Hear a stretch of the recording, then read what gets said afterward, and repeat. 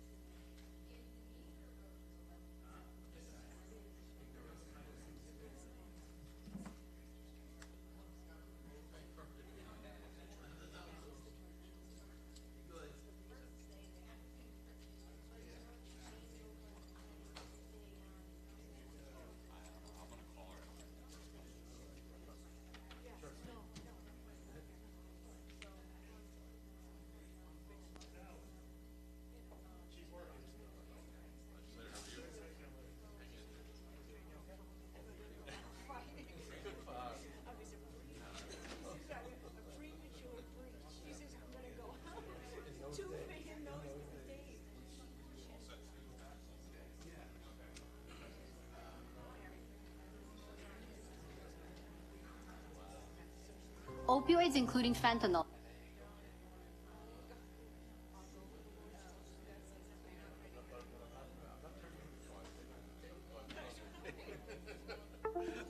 Good attitude.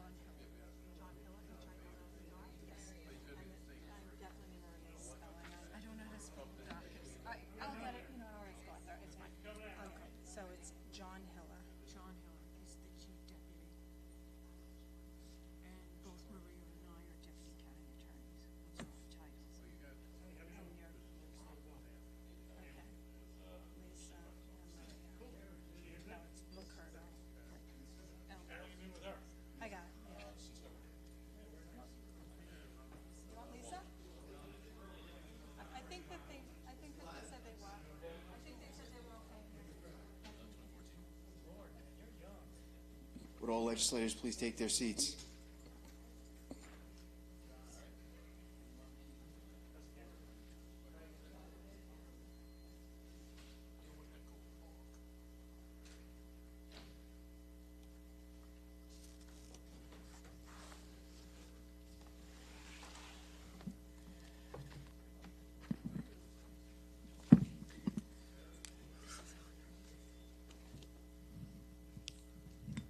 Testing, testing. Yes. Okay.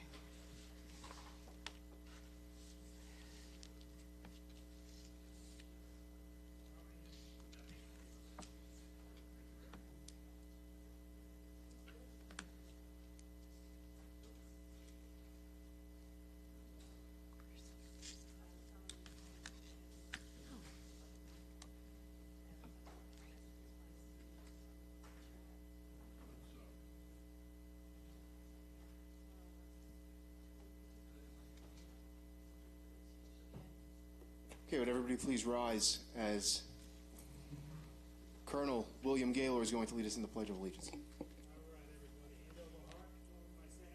Allegiance to the flag of the United States of America and to the republic for which it stands, one nation, under God, indivisible, with liberty and justice for all.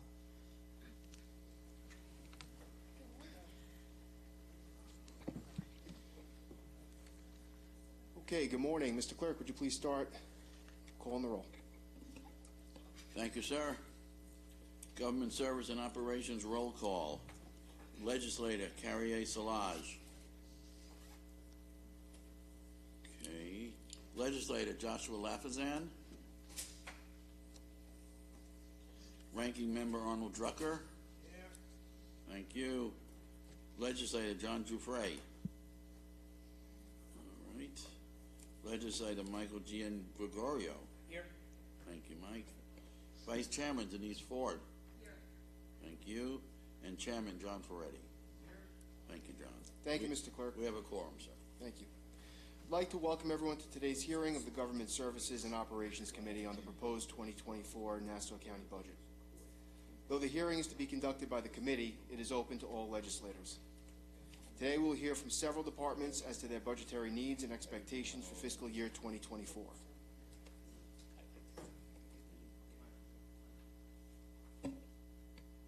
A second hearing conducted by the Public Safety Committee will be on October 10th, whereby the legislature will receive a full budgetary briefing from the Office of Management and Budget, comment and analysis from Comptroller Elaine Phillips, and presentations from the Nassau County Police Department, District Attorney's Office, and Correctional Center. I'll now open today's hearing and call our first department, the Office of the County Attorney. I see we have Lisa Licurdo. Good morning. Good morning, All right, so legislator. please proceed. Thank you. Thank you, legislator. And I'm happy to present for the County Attorney's Office. My name for the record. I'm going to bring it closer. Okay. I'm used to speaking at the podium, so this is a little nerve-wracking for me. Okay, perfect. My name for the record is Lisa Licurdo, Deputy County Attorney. With me, I have the Bureau Chief of Litigation and Appeals, Maria Baldakis. Good morning.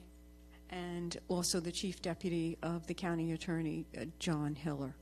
Good morning. Today, I welcome the opportunity to tell you about our department and our budgetary needs for the 24 year. I'm going to open with some remarks about our department. I think you know our department, but I want to highlight certain aspects of our department and the requests in our budget and why we need those requests. So I'll begin.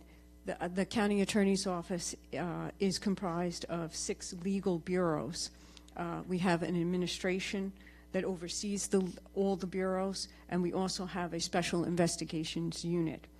The legal bureaus are comprised of family court, litigation and appeals, municipal transactions, legal counsel, property assessment litigation, and we also have agency counsel.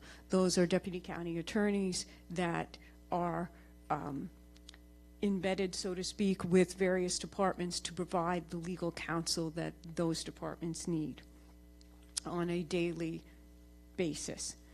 The county attorney's office has a statutory duty pursuant to the Nassau County Charter, provision 1102, and that duty is to represent the county and all departments, its officers, institutions, and agencies in all litigation proceedings. We act as the legal advisor to the county and the departments and all the agencies. We are responsible for drawing contracts, ordinances, resolutions, local laws at the request of the county executive. In addition, the county attorney, upon request of the governing bodies of cities or towns, villages, school districts, can be called upon seeking legal advice and consultation with them.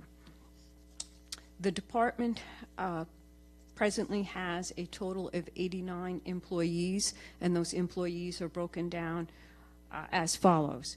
We have 29 support staff. Of the 29, 2 of them are part-time, 52 deputy county attorneys, 49 are full-time, 3 are part-time.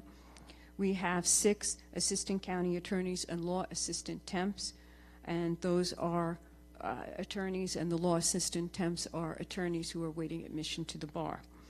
We also have a county attorney and the chief deputy county attorney.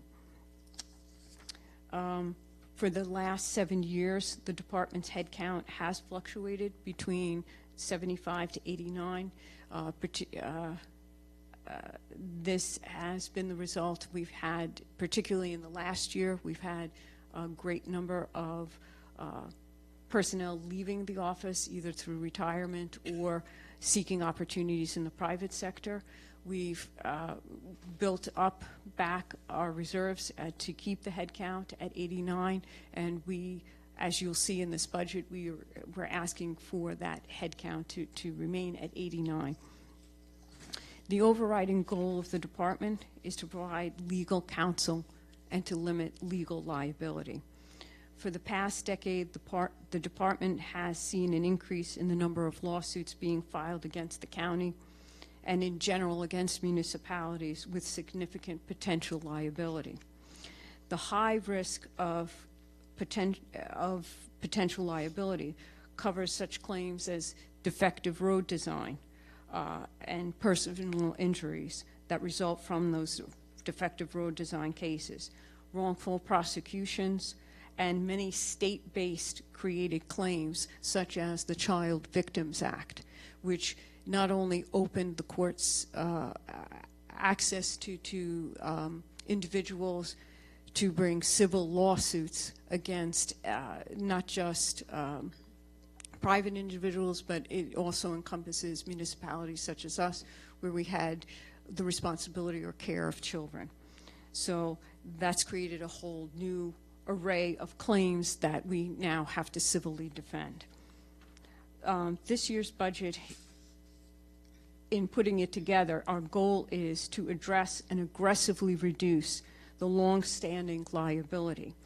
Many of the current caseloads with the greatest potential liability impact against the county date back 10 years or more.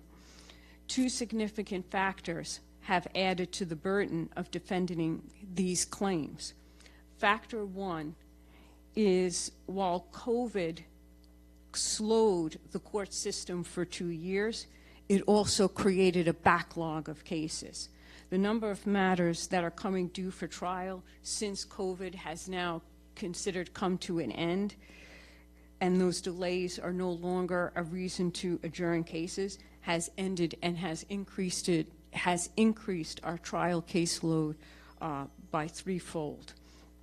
The second factor is we've seen, particularly in the last few years, significant jury verdicts, especially since the pandemic.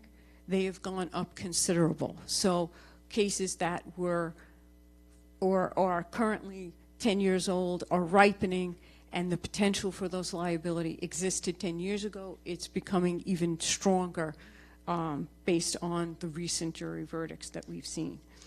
The department has, as it's done over the past 15 years, is using a combination of in-house counsel and special counsel to increase the county's representation in and out of the courthouse and to limit our liability and to dispose of the high-risk cases.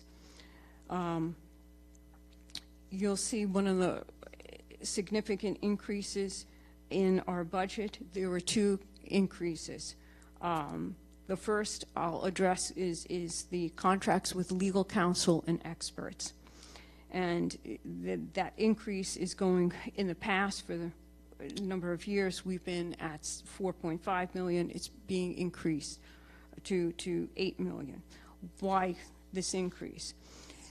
The reason for this increase is the expense of litigation is not immune to inflation and rising costs, not only of legal counsel costs, but those contracts also cover the cost for experts. And we have found, particularly like in a defective road design, the cost for an accident reconstructionist, cost for experts to deal with the severe injuries that may have been resulted, wrongful deaths.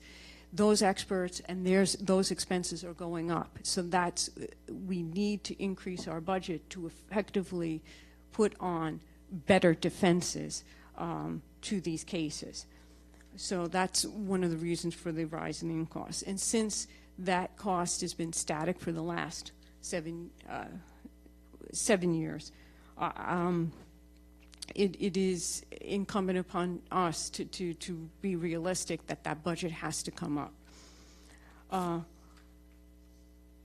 The other significant cost that you'll see increasing our budget from years past is the expense for in-house counsel. To attract and to retain talented municipal attorneys, which we do have in the county attorney's office, the department must invest in increasing their salaries, not only just for the attorneys, but also for the support staff as well, to enable the attorneys to do the jobs that they have to do to defend the public fisc.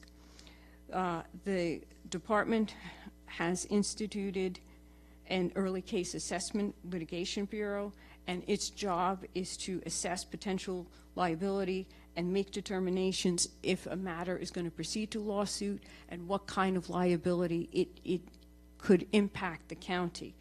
The department has also 50 active appeals, give or take. The new bureau chief to litigation and appeals, and Maria is going to expand on it a little bit more if you have questions on it. But she brings a wealth of experience from her courthouse experience to her office, and she is doing a more aggressive job of triaging our cases and making the decision, rather than that if we feel that the fiscal liability is such that it requires the assistance of special counsel, we're deciding to send it out at the inception, at the onset, rather than letting the case linger. We're being more proactive in spending down assessing those cases and making our strategy plans at a much earlier stage to make a better defense for the county. In addition, the county attorney's office just doesn't defend lawsuits. The department actively works to recover monies for the county. There are rents that need to be covered, properties, Nassau County property that has been damaged, and we need to recoup those losses. It should not come at the taxpayer's expense when our property is being damaged or when responsible parties are not providing the services that they should, and we should be able to recoup those expenses. So that's another factor you'll see in our budget, where we are increasing our efforts to recoup that money, and that's why you'll see an increase to our expanded or anticipated expanded revenues that we hope to recover. That's just a general overview of the department and some of the highlights of the budget. If you have additional questions, I'm happy to take them, and so is Bria and the Chief Deputy. Sure. Thank you, Lisa. Thank you for your presentation. I certainly can feel from any of the things you said, you know, working as an attorney and seeing what you're seeing in terms of the COVID backlog, in many cases being pushed to trial and to resolution a lot quicker and all at the same time. So that's definitely an increased cost. Likewise, you know, we see it too in the private sector with the inability to retain, really, and nobody wants to, very few people want to work. And then if you get them to work, they demand exorbitant salaries for their experience and other things. So salaries are certainly going up. Do you have just a few follow-up questions Certainly. before I open it up to the other legislators? So, can you tell me, is there any, with regard to the increase, is there any of that increase that is from previous years of liability that it should have been in previous budgets, but we're encumbering it now? I think we're being more realistic in our budgets, legislator, that, to answer your question directly, yes, there are, in the past, I think the present county attorney, when he came into the office, his main goal is resourcing the office. That's the most important, and allocating the resources appropriately. And I think looking at the backlog of the cases and the new cases that are coming in, he has observed that in the past maybe we were under budgeting and not being more aggressive in asking for more to both on both sides, to keep the office staffed as it should be, and also to seek necessary monies with partnering with outside counsel and with experts to adequately defend the cases. So some of the current budget is to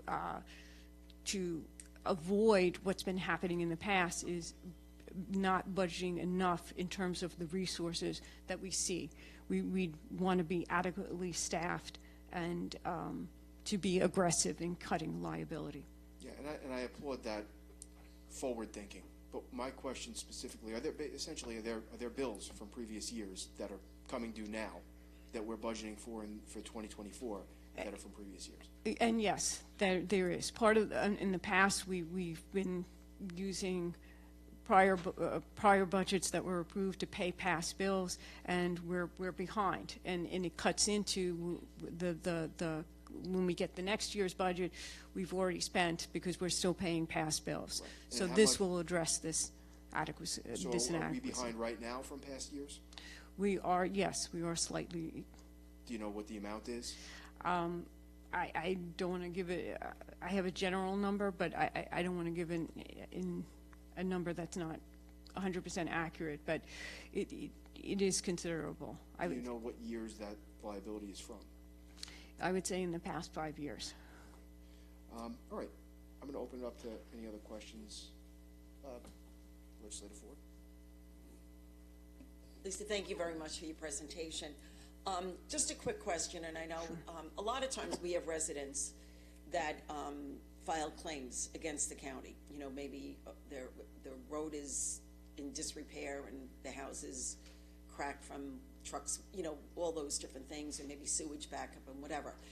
So that is all handled through, those claims are handled through the county attorney's office, correct? Correct. They're in-house.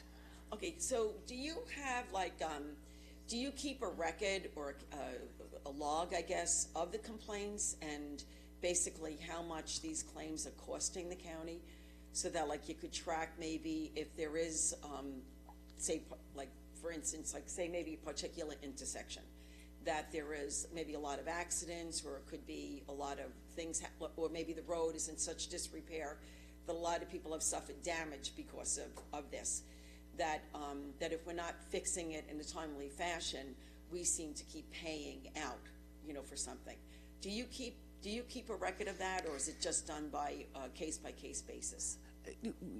Legislator, we do break down cases by certain types of claims and so we do track them.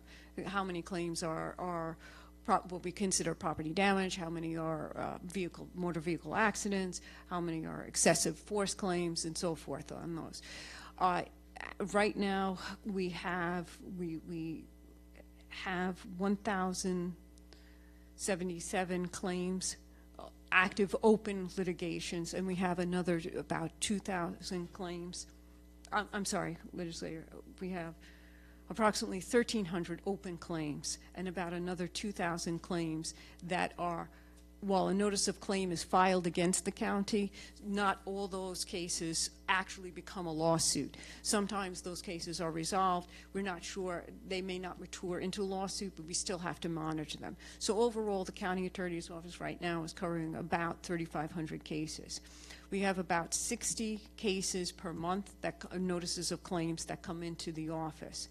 With regard to those particular notices of claims, the trip and falls on county property, they are investigated, they are assessed, and we can run statistics or percentages. Because we are cooperatively working with all the departments, and the department we would deal mainly with on those types of cases would be Department of Public Works. If there is a particular area that we constantly have a problem with, we're in contact with the Department of Public Works to address it and to see what can be done. Because we do recommend, obviously as legal counsel, we don't want to be sued, we don't want to be continued to be sued, and where possible, many times, to our great relief, it is not a county road. And not that we want to shift the burden to another municipality, but if it's not our responsibility, we do have to say, we will let that municipality take over in terms of addressing what the issue is. Thank you very much. I didn't realize there were that many claims, though. I was thinking like maybe the hundreds, but like low hundreds. But thank you very much. Really appreciate it. Okay. Okay, we have Legislator Giangregorio, then Legislator Muley, then Legislator Drucker. I just have one question. We talked about some outstanding number that we're trying to catch up on over the past 5 years, and I know you can't name the number, but you said it's significant. Is significant $1 million in the $5 million range? It's not 5 million. I want to say it's about $1.2 million is where we're at in terms of backlog. Thank you. Legislator Muley. Thank you. Good morning. To continue on the issue of the backlog, you said that there's 89 staff. That's what's budgeted. That's our head count. Where you are. That's your head count, right? That's a total for the department. And there's no increase scheduled for this year. Is that correct? I think we requested it, but I think the budget gave us a target for head count, and so we did ask for an increase in head count, but we were held to the 89. So this leads to my question. Has an analysis been done to see if it would be more cost-effective to do in-house counsel versus contracting it out, given the backlog? Well, the determination of what goes to outside counsel, yes, there is an analysis of what our resources are in-house. The determination of what goes to outside counsel is three things. One, does in-house counsel have the expertise to deal with the complexity of that particular litigation? And as in my opening remarks, I mentioned the Child Victims Act. That is a type of litigation that is not normally handled by a municipal government. Certain types of bankruptcy, municipal governments don't have the expertise to handle. The wrongful prosecutions, which deal with criminal issues, criminal trials that were dismissed, we need that expertise to come in, and that complexity of the type of litigation requires it. The second thing is if there's conflicts of interest. So even if you had your dream of having 100 attorneys, if you still have a conflict of interest, the case has to be necessarily sent to an outside counsel. We can't represent both sides when there's a conflict. The third factor is the exposure of the case. right now, and Bureau Chief Baldakis told me, right now, counting in the next 60 days on the calendar tap, we have 98 cases slated to go to trial. We just don't have the bandwidth or the wherewithal. So we do have to partner with special counsel in order to adequately meet those trial dates and defend them, to adequately prepare for them. Our staff has spent a couple of days on trial. When they're on trial, they're not addressing the notices of claims. They're not addressing the motions. They're not addressing the interrogatories and all the discovery aspects that are necessary to either get the case dismissed or to prepare for trial.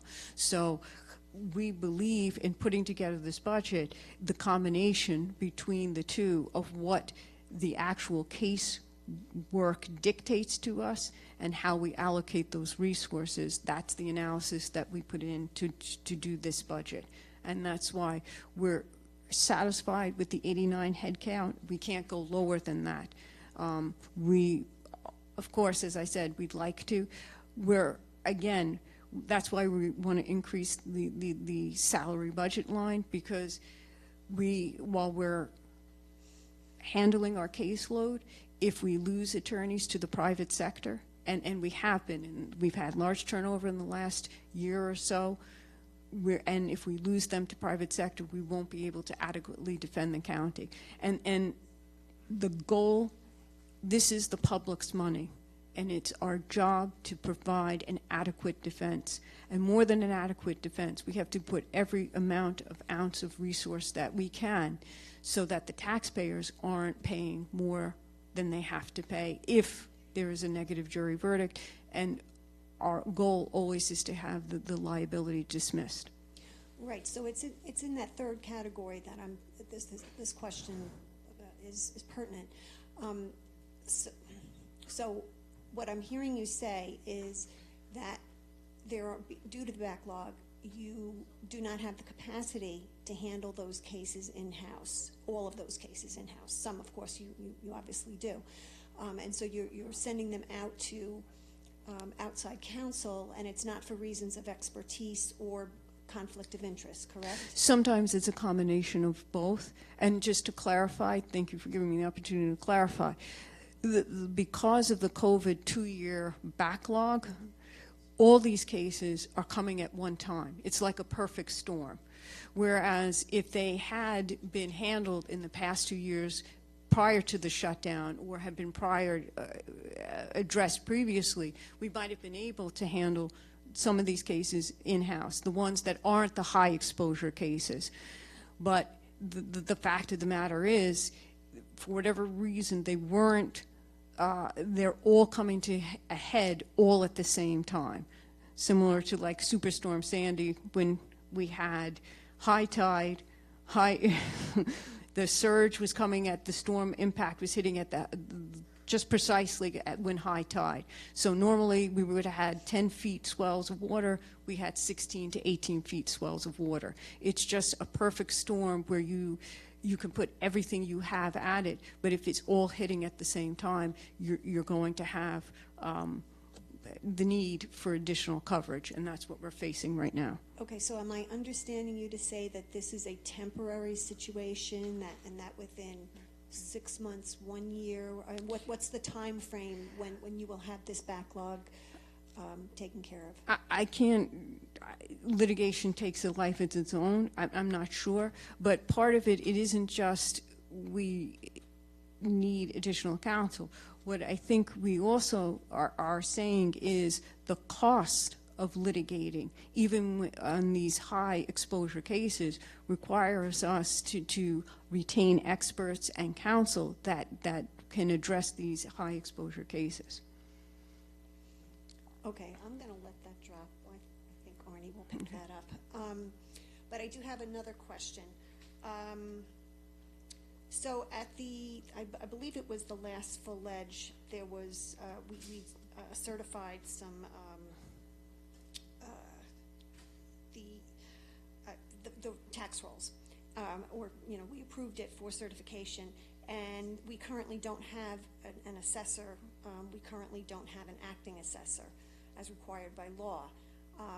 And so we were told that a chief deputy assessor was going to sign the roles, and at that time, we asked for an opinion from the county attorney's office whether this is in fact legal.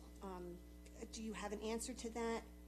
And if not, when can we expect an answer to that?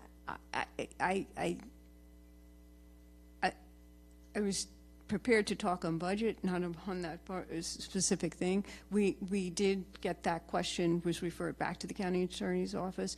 We are comfortable in saying that the role could be certified by Michelle Sparrow. She has the authority to do it, but and we can elucidate more on that. Yeah. But I don't feel comfortable Sure. veering off onto, I'd rather stick to the discussion of budget. And not that I'm dodging your question, I want to stick to talking about the budget. Okay, and- But to directly answer your question, the county attorney has looked at it. We're confident that that Michelle can certify. Okay, and can we have that, when you're comfortable? Yes. Sending that in officially, can we have that in writing, please? Certainly. Thank you. Legislator Drucker. Thank you, Chairman. Lisa, a couple of questions. In your head count of 89, how many are actually lawyers? As I said, 52 are deputy county attorneys, and then we also have 6 ACA attorneys, so that's 55. How has that been trending over the past few years? We've, unfortunately, because we've had attrition, we've had high turnover, that we've seemed to have hovered at that number. Whenever we try to get ahead to that number, we inevitably will lose attorneys to the private sector or to other municipal entities. There were years back, I think even under the Mangano years, it was much higher numbers, right? In the earlier, you're testing my memory, I know but you've been here, so you would be able to tell us. yes. I recall it being over 100. No, the total head count might have been over 100, but the number of attorneys was not over 100. That No, would but it be was over- going it was back over to 52. Yes, it was over 52. I think the high number was because everyone was not immune. Every department was not immune to layoffs during the 2011 and 2012 period in the county under the Mangano administration. Even our department took a hit of layoffs. We lost support staff and we lost attorneys. So we did go down a considerable number. And we were at one point, I believe we were at 69 attorneys.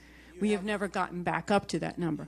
Previous years to that, previous to the Mangano administration, going back, because I have been here a number of years, I do go back to the Swazi administration as well. There was a time when they were over, they were budgeted for 110, but I believe they had 103 attorneys. So we have never, and that was back in the early 2000s to mid 2000s. We have, unfortunately, never gotten back up to that number, but I think we are committed in the county attorney's office, no matter what our head count is we never lose our dictate and mandate, which is to effectively protect the public fisc. That's our goal. What's the starting salary, Lisa? What's the starting salary? Starting salary for Counting for an attorney. It depends on if you're referring to your number of years in experience. New attorneys, our starting salary is $65,000. 60,000. 65. 55? 65. Okay, sorry. No. A little muffled. No, I don't I'm hear sorry. as I used to. What can I tell you? I mean, Sorry. turn up the hearing aid if I had one. No, I apologize. I tell my wife that. No, I told you. It's hard of hearing. I'll tell you what my mom says to my dad. She goes, I'm deaf. She says, tell me when you're mute. I don't want to hear you complain all the time. So. Is it fair to say that the challenge in getting staff is the salary? it's a challenge, yes, to be competitive. Our starting attorneys are starting at 65, and we have to start at 65,000. Over the last 10 years, we have, and that's increased. We used to starting attorneys, and this is, again, going back over 20 years. The starting salary used to be, when I started in the county attorney's office, it was $27,000 was the starting salary. And then it's gone up. In the last 10 years, it was held at $55,000. Was just if you were a new attorney, if you had zero, just admitted to practice and had at least 3 years of experience, it was $55,000. We've increased it to $65,000. If you're an attorney of more experience, then obviously we'd like to offer and attract that type of talent and attract that type of attorney, and that salary scale is slightly different for that. But it's difficult to be competitive and with the private sector. So we are looking to increase the salaries, and that is included in our budget. What about so you have 5 openings, right? In a head count? You have, your head count is 89, but you have 84? Is that what it says? Yes, I think we're looking to because we've had people leave the office, and we're looking to fill that in. Some of those positions, 89 is the total head count. So it's not only just attorneys we'd like to fill it with, but we also need support staff. And some of the support staff are aging and they're retiring, and we need to backfill them as well, because the support staff are the backbone to helping the attorneys focus on what they need to focus on. What about offering a higher salary to maybe attract an attorney with more experience that might be able to handle some of these cases that you say that you lack the expertise? The expertise is subject matter expertise. And we are recruiting. I think I want to clarify that the starting salary is 65 for new attorneys only, but we're actively recruiting to find more experienced litigators, and with that experience, compensating them based on their number of years. So a litigator with 10 years or 15 years or 20 years experience, obviously we're not going to start them at 65,000. We're going to attract them, offer a salary commensurate with what their experience requires as compensation. Do you have an established policy or practice in the office to decide which cases you're going to take on at the outset and which cases are going to go to outside counsel? Yes, and I think I'm going to let Maria take over, because she's the head of the Litigation and Appeals Bureau. Can I get that answer? Sure. Good morning, legislator. How are you? We do. We have the Early Case Assessment Management Bureau. So early on, once we see the notice of claim and or the complaint, we assess the damages and the liability exposure. Typically, if it's a demand and or an injury, specifically in a personal injury case, if we see that it exceeds more than $1 million, I immediately conference it with our chief deputy county attorney. We go over the facts, we go over the counsel involved, the injuries involved, and we'll assess at that point if we believe special counsel is necessary to defend the county. And that's just because of the value of the potential liability in terms of damages, or questions of law?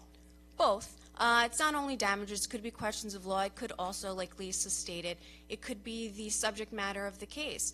If we believe like a Child Victims Act case or a bankruptcy case or something of complex nature, or a serious wrongful death case, it wouldn't be your everyday tort case. I mean, we do actively have 1,200 cases we are handling in-house. But I mean, like a wrongful death case, you brought that up. So, a number of my colleagues here are attorneys. A simple accident involving a county vehicle in which somebody dies, tragically, it involves a wrongful death action. But the issue of law is not so complicated, because it's basically an accident. So is that a case because it's wrongful death, and now today damages in any case is several $1 million. is that a case that automatically would go out to third party? No. Outside counsel? Not necessarily, no. And so what would be the determining factor that you would keep a case like that? Any wrongful death case is going to be in excess of $1 million. So, You're correct. If we believe that we could hire an expert, if we believe that, in fact, there is a question of liability where we think a motion would be decided in our favor, we would keep that in-house. We would write the motion. We would make those arguments before the court. you know, I would say that, and I'm speaking perhaps for some of my colleagues, I know when we've gone into executive session and we've discussed some of the settlements, a lot of times we say amongst ourselves, you know, why did this have to go to outside counsel? We feel that you have qualified attorneys in your office that could handle it. So I think I personally would like to see more cases stay in-house rather than going to outside counsel. I understand the backlog and I understand the manpower challenges, but I just think it costs taxpayers a lot more when we're sending it out to third-party outside counsel that are billing at $1,000 an hour. I just think that that's something that we really need to be mindful of. Now, Lisa, you had mentioned that there are 98 cases ready for trial. How many of them will go to trial? How many will you, how many of them would you say you're going to take to trial? The 98 cases, I would refer back to, depends on, they're in TAP right now. So how many will they actually go to trial? It could be all of them. I mean, it depends on how reasonable our counsel is and whether or not they're willing to settle. What percentage of cases generally do you take to trial? Do you have any numbers, any data on that? The number, I can get that data for you. I didn't have that. I mean, it's for just here. The perception amongst us here is that, as you know, we legislator. settle far too many cases, and there are a lot of times I think even my colleagues would agree. You know, take the case to trial. I just feel like, and you know, I'm a practicing attorney too, and I think the perception outside in the world is that if you sue in the county, they don't want to go to trial, they'll settle. So, you know, proceed in that direction. And I understand that, legislator. I would say, though, that probably most cases, I would say 90% of the cases do settle once they hit the courthouse. So on average, we do try cases, though. And trial, the reason you settle cases is you're buying your peace. There's tremendous risk. We recently were just discussing a case, and that case was a bad personal injury case, and without naming names of the case, you addressed it, I think, last month. We settled it. Almost a similar case, a case tried up in the Bronx. The jury verdict came in for $117 million. That's a huge risk. So when we come to you and we ask to settle these cases, it's because we genuinely feel I'd rather buy the peace and not waste taxpayer dollars doing appeal. Now, will that $117 million judgment stand? It was an ambulance that injured an individual. It probably won't stand, but it will be reduced. But $117 million is a huge risk for the taxpayers to bear that liability. So when we're recommending settlement of cases, it's because we genuinely wish to cut any potential liability and cut out any risk, as much as you can cut out risk. There's always risk, Lisa. That's what the nature of. Correct. And you could come back with a jury verdict. verdict. There's always risk, but many times we feel that sometimes it's worth the risk of coming back with a verdict in our favor and paying out zero rather than settling for a few $1 million. There are times that I think my colleagues would agree on that. You know, sometimes you really got to take it to the mat, as they say. So, are the attorneys considered ordinance employees? Yes, they are. Is there any discretion in terms of salary? You know, can you change the salary for depending on the level of experience, and how high do you go for a starting attorney? Are you asking if there's, yes, there is discretion, if that's your question. in terms of starting. Unlike CSEA or union employees where contract is set out by a specific plan. I think the county attorney, Judge Adams, in the past, years and years ago, there was a career salary plan. Many county attorneys have tried to create equity, to create a salary plan. Again, as I've said in my opening remarks, which is to incentivize and retain talented municipal attorneys. The work that municipal workers do, all of us, including attorneys, we're dedicated public servants, and what we feel our mission is to protect the public fisc. We live in this county. We want to ensure that fairness is done to our residents and that we're equally concerned with spending the county's taxpayer dollars. Someone said, oh, do you look at it as your money? You should treat it as if it's your money. I don't treat this as my money because it's not my money. It's the public's money. It's the residents of Nassau County's money, and how I spend that money, I want to make sure that I'm spending it very judiciously and appropriately, and something that they are getting their value and their best possible defense. We agree with you, Lisa. Every one of us here agrees with you. We don't want to see taxpayers have to foot the bill unnecessarily, but we also have to be mindful of the fact that we pay a lot of money for qualified attorneys to represent and defend the county's interests. And sometimes we have to rely upon their talent and their level of experience to take us over the top when there are cases that we feel we should be coming out on and we should prevail. So we're all agreeing with you, but there are times I think that we tend to settle cases that it's worth the risk to take it to trial. My last question. The damages line for fiscal year 24 is $45 million, despite the litigation reserve fund having approximately $342 million available for use. Can you elaborate on that? I'm sorry, legislator, can you repeat that question? Yes, the damages, the suits and damages line, I believe, is in the budget is, sorry, $45 million. $45 million. And the litigation reserve fund has $342 million. So is there any correlation there? Can you expand on that? Yes, because we have successfully settled some certain long-standing liability cases. Those are such as, for example, the Keyspan litigation, which had been a case that had been kicking around for over 23 years.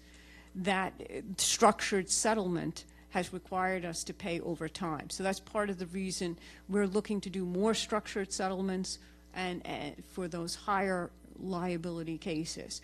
On average, there are, we also have the Iacone case was another major case, structured settlement case that came before the legislative body. We have certain utilities litigations, those structured settlements over time. That's why the proposed budget is the $45 million. On average, we pay, and we've been very successful in over the past years of keeping the costs down. But as I said, inflation is going up. The cost of settling cases is higher than it was before. In the past, a damage to an ambulance, a county ambulance that got into an accident, the repair may be $2,000. Now the cost could be $25,000 in the span of less than 5 years. We've seen the costs go up. So that's part of the reason. I think budget could speak to it better than I. I think they're based on where we're settling our cases. We're in active discussions with them. Budget says we have to be realistic in setting aside that money to address those claims. Because we're not borrowing money anymore.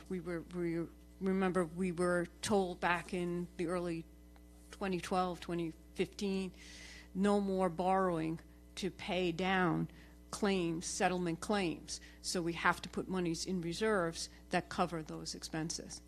Okay. Thank you very much, Lisa. I appreciate it. Thank you for legislating.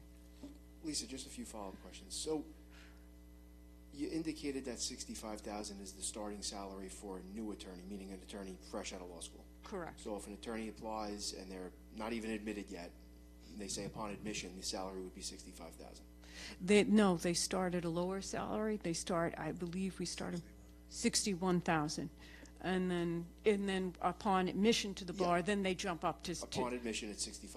Correct. So historically, at least my perception of the county attorney's office for new attorneys, and I don't, for example, my father out of law school was a deputy county attorney, was that you gain quite a bit of court experience.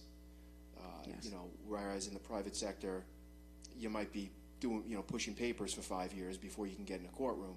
In the county attorney's office, you're getting that experience essentially, not maybe from that literally day one, but very early on. Is that still the case in the county attorney's office? Absolutely. And in particular, one of the litigating bureaus that gets the greatest amount of experience is in family court. You're in the courtroom every day.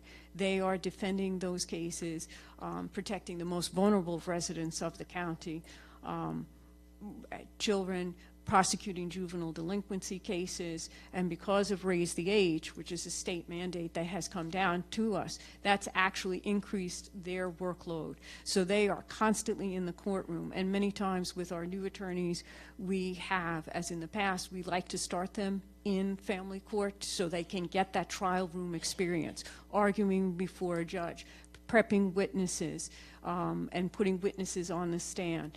And then some of them love it down there and they stay down there. Some of them we rotate and then with that experience into the litigation bureau. So there's a value, obviously, to that courtroom experience. I know my father talks very highly of his time as a county attorney in the 80s, although he wasn't making a lot of money. Yes. He gained a lot of experience that he still talks about till today and uses that experience today. So there's a value to that as well. We should be encouraging that to these applicants when, look, $65,000, I'm not going to sit here and say it's a lot of money, but for a 20-something-year-old to get a salary like that and get the courtroom experience is certainly a value. It is a value. In terms of the head count we were just discussing, I want to make sure I heard you clearly. So there was over 100 attorneys at one point? At one point. That was in the early 2000s. Okay, so under the Swazi administration? I would say under the Swazi, yes. Now, has that gradually been decreasing, or was there a sudden fall off of that number? It's been gradually decreasing. Part of it, as I mentioned, was the period of when we had layoffs and every department took a hit.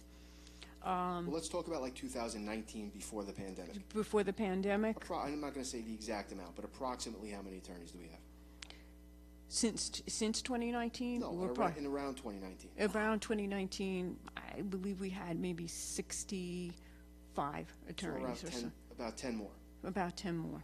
Now, would you agree with me, I'm sure many of the attorneys up here would agree with me, that since the pandemic, courts have essentially streamlined a lot of stuff in terms of conferences, appearances, a lot are done virtually.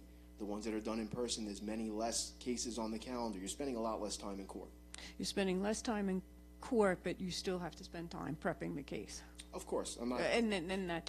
But I yes. got you, believe me. Yes. But my point is it a fair statement to say that post-COVID, with a lot of these streamlining and these streamlined processes in the courts, specifically in Nassau County, that perhaps that could be a reason that we have, one of the reasons we have 10 less attorneys than we did 4 years ago, or need 10 less attorneys?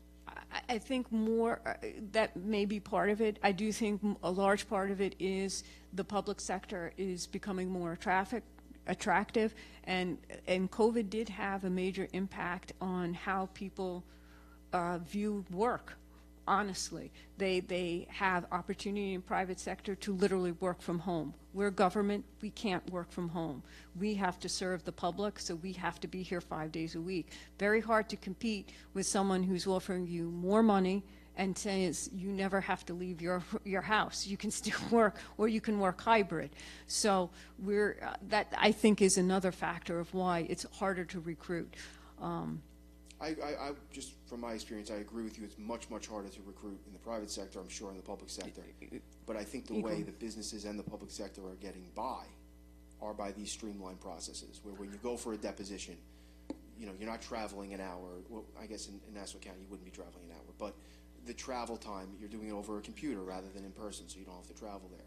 The conferences, you have 10 cases on the calendar for the calendar call instead of 130.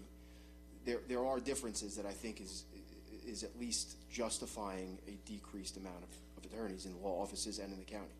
I would agree with that, legislator, yes. Okay, thank you. Legislator DeRidge Whitten, you have some questions? Thank you. Just to follow up with my colleague, Legislator Drucker, if the county attorney decided to start the salary at $75,000, there wouldn't be any issue with that. That would be an interdepartment decision. I think we obviously have some discretion, but it can't be, we would have to do it in consultation with budget and to. Have you requested that? We have had, yes, we've had discussions with, I'm sorry. Go ahead. When have you requested an increase in the starting salary? I think we increased it just recently to bring it up to, as I said, we were at 55 for a long period of time. So we requested to bring it up to the 61 for an attorney who hasn't yet been admitted, and then we've actually graduated it up to 65,000. That was a couple years ago, I believe. That's fairly recent. Have you requested an increase for this budget year? To start the starting salary? I think we want a combination of, we don't want to just be restricted. Yes, well, just yes or no. Have you requested I'm not. an increase for starting salary? We've requested increases for starting salaries and at 65. Have we this requested beyond 65 for this budget? The answer is no. Okay, no. So you haven't requested an increase for starting salary. Maybe that's something that should be explored. Number two, I have two other categories. One, as Legislator Ferretti was mentioning, we have a couple really good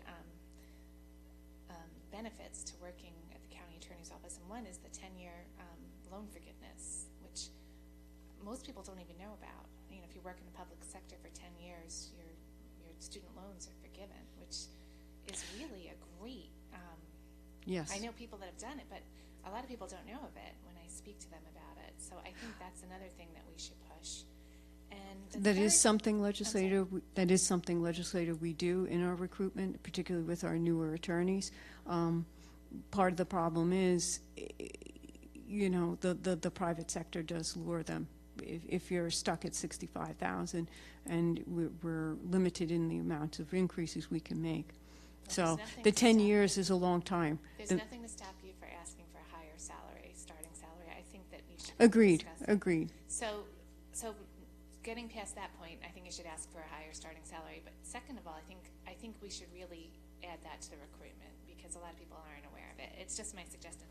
The third aspect, which Legislator Drucker also focused on, we have reputation. I have a lot of friends in the private sector of, even with the assessment, all right, we'll put in a high number, you guys put in a low number, and we always settle in the middle. So trying some of those cases, I think, would shake that up a little bit. And honestly, I respect that you want to be, you know, you see yourself as protecting taxpayers' money, as do we. But when you pay outside counsel so much money, you know, that's taxpayer money also. So I really think trying a few cases. We had a case that we did not authorize. I don't think it's come back yet. You know, there are times when you have to shake it up a little bit. We can't just settle everything. I understand risk, and we do have appellate divisions, which sometimes protect us from that. But, you know, to have the reputation, which I honestly hear Nassau County has, is that we'll settle anything and everything. You know, it's not the best message to send out there.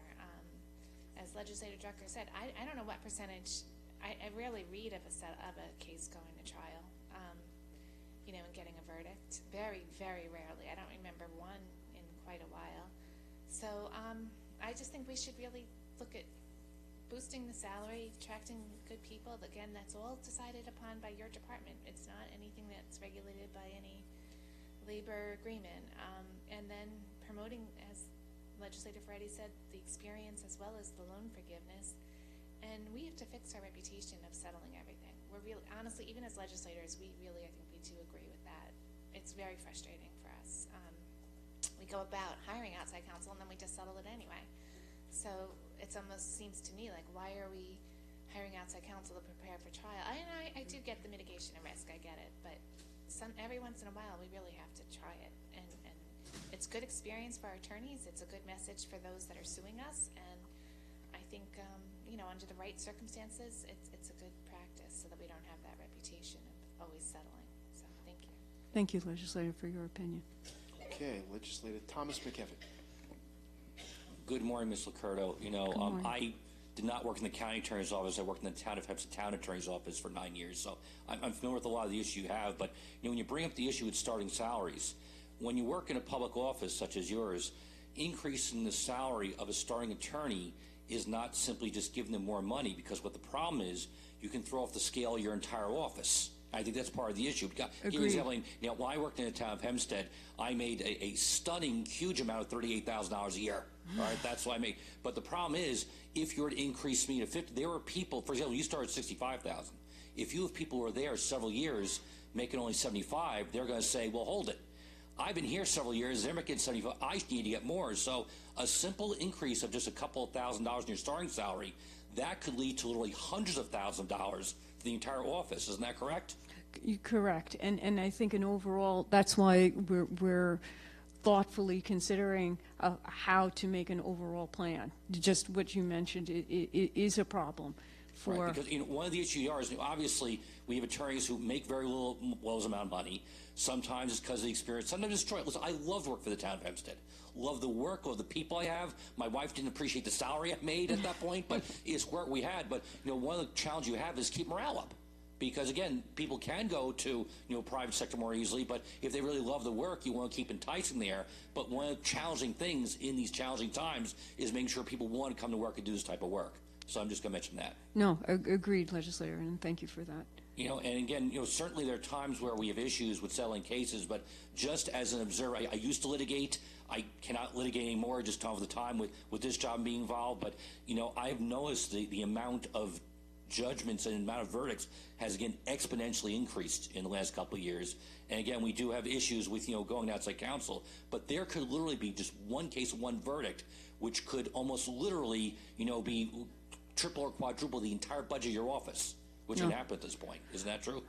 Absolutely, Legislator, and it's a good point. The tort-based decisions that we've seen, particularly in personal injury, I think that the myth that because we're a large suburban municipality that the juries are going to guard the taxpayer dollar is not true. They're giving out larger verdicts than we've seen in years past, and to the point where we do take cases to trial. Actually, Bureau Chief Baldakis and another deputy county attorney spent 2 days on trial, and it was a success. We do take cases to trial. Sometimes we're successful and we get the case dismissed. Sometimes it does result in liability. But by forcing the case to trial, it does make we're well aware that it does make other people think before they try it. But the types of verdicts we're seeing are much higher. And the idea that, well, a Nassau County jury would never give that kind of verdict, not true.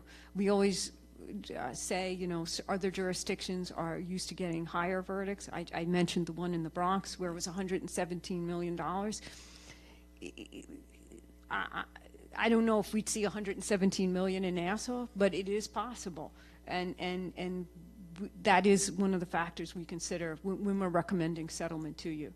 We're not afraid to settle, to try cases. So if you ultimately have that power as a legislature, and you have turned down some of our settlements. If you tell us no, we think you should bear the risk, we'll take it to trial, and we'll try that case to the best of our ability and get the best result. So we're not afraid to try the cases, but we are mindful. That is one of the consideration, is how high these verdicts have been in the last, since the pandemic even. They were going up prior to the pandemic. Since after the pandemic, the verdicts are just all over the map and high. There is exposure and risk at trial. Thank you. All right. Thank you very much for your presentation and your responses. Thank Do you you. have any public comment? I believe there was one person here who wanted to speak.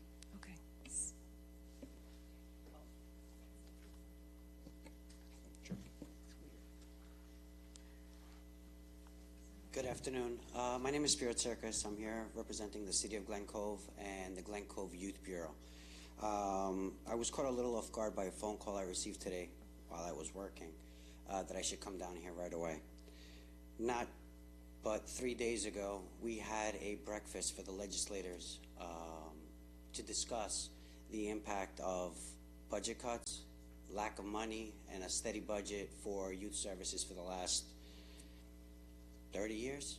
I've been doing this since 2008, and we haven't seen a dollar increase. Come to see that the City of Glen Cove Youth Bureau was just cut $20,887. The reason for our breakfast on Friday was to discuss why we need more money, what is going on in the community, in all our communities, the need for youth services, the need for mentoring, the need for counseling, the need for programs that will further benefit our youth. But yet, it's Wednesday morning, and I'm being cut, well, the City of Glen Cove Youth Bureau is being cut $20,887. Our total budget from Nassau County is $70,000. We service over 3,000 kids in the City of Glen Cove. We all know what $70,000 gets us at home, let alone for 3,000 plus kids on a daily. So I just wanted to go on record that I do not agree with this cut. I think it's wrong. I think this needs to be reevaluated and relooked at. I don't think that any agency should be receiving a cut, let alone one agency having their money taken away and given to another agency.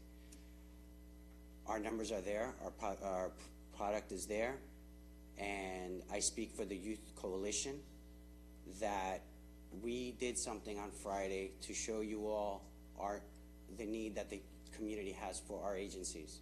And the thank you that the Youth Bureau gets is at a deduction of $20,887. So on that note, thank you for hearing me. That's it. Any questions? Yes. Thank you, sir. Thank you, Spiro. Our budget is still fluid, and I would really hope that, I have no idea why this was the only department, the only group that lost money, from what I can see, and it was a over 25% decrease. I cannot understand how that's possible. We discussed at the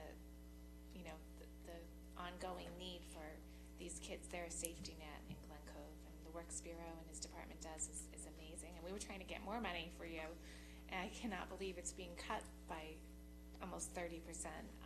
I don't believe it's going to be the final number. I have faith in the fact that this can be fixed, and I am really asking, Andy and Chris Lemoyne and DC Walsh, if this has to be fixed. I think it's a mistake. Your information's inaccurate. Chris Lemoyne from the administration. It's inaccurate? Not accurate. There's been no cuts there. I mean, we have Andy here. Jill Nevin will be here later, and she can address this, but that's not accurate. Oh, that's the number All right, so we got why don't we from pick this up when- DVR. That's the number in the report. I'm very happy to hear that, but that's the number we received. I wouldn't have, believe me, I wouldn't have made that guess.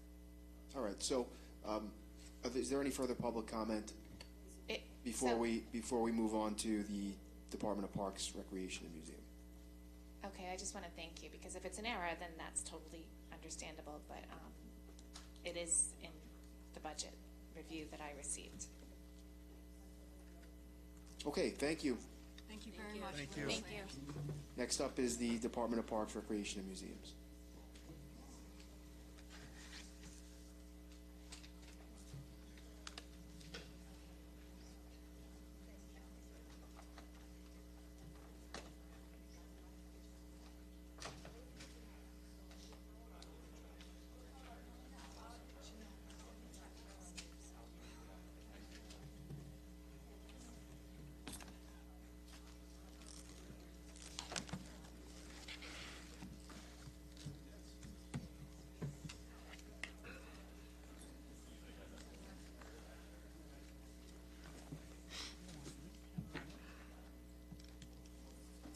Good morning.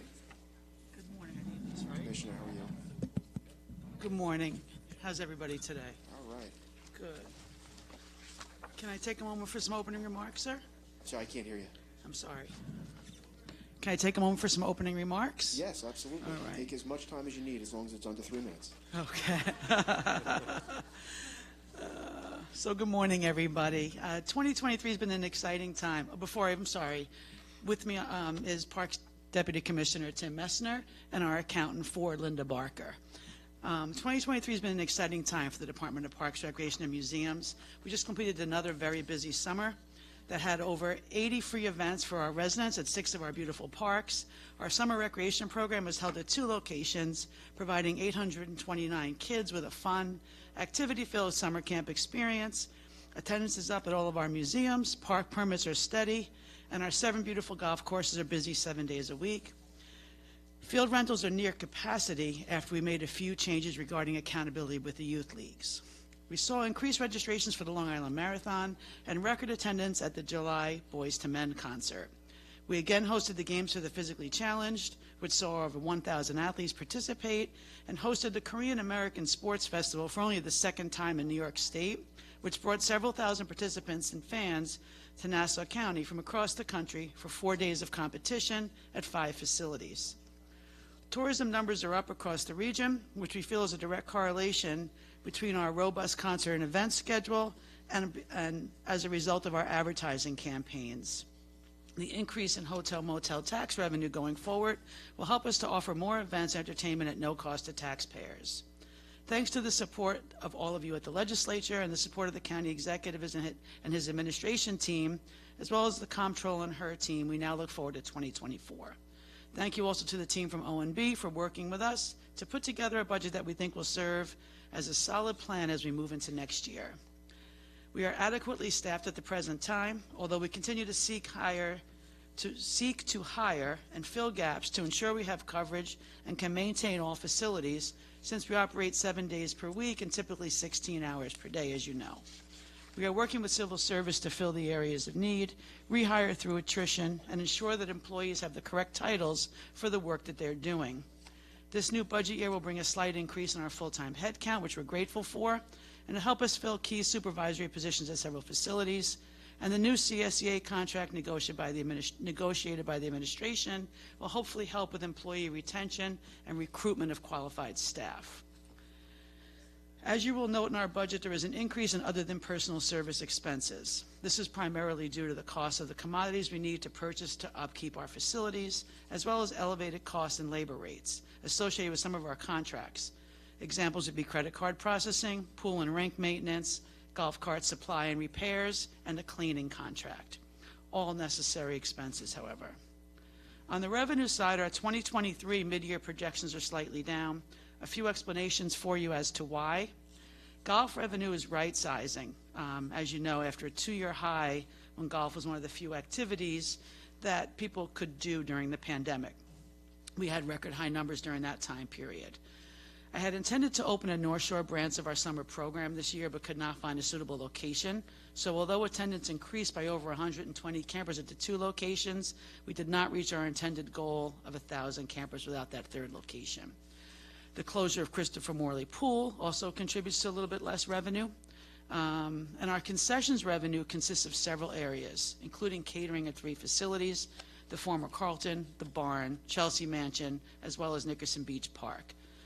The Carlton has seen no revenue for the entire year. More information on that to follow. Bookings at the Barn are doing well for future bookings, but are currently hampered a bit by the loss of the fall season due to the Great Pumpkin Blaze event currently taking place, which forces them to have weeks of blackout dates in the fall at the Barn. The vendor operating at Chelsea Mansion only had 5 bookings as opposed to 10 to 12 in recent years, and they recently terminated their permit with us, so we'll be handling bookings on our own there for now for the short term. To offset the slight decrease in revenue, a focus in the new year will be on bringing new revenue generators to fruition. As was recently approved at Rules, Luminosity will return to Eisenhower Park for a 2nd year. Year 1 did pose some weather challenges on weekends. They had several cancellations, but we still logged a net of over $190,000 in new revenue. The Landon in Eisenhower Park has recently opened over the past 5 weeks, replacing the Carlton.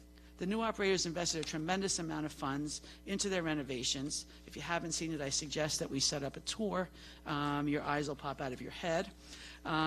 These renovations took longer than anticipated, but we're thrilled to be working with our new partners to make this the premier catering and dining experience in Nassau County.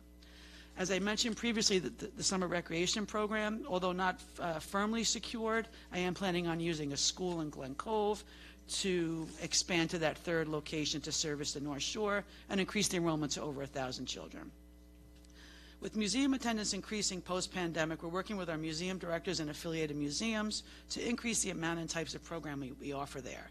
You'll see a new TV ad premiering this week focused on the Nassau County Museum of Art and their new exhibit, Modigliani. Various facility improvements and capital projects are also taking place at many facilities with the support of Commissioner Arnold and his DPW team, as well as continual golf course improvements, all of which improve services and increase visitors. We also continuously look to bring new sponsorship opportunities to all of our events. So although not revenue, it's revenue, but it offsets our operational costs. What I'm most excited to share with you, and I'll be bringing before you at the next rules, is the selection of Nassau County as a site for the 2024 T20 Cricket World Cup. This event will make sports history and put Nassau County on the global stage, as this is the first time the World Cup will be played in the United States. But we also anticipate new direct revenue of $2.75 million or more, as well as indirect revenue of $165 million coming to the county. For those of you that don't know, and I've been asked what is cricket, cricket is the third most watched sport in the world after the Summer Olympics and World Cup soccer. So I'm thrilled to be presenting Nassau County to over 3.9 billion viewers worldwide. In summary, I've thoroughly enjoyed working with the administration, the awesome Parks team, and all of you, and I welcome any questions you have regarding our budget for 2024. Thank you, Commissioner. And I don't have much to ask. I think you guys are doing a great job working with you, Commissioner, your deputies. I know Tim, Mike D'Ambrosio. I'm not familiar with you. I missed your name. Linda Barker. Lynn. Okay, so, very responsive. Everything that I call you for, I know we get answers very quickly and immediate action, so thank you for that. If you could just expand a little bit more about the Cricket World Cup, where the stadium's going to go, if it's permanent, if it's temporary. Okay, so it is temporary. News 12 kind of put out the first announcement initially that it was a 34,000 seat stadium. It is, but it's temporary and it's modular, and it's going to be on Field 6 of Eisenhower Park. I'll be bringing the UNO permit before rules in a couple of weeks. And those of you that know Lakeside Theater, when you pull into that parking lot at 6 and 6A, you look to the right as a theater in the parking area. It's the wide open field to the left that we actually often use for overflow parking for the events. Once the permit is approved, we're already in planning stages at this point. We will look to break ground by the second week in January, hoping for an easy winter. And by break ground, I shouldn't even use that term. Everything is going to be on the surface. The only below surface work will be the installation of a new irrigation system. And all of this work is going to be at the expense of the ICC and our partner T20. The ICC is the International Cricket Council, who their U.S. arm is T20, who our permit's going to be with. We anticipate the stadium to be up and ready to go by mid-May, natural grass, not artificial turf. And there'll be some practice runs so that we can make sure that the facility runs properly. And then the games, 5 or 6 matches, I should use the right terminology, 5 or 6 matches will take place between June 5th and June 14th. Once those matches are over, the modular stadium will be disassembled and moved off-site. We will be left with a miraculous-looking cricket pitch as opposed to what is there now. And also part of the permit is 2 additional pitches. We're proposing 1 right now on that same piece of land, and then a 3rd, which I've been endeavoring to build on my own, at Kaniog Park. So we'll have 3 options for cricket, where right now we have 2.5. So we'll be in good shape for the demand for cricket, which is actually more than you would ever realize. And a pitch is like a field? Is a field, yes. Okay. And what's the shape of a pitch? Is it It's like a baseball round. field, a football field? It's perfectly round, and that was some of the questions that we got, is why can't it be at Citi Field or at Yankee Stadium? Those stadium configurations cannot handle the diameter, which I believe is 150-yard diameter is needed to create that perfectly round field. Okay, and so there'll be 3 of them, and I guess one is kind of the main. Right, so 34,000 seat one? when they remove the modular, which is going to be like scaffolding, like you see at PGA golf tournaments, for example, just enough seating for 34,000. When that's removed, we'll have that one pitch there. We're working on the site plan with our partners now. It may or may not be possible to do a second smaller practice pitch on that field 6, and then the third and it wouldn't be regulation size, nor would the one at Kenya. There's just not enough physical space there, but it still allows them to come in before the matches and practice. Okay, so 2 practice fields. Practice pitches, yes. But it would be much better quality than what we currently have for cricket now. But all the games, I didn't even know we had cricket, to be honest with you. Yes. Okay, so all the actual games are going to be played on that 34,000? In that stadium, yes, yep. And then after the tournament is over, or the World Cup is over, they take the stands away? Yes. And the pitches remain? Exactly, and the new irrigation system. And they're paying for the irrigation as well? They're paying for everything. And what is the, I know you said it, but what was the revenue that we're getting? We're anticipating, by the terms of the UNO contract, $2.75 million minimum. We're still negotiating a portion of the merchandising rights, which would be global. So even a 2 or 3% take on the merchandise could be a nice chunk of change. Okay, so guaranteed though is 2.75? 2.75. Yeah. And it's costing us nothing? Correct. I am anticipating, and just speaking casually with the county executive, possibly doing some viewing sites off-site of Eisenhower, which would be a minor expense for staffing and having that broadcasted. And obviously you have a 30, and how many games are there? 5 or 6. So you have 34,000 times 5 or 6. Right. And all the impacts that has on the surrounding, community in terms of sales tax and business. And Correct. all that. Correct. And the beauty of it is that they're daytime. So the matches will start around 9 or 9:30 in the morning. We'll have a firm schedule in November. And these T20, because people who do know cricket know that the games can go on for days. I'm sure that you might be familiar with that. This is a timed event. So the area will be cleared by 1:30 in the afternoon. For the weekends, I think we're going to look to do some of our own programming to keep the people in the park. And all of the parking except for VIP and staff will be off-site. We're going to use the Coliseum site, the College site, and on Mitchell Complex for That was parking. my next question. So Yes. I know with the concerts, the parking is on-site, and we've had probably up to 20,000 people, I would think, at those concerts, right? 40,000 for boys to men. Okay, so Yeah. 40,000. So, Which is a combination of on and off-site when we do those bigger concerts. okay, but this is going to be completely off-site. Completely off-site except for broadcast personnel, VIPs, and staff. And what, are we going to bus them? Bus them in. Bus people? We're actually working on a traffic management plan now as part of the environmentals for the UNO permit. All right. Legislator Ford? Good afternoon, thank you very much. I'm glad to see that Luminosity is coming back. Yes. Well, I had an opportunity last year to go to it with my grandchildren, and I think it was a fun event. Good. And, I encourage anybody, especially if you have young children, go at night, because the lights are really a lot of fun. And I appreciated the fact that the souvenir shop was not overly expensive. Yes, yeah. It was something that could fall in the, so that you can actually afford without crying your eyes out, buying something for a child. So I'm glad to see that it is coming back, and I look forward to bringing the kids back there.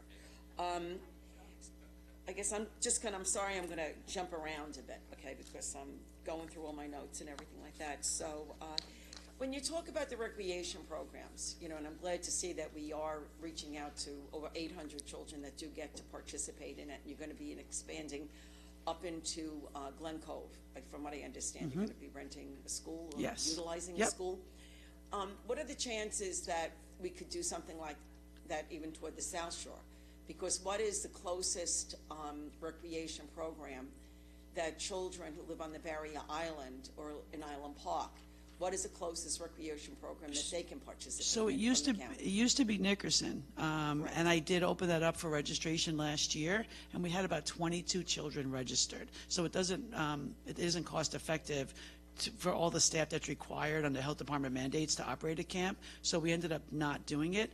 But the Nickerson team is offering week-long summer camp options, and they have a sports camp option and they have a regular day camp option. But that's Nickerson. I'm asking, and the residents have to pay for that, correct? Of course, ours as well. How much do we charge for We charge $1,100 plus a $100 registration fee. And how much does Nickerson charge? I don't recall because it was weekly. I can have to get back to you on that. I don't Okay, recall would what they appreciate charged. that, yeah. When you talk about, like, I guess when we look at, looking at the condition of the parks, all right? That I know that we had an issue with some park equipment, I believe at Cedar Creek. And that was, that was fixed. There was some work done. How much do we spend annually on equipment, on maintenance? Because I noticed even when I went to Cedar Creek Park, that some of the benches that you have there, the old wooden benches, were covered with mold, which is not good, because it's that green, like woody stuff or whatever. I don't know if it's really mold, but it is something that sort of looks rather icky. And if somebody's walking, I mean, there are other places to sit, but if you're walking along a path, those benches are there. And, I'm just curious, do we allocate personnel and money to make sure that we do a constant upkeep within our parks? So we have daily upkeep, and for a majority of the day. We even have, in season, we have maintenance crews there into the evening. And then we have the cleaners who come in and handle the restrooms and such. But our maintenance crew is proactive. But mold on the benches is a new one for me, so I'm going to have to look into that. You mentioned the playground.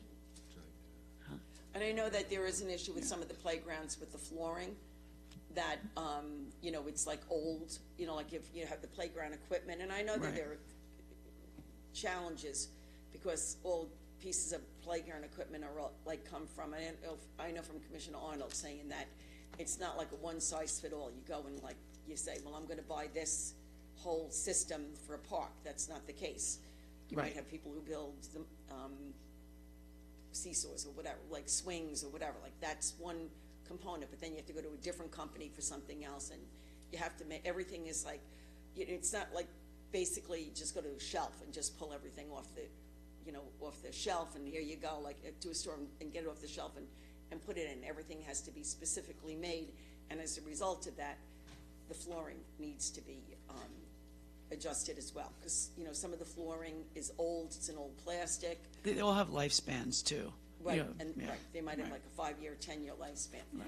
Are we looking at that to make sure that we work with DPW so that we know, like, if, say in Wantagh State Park, in Wantagh Park, you're looking at, that if it's a 10-year lifespan for that flooring, for whatever the ground cover or whatever it's called, that we're already in the 8th year. Do you look to say, well, we need to then place this on the radar, put our order in, because it may take 2 years, so that we do replace it in the time that we should be replacing it? Yes, Tim can speak more to that. Yeah, if I can, legislator. On two of your questions, the one on the benches, as far as repair, we do, as the commissioner mentioned, we do have staff in the park, maintenance staff, that'll monitor that. We do try to power wash some of these benches, but we do work with DPW facilities and their carpenters unit as far as replacing some of these benches that get old. We did have, all of them replaced at Caniac and Wantagh, and we work continuously with them to try to upgrade all our park facilities and replacing all these benches. As far as the playground equipment, that always is a task in itself. As you mentioned, and as Commissioner Arnold mentioned to you, a lot of these playgrounds are custom made. So when parts do go bad, they have to be made to order, which takes a lot of time, lead time on getting these parts in. Sometimes 6 to 8 months lead time just to repair a couple of monkey bars. It seems a little extreme, but unfortunately it's what we deal with. In regards to the safety service, that is also something that we juggle all the time. We try to buy repair kits. They sell just the pour-in-place safety repair kits, which we do buy, and we try to make repairs. We try to coordinate the replacement of the actual apparatus with the safety surface itself too, just so we don't spend the money replacing the safety surface, and then a few years we have to plan on ripping that all out to replace the apparatus itself. So that's also something we take into consideration, but we do work closely with Commissioner Arnold over at DPW. I know that we have a few that are ongoing right now. Wantor Christopher Morley, I believe, is just being finished, and he has a task order going out for multiple parks and their playgrounds to be designed and replaced. Thank you. All right.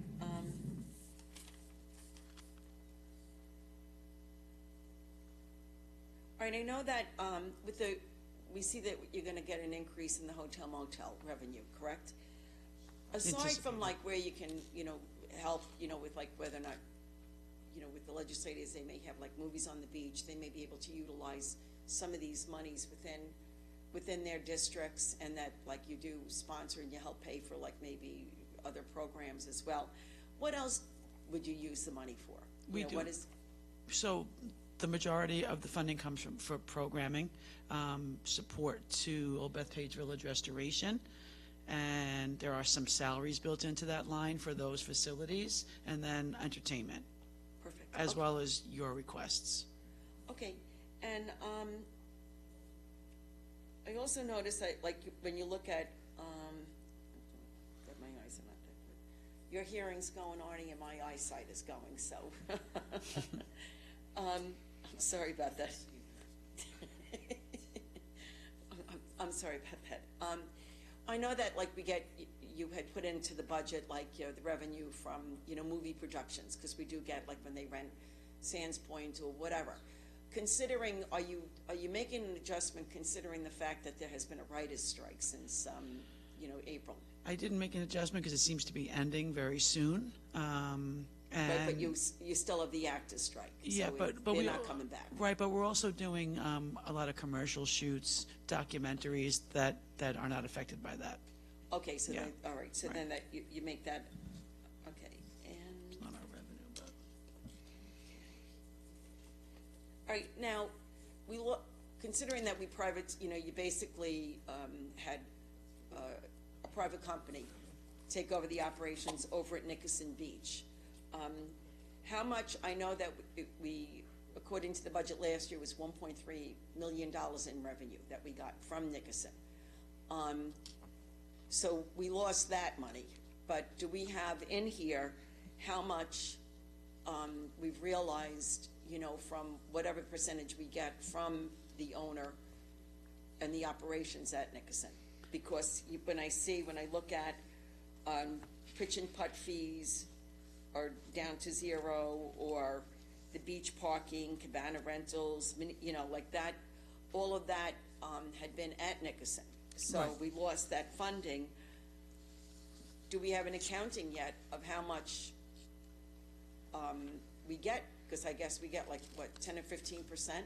we get 10%, and we did not lose it. It's just reduced. But I have to say that partnership has been going very well. They've been able to enhance the visitor experience a lot more than, I didn't have the opportunity to, but a lot more than what had gone on in the past. Cabana and cabinet sales are almost sold out, and I understand that they have a waiting list for people that are now anxious to join there. And I don't have hard figures for you here, and also our reporting is delayed because I only have up through June so far, because they have that window to be able to report to us. So I can provide you with a full report after the close of the season, probably by the end of October, early November. But we did not, the $1.3 million we didn't get this year. That was something that we got. And I'm glad to hear that if you're doing so well with the cabanas, cabana nets, and all that other stuff, that then that should be, the loss of $1.3 million should be offset by a certain amount of revenue that we get from a successful summer. Right. correct? 10% of And that, then, right. when are they required to give us those numbers They- and that funding? They give it to us within 60 days of the close of the month. And Linda and her team, once they're received, we sit down, verify everything, because they're actually still using our cashiering system, Civic Rec. So there's a checks and balances there. And probably by early November, I can give you a full report on how the summer season looked. Well, do you know already, like, from June? So July, August, so we're in September. Right. How much have we realized from him? I recently took payment of about $250,000, but that included some utility reimbursements and such. What's that, Linda? All right, maybe by full budget, okay? Okay. We can get a better understanding Okay. of where we are with that. And considering now that I know that last year we made it, because he only has a contract to operate the cabanas and all of the activities basically within Nickerson. You know, the pool, you know, the pitch and putt and all that other business. So once all of that is shut down, because the cabanas don't stay open past a certain, like, I guess they close now. It's a September Labor Day 17th. And whatever.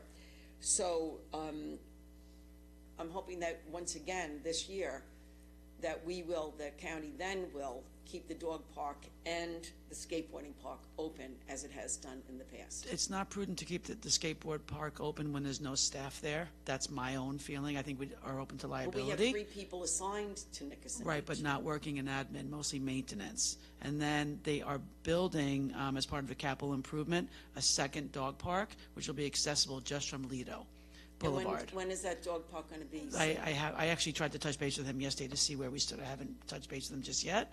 Haven't heard back yet, but I gave him approval about 3 weeks ago to proceed with that. And the beauty of that is we can leave the facility closed, and people will still have a dog park to access. But in the meantime, the dog park will stay Yes, open. yes. But also, it is a public beach. Right. So how do the residents access the beach through Nickerson if you close it? Well, then we'll have to discuss that. Because by law, you're supposed to keep it open. Right. I personally feel that if there's another access point to the ocean, and Lido is open all year round, that's a good alternative. I think it greatly reduces vandalism, but I know you don't agree with that, so we'll have to disagree to disagree. We don't agree, because Right. even when you look at all of the reports over the years from the police or DPW, there was not a lot of vandalism, okay? You know, I asked, you know, and even the police reports, so Okay. nothing was reported. But what it is that the residents in that area are tax-paying citizens, and they do pay Nassau County taxes. Right. And I think in all fairness to everybody that live on the Barrier Island, and a lot of people actually like going to Nickerson because of the access and the dunes. You could have photographers, bird watches, a lot of people. And, you know, just because a decision has been made to hand over the operations and via contract, we are not leasing that property No. over to a private entity. Correct. This is still county property. Correct. And from what I gather, that as long as we received federal money for any type of beach upgrade, and which we did, that by law, people are allowed to have access to that beach. But so by locking gates, I firmly believe you are violating the law. Okay, understood. And I would, you know, and I sincerely doubt that the people who live across the street on Marginal Road would actually go into a park that they've been going to for the past 40 or 50 years, to go in to all of a sudden destroy cabanas or to destroy swings or anything like that. They don't strike me. I mean, really, I can't imagine anybody who would want to go in there. People go into parks because they love it. People who go into parks, they self-police one another, you know?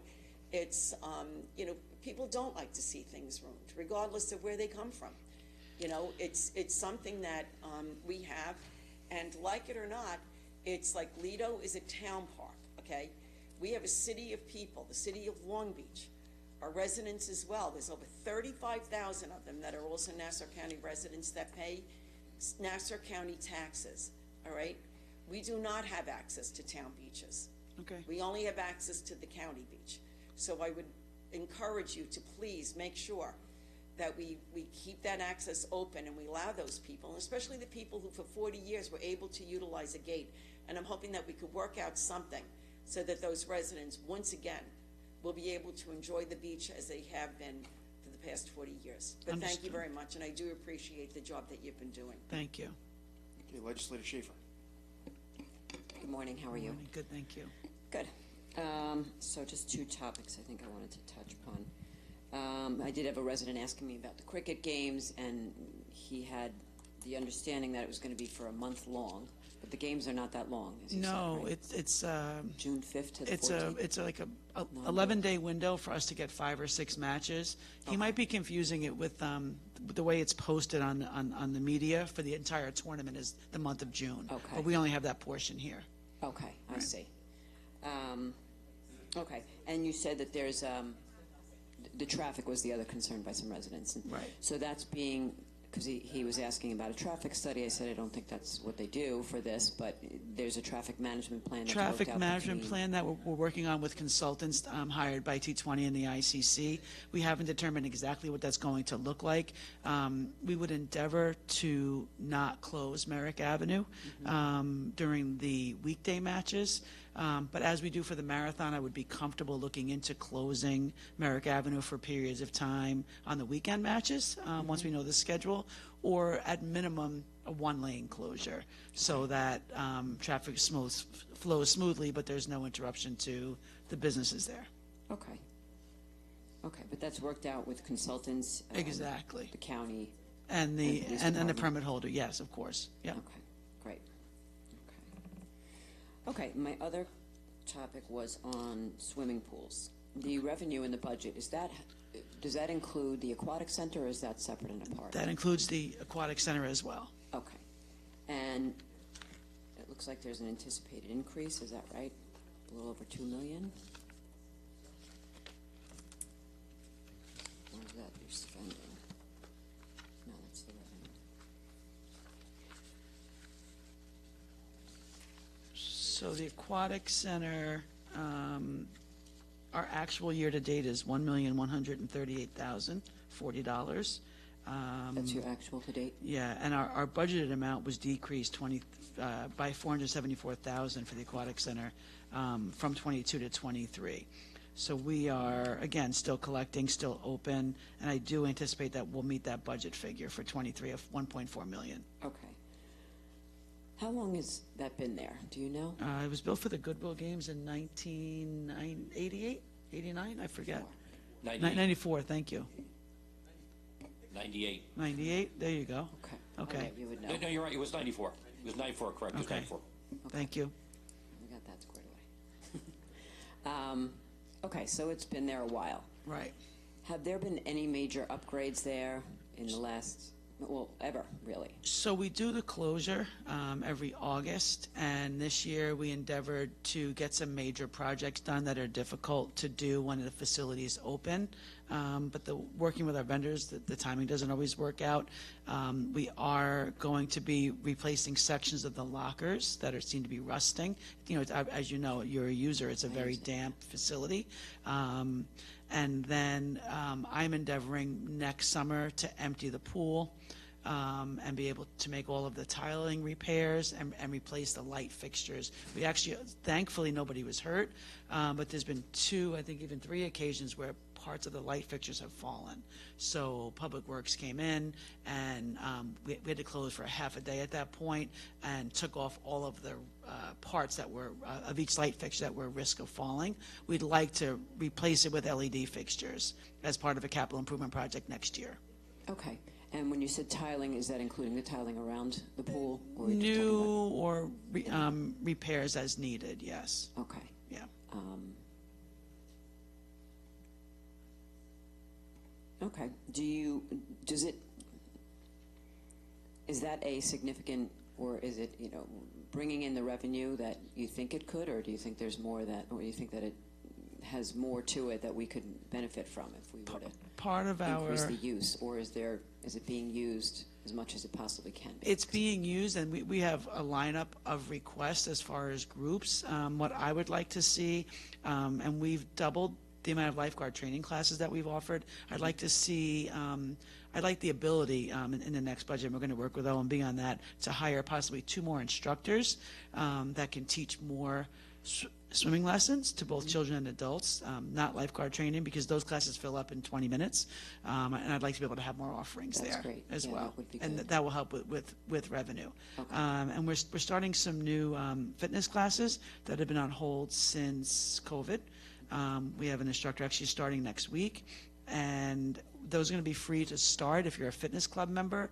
Once those gain some ground, we're going to look to increase our fitness club membership so that more people are joining, take the classes, such. So we'll look to boost revenue that way.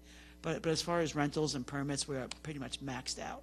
Okay, because I remember when it opened, and it was, touted as a world-class pool, and it is, and it was. It was, all the teams want to swim there, and it's beautiful in size, and, you can have all these events there. Right. Just like, the events that the new events we're bringing, cricket, things like that. I think that, Aquatic Center could potentially be utilized for something on a world-class level. Yeah, we're not world-class at the moment, but we do have the Big East Collegiate Tournament, and we just entered into a 5-year permit with them. There was a trial basis this past year. That facility is well-used. It needs some TLC, as you and I have spoken about. Yeah, Right. that's, my main point is it needs a facelift. It does, and we actually did some painting. The county executive went on a tour back in the spring and identified some areas. The exterior bothers me. Tim's well aware. So with our team, we're trying to do that in a methodical way to start making visible improvements. Great, and I can just compliment you. The staff there is always very, very nice. So, and thank you. They don't need to know who I am. It's just they're nice. Very good. Nice people that work there. They so are. Thank you. That's great. Thanks. Thank you. That's Yep. all I have. Legislator Thomas McKevitt. Good morning, Commissioner. Just to harken back to the cricket games once again, you and I had an excellent conversation last week because I think there's just a lot of media disinformation which was given regarding it. So you can just go and just explain regarding the current leagues, whether it's soccer or softball, will currently use that field, whether any combinations have been made for them for the upcoming year. Yes. So as you may be aware from reading about the cricket, it was. They were trying to place it in Van Cortlandt Park in the Bronx, and the reason that they weren't chosen was that there was pushback. I didn't want to put us in that position, so as part of our planning for this bid to be chosen, I did outreach to both the cricket users and the non-cricket users, and there was no pushback, and I reassured them that we could safely assure them that we can relocate them either to neighboring fields in Eisenhower, or some have actually asked to move to other parks. So once we open the scheduling for next year in January, we will make sure that those groups are taken care of. Yeah, I think when people talk about the pushback with Van Cortlandt Park, people really don't realize that Eisenhower Park is twice the size of Central Park in New York City. It is a large facility. I think what the issue of Van Cortlandt is that for them to go and have that cricket stadium there, they would not be able to essentially use that entire park for an entire period of time. Exactly. And those cricket leagues which play there wouldn't be able to play at all in the New York City area. So I think because, again, the left system we have the ability to relocate where they couldn't do that at Van Cortlandt, which is why I think it worked for us and did not work for them. Correct. And just one thing is mentioned too is, just for the sake of it, I look at a Google Earth photo, which was taken on June 2nd, 2022, if you go on the internet right now, of that Field 6 field by Eisenhower Park. It's pretty and you can sad. see at that time, it was nothing but a pile of dirt. It's literally none. So I'm very glad to hear there'll be a permanent irrigation system will help with that, because depending upon the weather, you may have okay grass we do right now because we had good summer with rain, but we have a dry summer. That field essentially is burnt grass at best. Exactly. And we also use it for overflow parking for lakeside events, which brings some wear and tear to the field as well. Thank you. Yeah.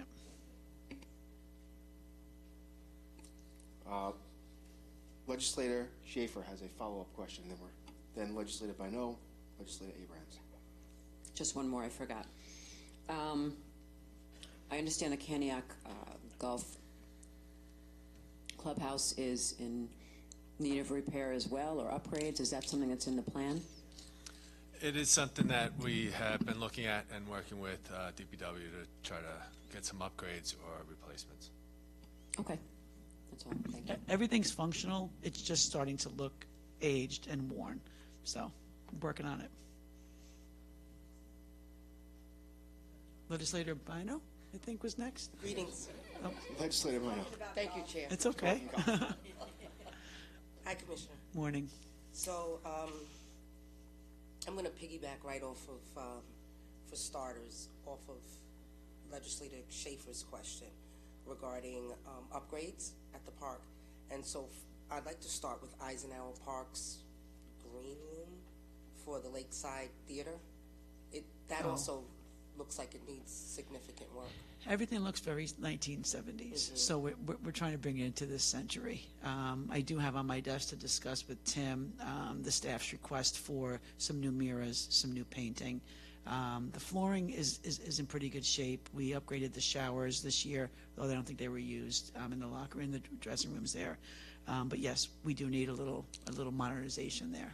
Yeah. So if we're going to be bringing in acts that might need those facilities, Exactly. I would say that they're not likely to want to use them. I actually cringe a little bit when the larger acts want to go there, but we cringe have. a bit when I go in there too. Yeah, and they're clean and they're cool, but they're not modern. And I've noticed with the larger acts, we have to provide shuttle service for them to and from the hotels, and they're coming and doing their sound check or not, and then going back to the hotel and then coming back and only there for a little while right before they perform, and then they're leaving right after. Because And they I don't get wanna it. be in that I space. get it. I get it. Yeah. So I think we should look to upgrade. Agree. Yep. So I'm going to work through this list that I have here. So reduction in income, you mentioned that there were certain line items that were experiencing reductions. Yeah. And so my question for you is, in those reductions, what line item would be affected? So go ahead. I referred to the revenue shortfall, and that was mostly in the concessions line. Yeah, that was mostly in the concessions line. And I outlined the Carlton had a delayed start. They were supposed to reopen back in May or June. They just opened the last few weeks. Chelsea Mansion needs TLC from us as well. That vendor, and I'm not sad to see them go. They're very difficult to work with. They had less than half the bookings that they had in prior years. So we're actually doing those bookings on our own right now, and so far we're doing okay for 24 and beyond. And the third one was the barn at Old Bethpage Village. I came into this position with some pre-existing contracts. To me, a barn wedding is a highlight for September, October, November, and those are blackout dates because of the Great Pumpkin Blaze, and they're good partners with us. But I think that kind of affects the Lessings revenue as well. But they're completing a capital project, adding a kitchen there. I think that's going to boost their bookings, and I think we'll see an increase there for 24 as well. Okay. And so I specifically, I couldn't get my act together to ask the question so that you wouldn't have had to recount all of that. But sorry. Specifically, what line item would have been affected with the decision to no longer allow for certain groups to rent the park, the Lakeside Theater, the El Salvadorian community and the Haitian community typically had events there. Right. And there were fees associated with them utilizing that space. So that was about a $30,000 loss, but again, gross revenue. Our net is a loss there, and that goes to rents, I believe, for permits or special events. I think permits. Permits. So to the permit line, but we've increased our field rentals, so it kind of is a wash.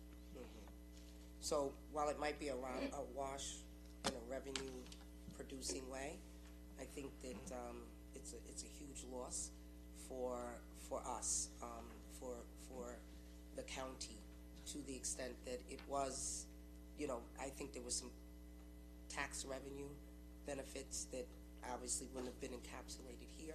You had people that were flying in. There were very well-known entertainers that were coming in from Miami and all over the place, you know, in terms of the Haitian event, and then for the El Salvadorian event, and people were coming to this area Right. for that purpose.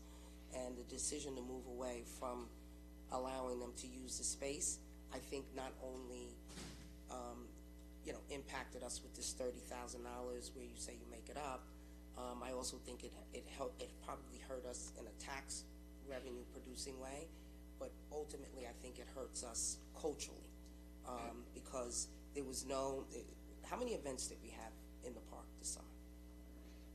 80 over 6 facilities. I would say it was 45. In Eisenhower, maybe almost 50. Of those 45, there were no events that, and you know, you and I have this conversation, we've had it before, there were no events that specifically, you know, provided that level of entertainment for the Haitian community, the El Salvadorian community, the Caribbean community. Those folks are here, you know, those community members are here, and they had no opportunity to be in that park and be entertained and have their cultural needs met. And so the reducing the opportunity for that, I think it's just terrible. I'm going to agree with you on the Haitian. I'm going to disagree with you on the El Salvadorian. We had a Creole evening that was well attended, maybe about 3,000 or 4,000. The El Salvadorian night was well run. We also had a Colombian, which was very poorly attended, and a Latino night, which was not that well attended. So, because this is what I want us to be more culturally competent in. The El Salvadorians are not going to necessarily feel connected to the Colombian experience. I am Caribbean American, first generation. I'm not going to the Creole event because I don't speak Haitian Creole. Right. The Jamaicans may not necessarily want to go to soca night. We have to be more culturally competent if we're going to. I see that we spend a lot of time, and I see that there are opportunities when we look at even the Asian community. It's broken down so that we're addressing those individual needs, but I'm not seeing that when it comes to other ethnicities here. And we have to do that. I think it's unfair that we're using taxpayer dollars and we're not spending the time to make sure that we're meeting the needs of the communities. I would love to work with you if you can identify people that are leaders in those communities that would help with the planning and the programming. I'd be happy to have it do it. I don't think renting out the facility is the best answer. I think that the parks team is very efficient in running events, along with the police department and public safety, where we do everything very safely. When you are renting them out, and you and I have had many conversations about this, you lose a piece of that control. And I think it becomes a moneymaker as opposed to a public service event. So I would love to bring that entertainment and those communities together in an event that we offer, as opposed to someone coming in privately. So these things were birthed out of the county's inability to provide the needs. I know that I personally attended, I was in service already in this role. I know I attended a Jamaican event that they had there, and they no longer host that event there, but I know the Haitian Creole folks that held it for years after year, they'd argue that they really didn't make much money at all. And you know, we were looking at it as a revenue producer for the actual production team. They weren't really making money because they had a lot of expenses, and they sat down and they showed me their books, okay? But at the end of the day, it was because they were trying to fill a gap. They were trying to fill a gap that we should be filling. And if we can't, then I think we most certainly need to revisit our decision regarding allowing those individuals to be able to host those type of events here. I'm not going to belabor the point, but I'm going to tell you that we should never have another season where we have 45 events and we're not identifying and meeting the needs of those folks that live here. We're here. So, in terms of renovations at Cantiac Park, I'm happy that cricket will go there. I know that the Westbury School District has been hosting and allowing field use for the cricketers for years, and so it'd be great for, you know, that to be moved into a county park, so that the school district, you know, free up their space, moving right. forward. But at Cantiac Park, I know that there's a significant interest for pickleball. Is that something that's part of your plan? So every time we are in our rotation, and Tim could probably speak to it further, when we are renovating tennis courts, we are allocating a portion of those courts to be lined for pickleball as well. So we currently have them at North Woodmere, Cedar Creek, and Wantagh, I think, right? Yes, Montauk and North Woodmere have been renovated, the tennis courts to also be lined with pickleball lines. For Cedar Creek, we will be taking out 2 tennis courts and putting permanent 4 pickleball courts, so it's evenly divided between tennis and pickle. Cantiac, which is one of our better conditioned courts, is on the back end as far as the rotation through the parks, and when we do reach Cantiac, we will look into adding pickleball to those. What is to your that area. timeline for potentially reaching Cantiac? As of right now, we're just finishing up Grant Park and Cedar, I Eisenhower's believe, next. and Eisenhower will be its own project, considering the size of Eisenhower Park has 16 tennis courts, so that overall project is a much larger project. After Cedar Creek, which is going to be completed this fall, it looks like Cantiac will be our lone standing tennis courts that we'll have to look at, and it'll probably be for next spring or fall. Thank you. So the cricket, a couple of questions there. First, they're going to be putting in the irrigation system, but ultimately will be responsible for expenses and maintenance and all of those other issues moving past the use of our field for the World Cup, correct? Right. So I would really like them to consider, or us require them to give us a smart water sprinkler irrigation system. So I think that would significantly reduce our expenses into the future and also help us conserve water. I think it's important that we do that. So legislator, that's a great point. Currently on that field, we do have a irrigation system. It's insufficient. It will be upgraded with this new cricket pitch, and currently what is operating our sprinkler systems in that park are smart systems. Yep. So we currently. should continue to do Yes. that. I know It'll that be that's tied. Yeah, but it'll be tied right into our control systems and continue that way. Okay, thank you. And then, how are we, so I know there's been a great concern about having police presence and having the county shoulder the burden of expenses for policing activities here. Case specific was at UBS when there was going to be a rap concert. What is the plan for having the police expenses being shifted to the World Cup folks? So for each match, we will be reimbursed $100,000 for public safety. And they are, that's just for traffic management and exterior. They are going to be working with our police for interior security, private security inside the facility.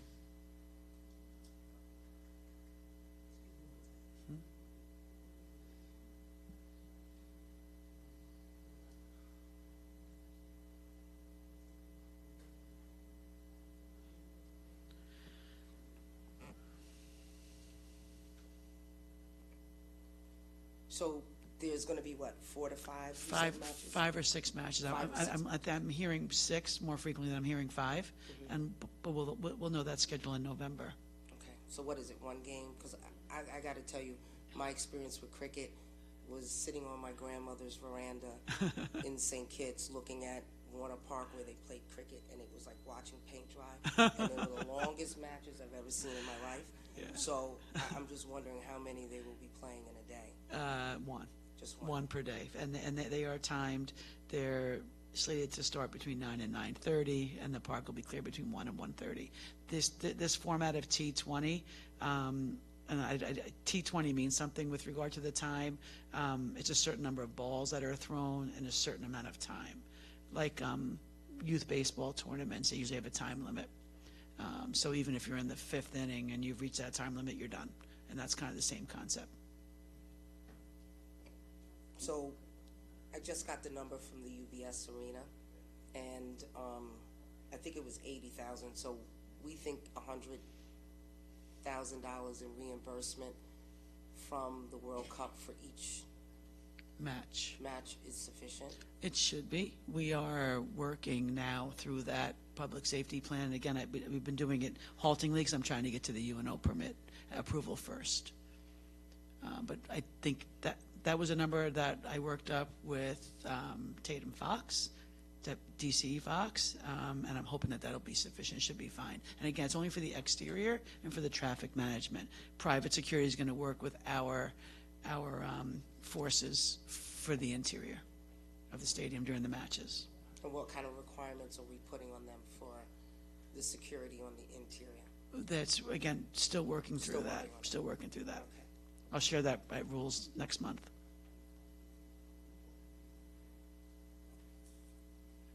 That does it for me. Thank you. Okay, Legislator Abrahams.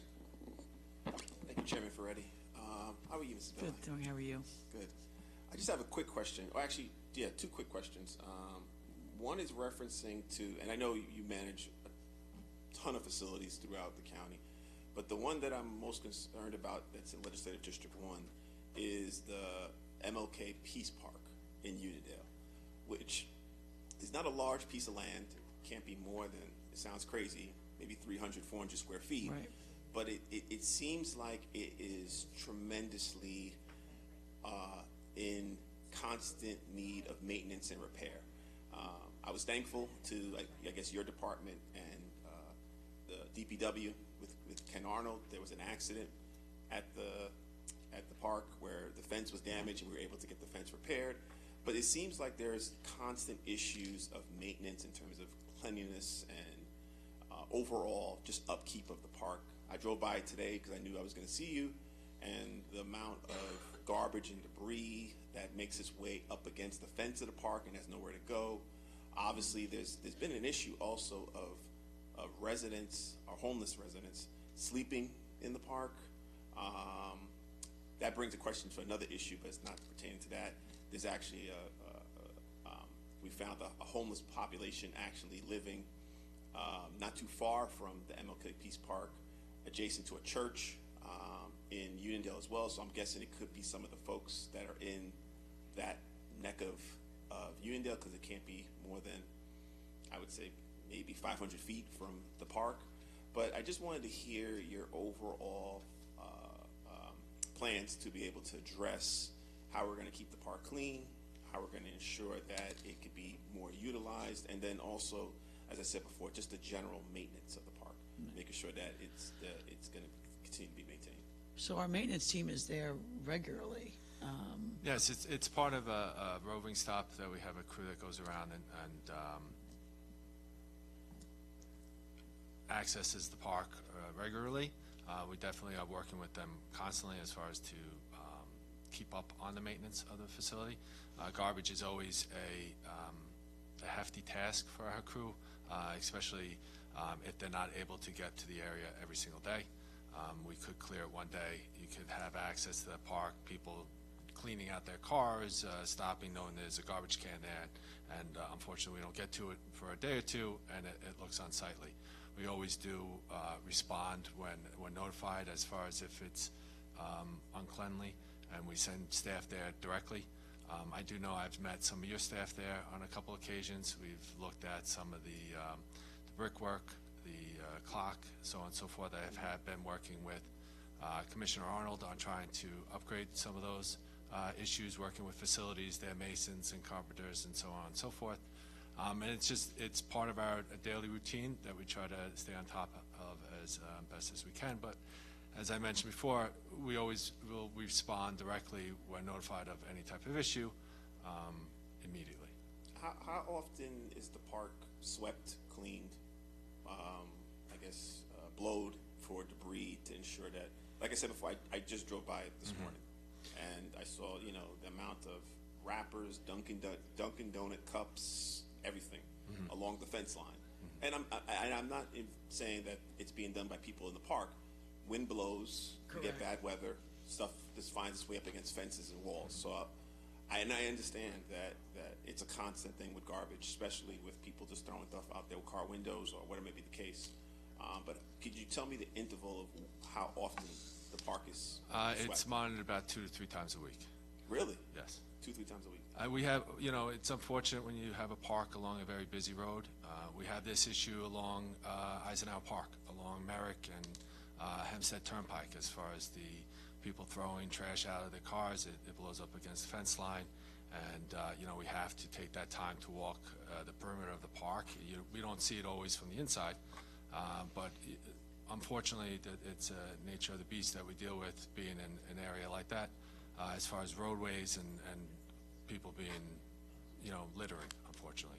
But we do try to send staff there regularly 2 to 3 times a week, yes.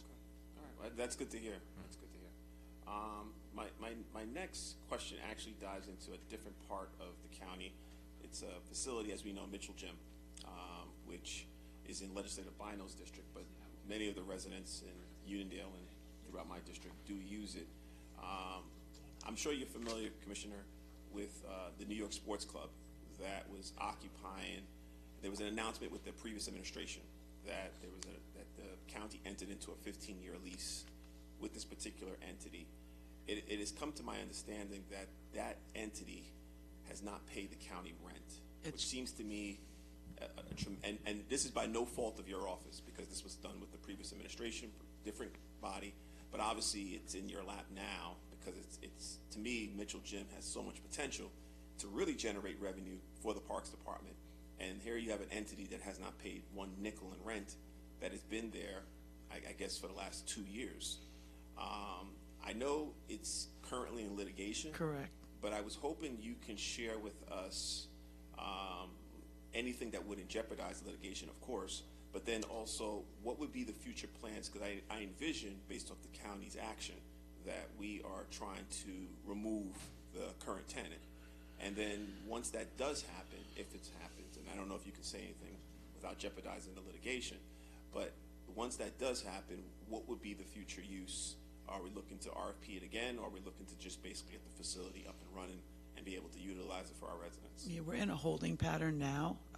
It was RFP'd previously. I can't commit to RFPing again. Personally, I'm a little territorial. I prefer to operate something ourselves. You have more control over it that way. But I would need to talk to the administration about what their thoughts are on that as well. Okay. But yes, it is currently in litigation. And they were locked out as a result of litigation, and they're no longer locks that were placed by the sheriffs on that property. So they're back in? Correct. Okay. On their own devices. We didn't allow them back in. Okay. Would you know, or do we have to contact the county attorney's office to find out where it is in the litigation? I asked for an update last week, and they were due back in court, I think, tomorrow, Thursday. Okay. If you can keep our offices, especially Legislative Bynoe's, abreasted of where it goes. Just so you know, before you became the commissioner under the previous administration, that place was bustling. I mean, it was a great opportunity for community organizations as well as community residents to be able to utilize that facility.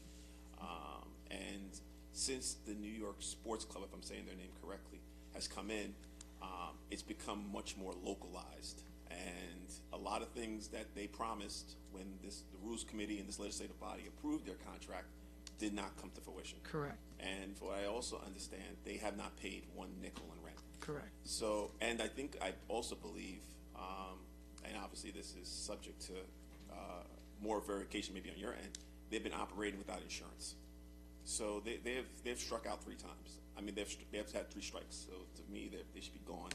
But that being said, we would love to be able to see and be able to utilize that facility. If it's run by the Parks Department, that'd be great. But we would love to be able to see that facility end up where it's starting to be utilized again by community-based organizations, average residents, whoever may be the case. It's a very special, unique place. It is. And I would like to I've been there see it. several times. I would like, and it was renovated prior to the New York Sports Club taking over the lease. So when I toured it for the first time last February of last year when I first started, I was pretty impressed with it. So selfishly, I'd like to look to bring it back under our operation, but we'll have to talk further about that. And again, while things are pending, I can't do anything. No, I know you can't Right. speak about the litigation Right. and stuff, and nobody asked you to speak directly about that. But if you could just keep us abreast of what happens in Yeah, I court, will. and if there are future dates that are mentioned in court, if you can mention those dates, just so we can be able to inform our residents in terms of how this is progressing and going forward. Okay. But thank you. You're welcome. Appreciate it. Legislator Bino has a follow-up question. Thank She you. has no parks in her district, you know Well, that? so I'm going to piggyback off of Okay. Legislator Abrahams and go to that point that I bring up all the time. I have no park in my district. I know. Even with the reconfiguration, no But you park. still like parks so much, so I like that. Yeah, so, but if you, so, to Legislator Kavan's point, if you could bring that back under the umbrella of the Parks Department, it would give me some semblance of a recreation park situation in district Mhm. where communities could congregate and have fun. So that would be great. The question that I have is, so for the next 3 years, I believe it is, there's $100,000 earmarked for the African American Museum for renovations. And so it previously was $250K per year. It's been reduced to $100K, but they have significant opportunities there.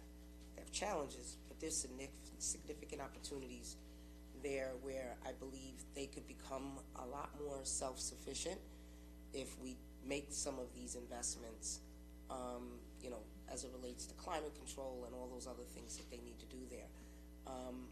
The way that museum is used is not only for the opportunity for folks to go and view what's on exhibit. It's become a space where people can socialize. Mhm. And they host, like, every Friday night they host a band and all these other things that happens there. And so one of the items that I really wanted to address with the money that was earmarked for them was the upgrade to their kitchen. I think that they could function a lot better if they were able to have that upgraded. So I know that you have a general parks line that we might be able to utilize in supplementing the $100K for the next 3 years. So I'd like to put that on your radar. Okay. We can talk more offline about that as well. Okay, thank you. Okay, any other legislators have any questions? There being none, any public comment? Okay, thank you. Thank you.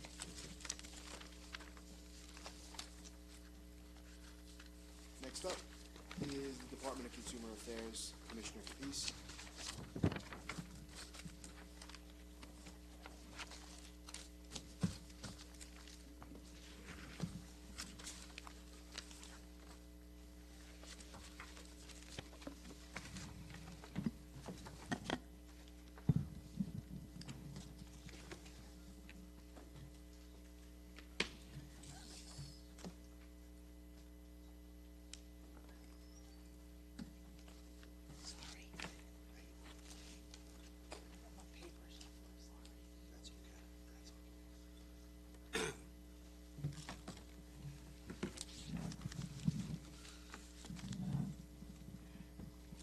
Good afternoon.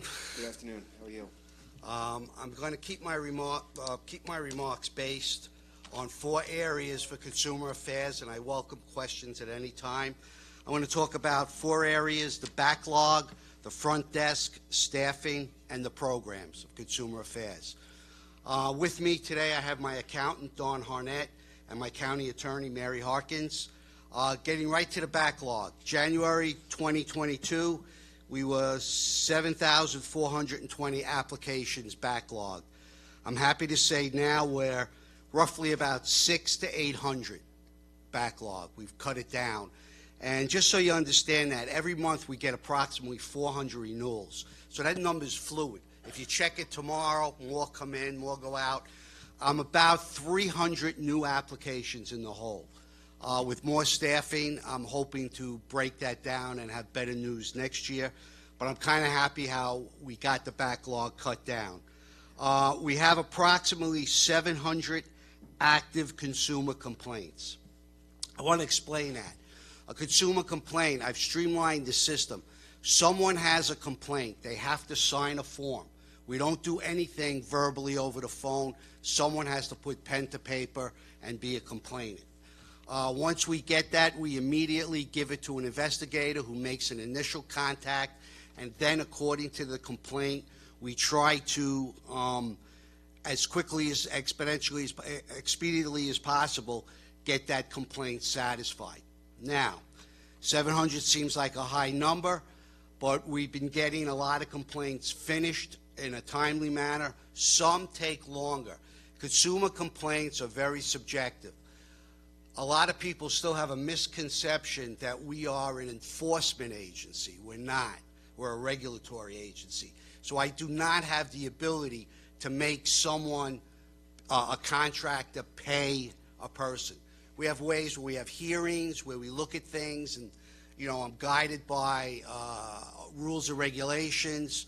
We try to come to an amicable solution. Sometimes we can't. Then we tell them you have to go to litigation, and sometimes we do refer them to the district attorney's office. But I'm happy to say that we've been moving ahead. We have a very robust hearing program with our County Attorney Harkins, set up a great system with our judge, and we've been moving along with that. Moving to our front desk. The front desk is our front line. That's where our clientele or applicants for licenses to do home improvements come to find out how do we do it. I'm staffed with 2 bilingual staff members and a great community service rep that is servicing the people that come. What we do is we try to, a lot of people that come to our front desk, especially some of our newer residents to the county, don't understand all the laws. So what we try to do is we try to get the clientele to understand what they need. Sometimes, and I do a lot of training with my staff. We try to do it every month or so. We try to have these little training sessions where I just don't want to be a commissioner. I just don't want to be an administrator. I don't want to be a manager. I want to be a leader and try to tell them how we can handle people better. We have a lot of frustrated people come to our front desk. Frustration leads to what? Leads to anger. So I'm trying to get the staff to understand people are angry, not necessarily at you. They're frustrated because they have a lack of knowledge. So what we're trying to do is give them that knowledge, tell them what they need to do, and if it warrants it, if we have an applicant who doesn't really understand the system or he has an incomplete application, we take him to our conference room and we explain things to him. And that's been going very well. That's why I think our backlog is down. And we try to keep a very positive, consumer-friendly atmosphere. We are consumer affairs. So we try to keep our consumers happy. The COVID hangover is over. We have to move. We have to keep doing things. We can't rely on blaming things on COVID. We still have a lot of people come in. A lot of our contractors believed that because of COVID, they did not have to renew their licenses. They thought they were excused. So we're trying to correct those type of situations in a positive manner, not in a negative regulatory manner, but get them back on board. Excuse me one second. I have my allergies. I got dry mouth. Okay. So with staffing, I have 21 full-time, 4 part-time. We're hoping with the new CSEA contract, which we're happy that was passed, that we could get more people to take our jobs. We've been working with OMB. working with HR to try to get people onboarded. We onboarded people that just took care of attrition. We're trying to make the job attractive with better salary. We're hoping we'll be able to onboard more people. Because there is a correlation. More staff I have, the more I could increase my enforcement efforts, increase revenue, put us in compliance with New York State regulations where we do get reimbursed for some of the jobs we do. And my desire is to make consumer affairs proactive, not reactive. And I would just like to take the time to say the staff at Consumer Affairs are great people. If they're an indication, I hear other agencies come up. We have a great workforce in Nassau County. They should be respected, and I'm glad that a contract was settled, because when people don't have a contract, they're unsure, they're not their future, they don't know what's going on. With a settled contract, we have workers that want to get down to business, and it's working out very well. Programs. We have an item pricing program, which is a large revenue producer. Item pricing, just so you understand what that is, they pay us money, okay? And with that, they don't have to put a tag on each individual item. They could just put on in front of the display, chocolate chip cookies, 2 for $4. What we do is we go with our machine and we check to make sure that they're compliant. If they're not compliant, they're given a summons. For the to be an item pricing person, they have to be in our program, and that does give us a lot of revenue.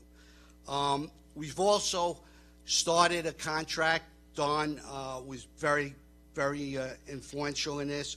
We're utilizing a collection agency now, which to me takes a very low fee, to try to get some revenue from past fines from people who have just not paid us. We're going back 10 years. We have people that just never paid us. So we started with a collection agency. I think to date we got some money coming in. Not a lot of money. I hope next year I'll be able to give you a better snapshot of what we have. We only started it in June, so we have about 15,000 that came in so far. 15,000 is better than nothing.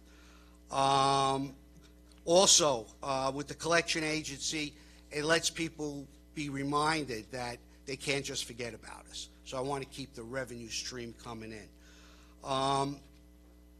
Smart Sprinkler, great program.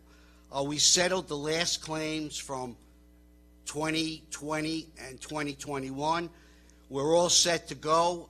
There was a little snafu with funding, but I worked with IT while programs set to go.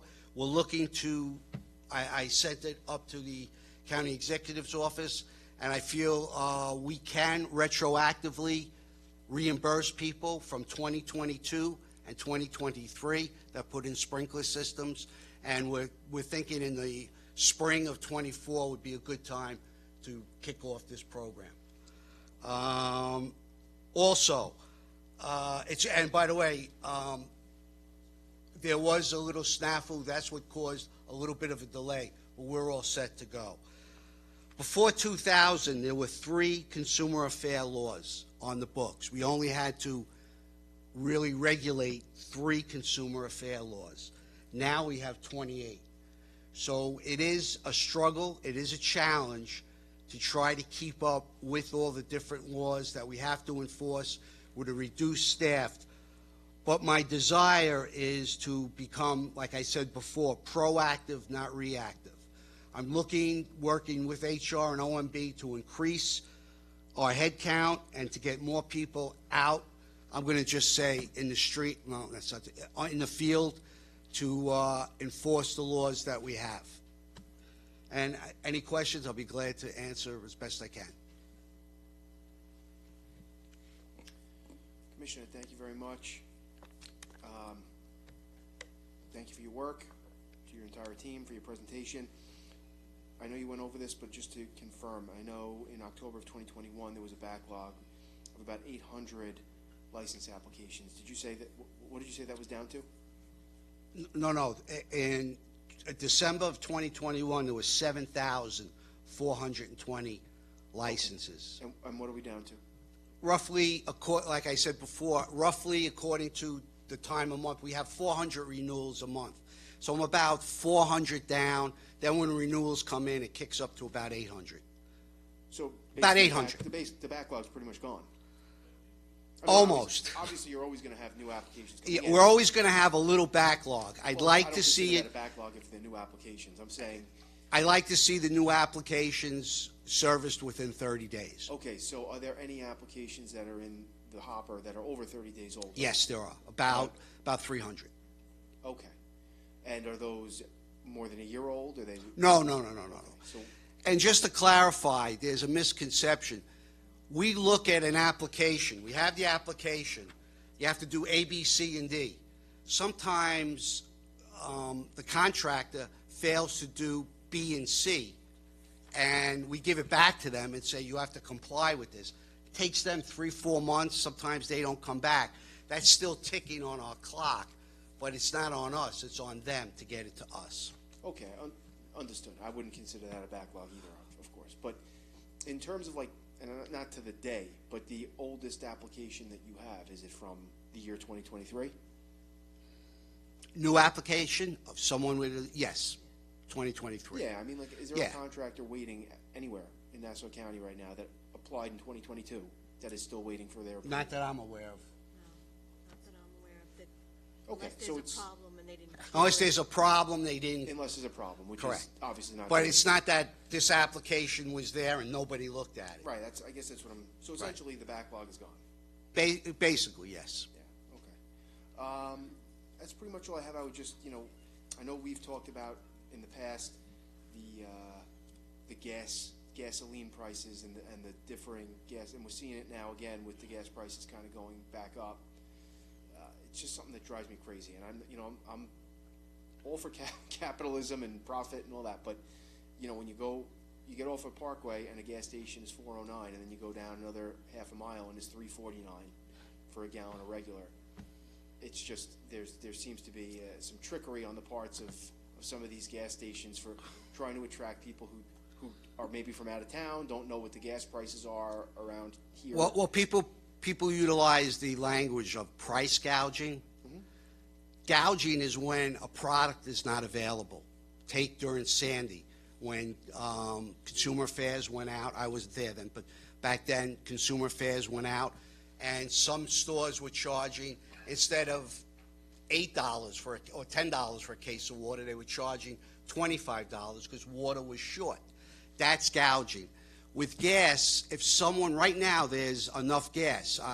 We're in touch with NYGRA, that's New York Gas Retailers Association. There's plenty of gas coming in. There is no shortage. So if someone wants to charge, like you said, $4.09, I really don't have any regulatory power to do anything. It's not a shortage. I understand in terms of the definition of gouging, and certainly we haven't had a shortage of gas. The only time in my lifetime of driving, the last 23 years, that I can remember a shortage of gas was during Hurricane Sandy, when you literally couldn't find a gas station that had gas. Well, they couldn't pump it out. They couldn't pump it, right. Correct. So you couldn't get gas. But other than that, no. Well, I'm older than you. I remember the late 70s. It's just, something to keep an eye. It rubs me the wrong way. Maybe there's nothing you can do, but I'm still going to call you. Right. And we'll take your call, sir. Thank you. Legislator Ford. Thank you very much for your presentation, and I'm glad to see things are moving along smoothly and everything. So I guess like when you talk about like your backlog and sending people out to do like with fines or whatever inspections. Yes. Are you planning on bringing more people into your department? Because Yes. obviously this is as a lack, because you have a lack of. I'm trying to increase my head count by 8. Very good. And where are you now? Like, have you brought anybody in, or? We did onboard new people, but that only covered attrition. I have 21 full-time employees. And how many you would like to have, like close to 30? We just spoke to OMB and we're slated to have 29. Wonderful, wonderful. All right. And as a result of, I guess, with the ratified CSEA contract, will that also result in, like, hopefully, an increase in starting salaries that may attract people? That's what we're hoping, because we did, when we were trying to onboard the people for the attrition, we would turn down a lot. People just didn't want to work for that salary. Oh, okay. That was a challenge. But All right, luckily, that's why I said, when I'm so grateful that the contract settled, because now everybody is kind of set. They know what's going on. And hopefully, with new civil service exams, we'll be able to get new, younger people that'll be our future workforce. Wonderful, I like that. Your department is very key, as we know, and we've seen it over the years. You know, like I know, when I go back to Sandy, the important role that Consumer Affairs played with those who were impacted by unscrupulous contractors and dealing with, you know, trying to rebuild their homes and their communities and whatever. And, you know, the one agency that really came to bat for so many people actually was Consumer Affairs. All right, a lot of their complaints fell on deaf ears, but Consumer Affairs came through for them. I think that, like, a lot of the services and the advice and everything that you can provide to residents and even business owners are very key. And I was wondering if you would consider doing like a public service outreach to not to add to your work. I don't mean to do that to you, but you know, I don't know whether or not it'd work if legislators had you out there, but I think in order to pique the interest of people, you know, because I think that when I go back to Sandy, when I think about one of the downfalls for so many people, and unfortunately I think it still happens, okay, that when people are dealing with contractors rebuilding their homes and doing work, you know, that there is you use a benchmark, like, you know, when people are going to enter into a contract with a contractor, you know, I think the rule of thumb, and you could correct me if I'm wrong, all right, that you would, like, say you would give 1/3 up front, that would be the down payment, and then while the work was going on, you'd give the second third, and then when the work was completed to your satisfaction, so to speak, then you would pay the balance of 1/3. But a lot of people don't realize that. You know, Right. They pay it all up front or whatever, and then the work isn't done. And, you know, so, you know, I think that, you know, in a way, if you can formulate maybe an educational piece that can go out so that consumers can understand that there is an agency that will advocate for them, but also if you can give them some common sense tips on dealing with a contractor or any other day-to-day issues that may face somebody who lives here. We do have some brochures. We do attend street fairs. We're at the Westbury Street Fair, the Franklin Square Street Fair, the street fair last week. Come to Irish Day. We'll come to Irish Day. Good. The Belmore Street Fair, I think, was inclement weather, was rescheduled. We do attend that, and I have spoken, and he's no longer with the agency.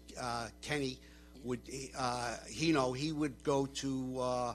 We get calls from state senators, state legislators, to go to we go to senior centers, and we just try to give them as much advice as we can. The other component is once I get more people, I want to answer the phones in real time.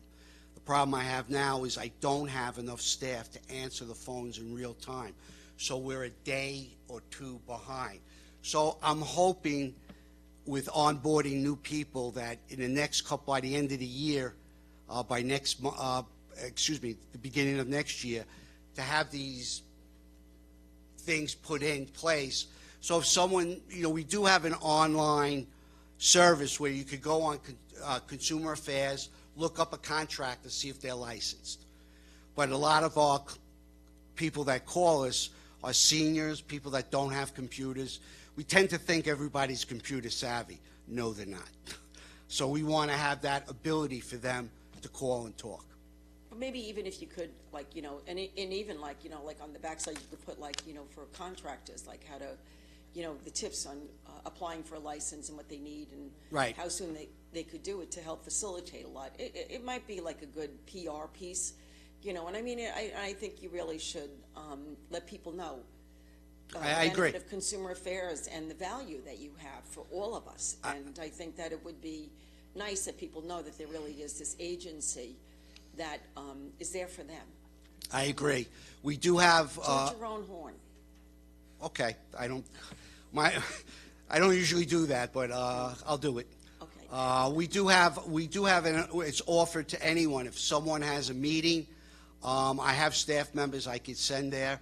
If you just call my office, call me, 571-6005 is my direct line.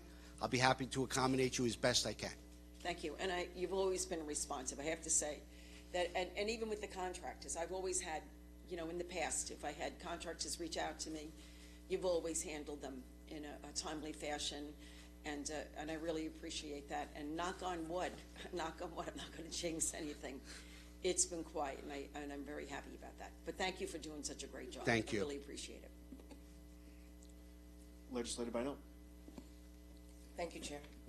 Hi, good day. Hi. So I'm gonna jump right into the complaint process. Sure. You mentioned that it can't be done over the phone. Was it previously being?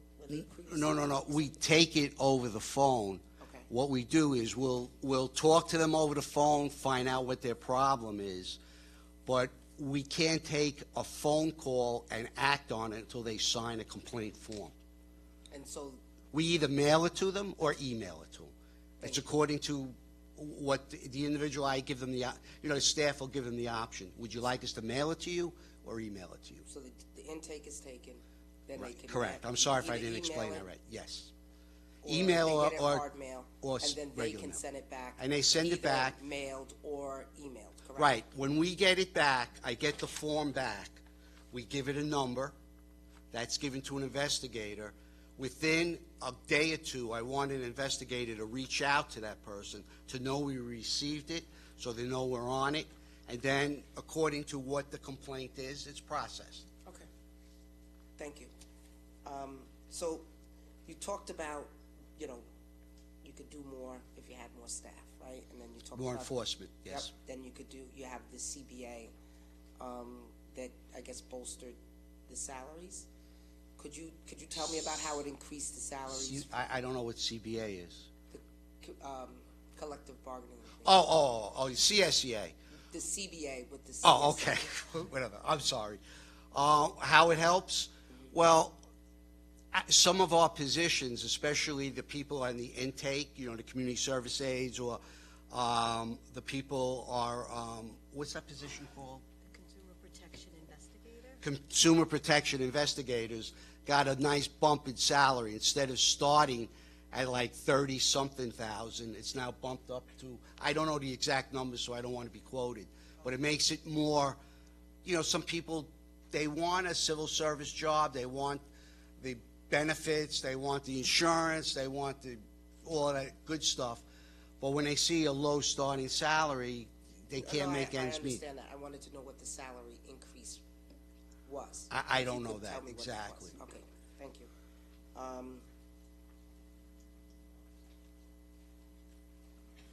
All right, so I guess now I want to go into the smart water sprinkler. Sure, smart sprinkler rebate. Yeah, so when you say there's a snafu, I'd like to know in terms of giving these folks back money retro, in terms of funding, how much do you think that process would require for the retro? Well, we did 20 and 21. Like I said, last year, well, actually earlier this year, we finished it. That was about $80,000 for the 2 years. So it's been running, there's $100,000 granted per year. So I'm not worried, I don't have a worry about running out of funding. Okay, that's the point I wanted to make to you, because this body, this is not a program that was birthed out of, let's put it this way, it was birthed out of a process that came through this legislature. Sure. And we didn't just require the program be created, we actually tied a number to it, which is the 100K. So when you say there's a snafu, if you haven't processed 22 and 23, you're sitting on 200K. And so for the retros, you should be able to handle that. But you said it because I heard it, that there was a problem with money. Yeah, there was some sort of issue with funding, and it was more of a technical issue. Not that the money wasn't there or was earmarked somewhere else or was spent somewhere else. It's not in our budget. Yeah, so it's not so much a snafu. It should be in your budget, because It is. we wrote the legislation to require that it was in your budget. Correct. It's in our budget, and we were advised that there was ARPA, American Rescue Plan Act funding into the county, for which we could then get reimbursed through for this program. That's Smart Sprinkler Program. Okay, so if that's what the administration would like to do, that's fine, but they should not be slowing down a process that this body directed the department to fund at $100K a year.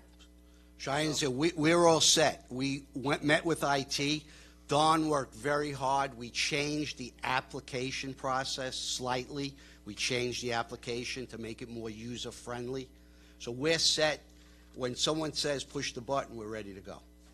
Okay, I think, I think I'm a little annoyed by this, because we shouldn't be this delayed. We had no program for 2023 or 2022, basically, because you were still in a backlog situation. I personally did not want this program to go to Consumer Affairs. I wanted it to sit somewhere else, but it's there, and if you're understaffed and you don't even have enough people to generate your revenue, and that had been the case from the time this program went to Consumer Affairs, I don't see how you can effectively run this program with your staffing levels to assist our residents in being able to receive their rebate timely.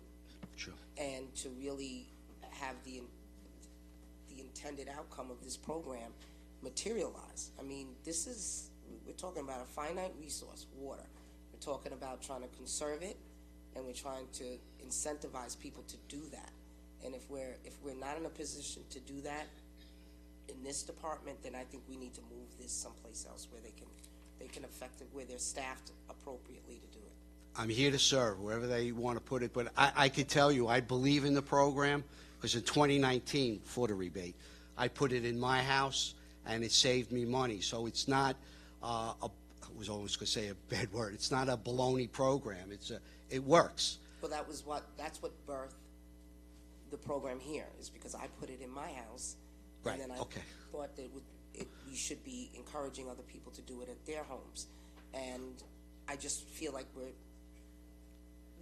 not moving this program along. We're set to go, but we'll gladly, Don, we have everything set with IT. If it wants to be moved somewhere else, I have no problem, but it's all set. If wherever we move it to, they just have to turn it on. What is your plan for the public service announcement to say that we're finally properly in business to process these rebates? That was given to my upline, to the county executive's office, that we're set to go. What was given to the upline? That we're ready to go. Okay.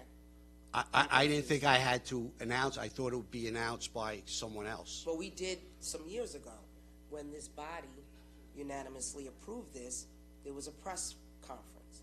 I personally mailed to my community to advise them of it, and I'm hopeful that the folks here on the dais did the same thing. I believe the Democratic caucus put it in newsletters or what have you, but this is something that annually we should be reminding people that it's available, because we want them to take advantage of it. So there should be some public service announcement that's tied to making folks aware. Access and awareness have to be tied together here. Just speaking, not off the record, I'm on the record, but this time of year, I think it would probably be best to do it in April, March or April. I think April's too late, honestly. Okay, March. We turn on our systems in, April and May. I think you do it in February, when people are starting to hope for spring and start to get themselves together. I agree. Okay. Well, I'll speak to my upline and stuff. We'll plan to do it for February. And I think everybody here on this body would love to, include that in communications. Sure. I know personally I have been reluctant to do that, because The neighbor, I'm sandwiched between two people who installed it, that every time I see them, they're like, I didn't get my rebate, I didn't get my rebate. So, you know, I was not going to continue to Well, advertise. any this process. 2021 person that was eligible received their rebates. When Yeah, I they took must- over, there was 400 outstanding. We paid them. Okay, good. So they finally got paid. They got paid. So, They got paid. all right. They got paid earlier in the year. Then we worked on redoing the program. We got the program redone. Don worked very hard with IT because you have to attach this through a pathway to our link from the website. So we're all set and we're ready. We could process 22 and 23 and 24. It's not an extra burden to do the extra ones. It's set to go. Okay.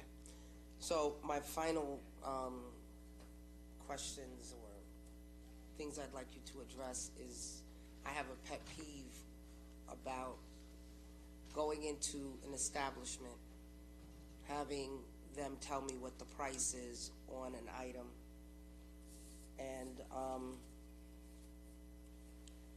and then when I pull out my debit card, they tell me that I have to pay a fee for using it. Sure. We receive a lot of complaints about Yeah, that. I got a real problem with that. So I started doing some research, and I've been advised through the research, I've been informed through my research that there are laws on the book that say that similar to the gas situation, when you pull into the gas station, credit is this much, cash is this much. I'm understanding that the retailers, the service providers are also required to do that, or they're supposed to give you the credit amount and then give you the cash discount. You're correct. Okay, Post the highest credit price. that's correct. Because previously, like the general business law said that you couldn't have a credit card surcharge, but then there was a Court of Appeals decision that interpreted that statute, and basically it said you have to post the higher credit card price. You're allowed to charge a surcharge, but you have to post the price so that the consumer does not have to do the math. So it's got to be in dollars and cents. But there's so much confusion out there right now. There are bills pending in the Senate and the Assembly in New York, and we're waiting for some clarification because it seems like some establishments, like even the ones that I like, my pizza parlor, it has like a sign. Someone's giving them this wrong information that they're allowed to say, if you use a credit card, there's a 4% surcharge. And it's just, I don't know if we're big enough or strong enough to enforce that. I think we need it from the New York State level to say, you know. So my research, you're absolutely correct, because my research indicated that we didn't have a role in that. This body does not have a role in that. Otherwise, I was working on something to address it. It is for the state. I know that it passed both. I called some of our state representatives and found out that it passed in both houses. Okay. But that it's pending. So, all right. But once it passes, we have to enforce it.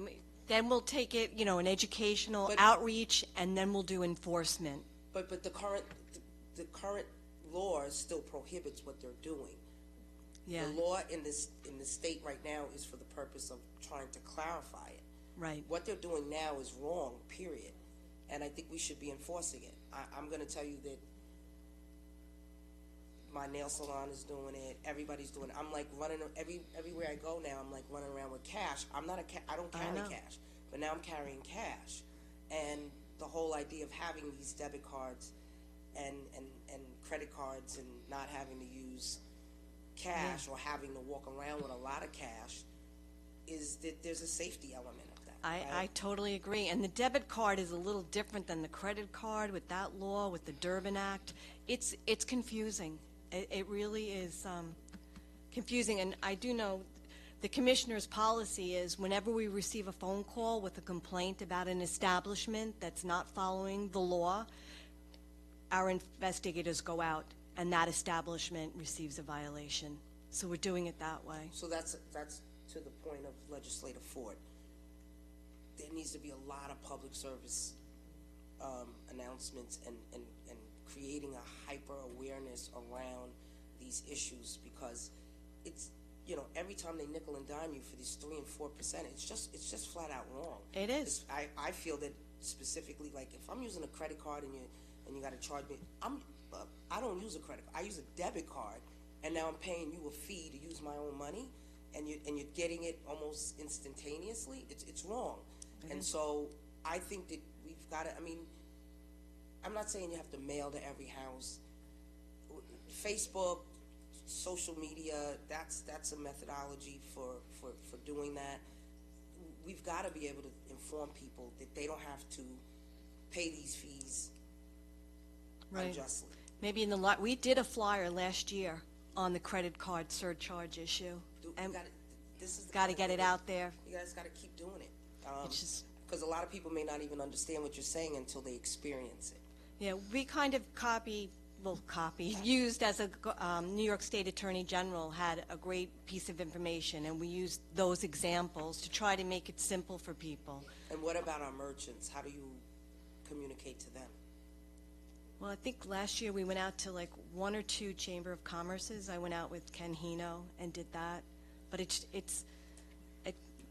the merchants are also confused, because some of them put that sign. How are you going to help them understand how they can follow the law so that they don't have to be penalized? Well, that's the problem is we've discussed the law. We're kind of confused about the law ourselves. If someone puts a sign, well, no, you're not. You're a lawyer. Okay.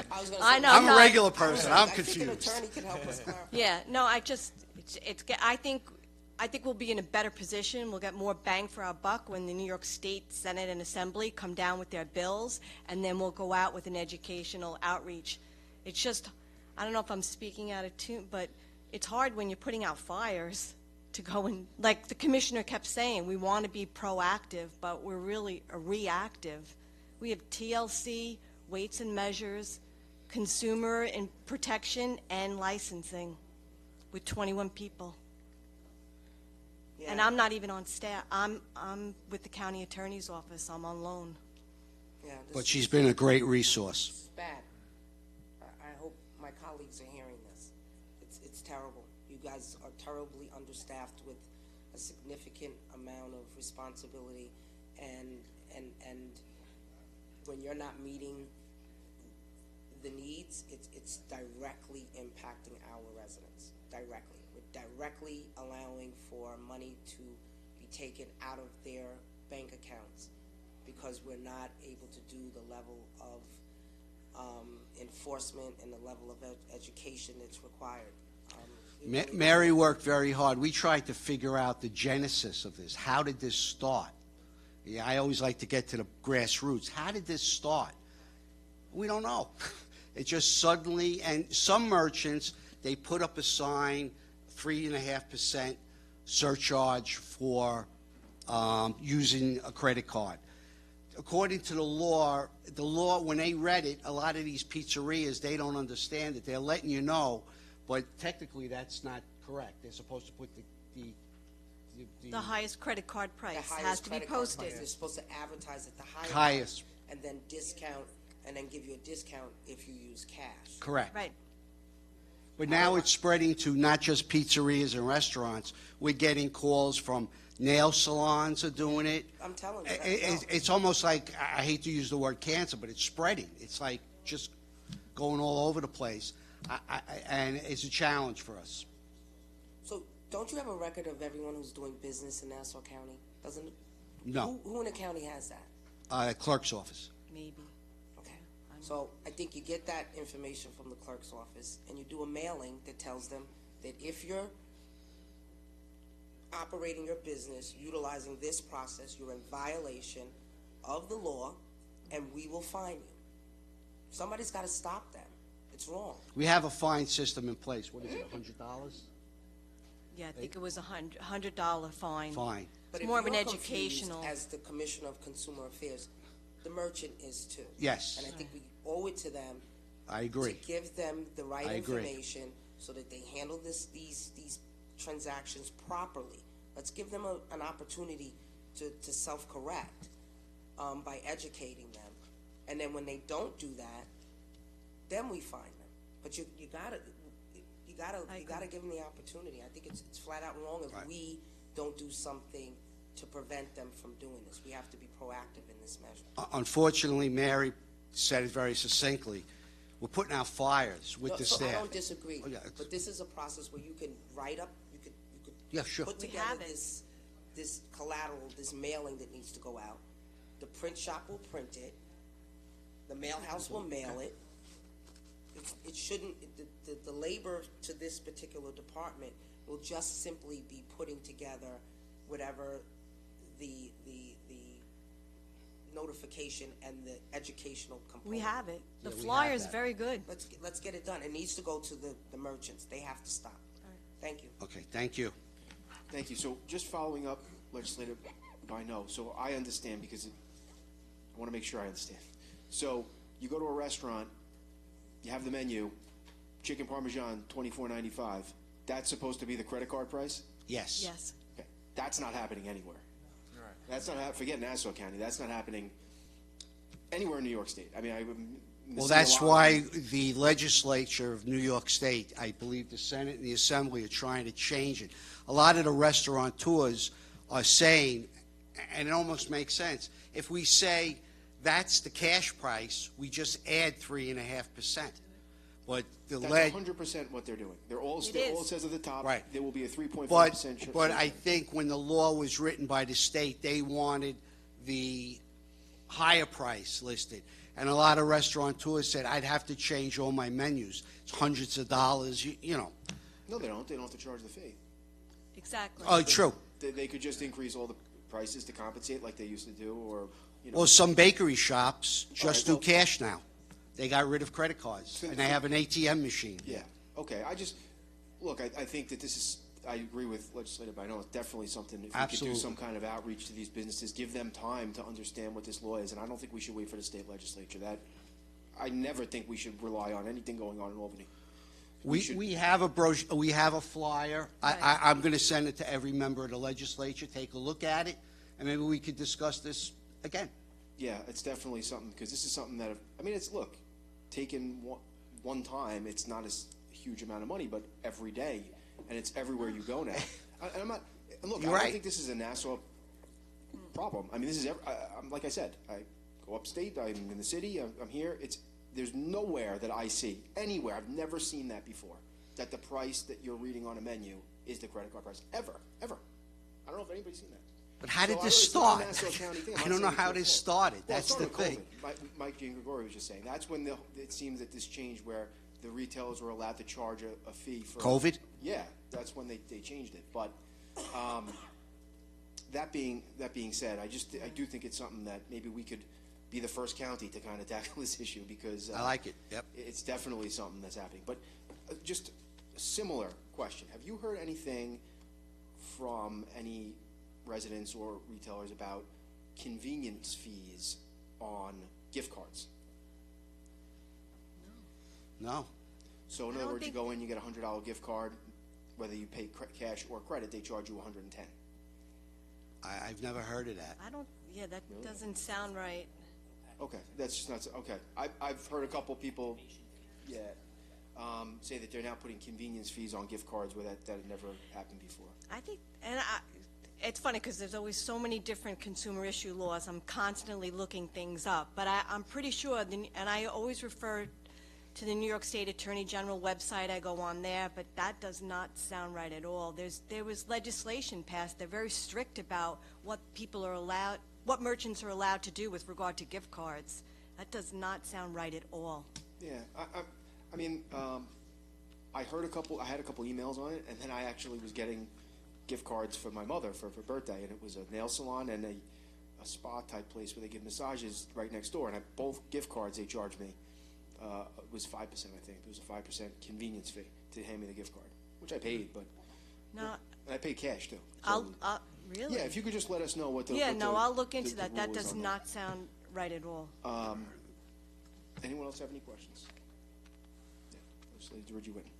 I have seen that, and actually, if you go to like Walgreens or whatever and you buy a gift card, they'll say it's $4.99 for the gift card, and that does get added on. I don't know. So the gift card's $100, and then they're saying it's a $4.99? Just real quick, have you heard anything about the bleach issue going on right now? The who issue? Bleach. Supposedly No. there's a lack of bleach. Talk about an issue with, people jacking up the prices. It's just something to be aware of. You can't find anything like at Walgreens or any place with bleach right now. No, we haven't. We haven't heard actually, no anything. complaint. Thank you. A gallon of bleach for $12.99 in a place in Glencoe. I suggest you go to Costco. I just bought bleach there. I think it was $4.99 for the big. Just be aware of it. I think it's the next gouging thing. I heard it was due to a cybersecurity issue with the company or something, but With bleach. Oh, thank you. No. We're unaware of it. Yeah, but no complaints, but we'll definitely look into that, so we're ready. Thank you. Okay, yeah, and you'll let us know about that administrative fee. And just a Yes. distinction, I know when I have heard of, you go to get like an Outback gift card at CVS. Yes, that I've heard of, like fees, but I'm talking more about you're going to the actual place. You're going to that, I don't want to say Outback because it wasn't Outback, but you're going to that nail salon, $100 gift card, and it's $105. And you paid if can just let us cash. know. And you're paying cash. Because sometimes I think that they, with the surcharge, it gets a little confusing about the extra fees, but if you paid cash and they charged you $5, we'll definitely get back to you. Okay. not to belabor this, but the reason why I think there was an issue with cash during COVID was because they were concerned about the germs, so some people weren't taking cash, and I think that just sort of started this whole process of, well, I'm not taking cash, or I'm only taking cash, or if you're gonna use, so I think that was the genesis of this, but. So, just in closing, I want to thank you for your presentation today. Obviously, you guys are doing a great job. I think Thank that's the you. opinion of many It's of the us up here. staff. It's not just me. It's the staff. You're doing a great job. The backlog, we had so many complaints about consumer affairs from so many contractors. And I know when you came in, Commissioner, you said you were going to get this done. You got it done. So thank you all for your hard work. Thank you.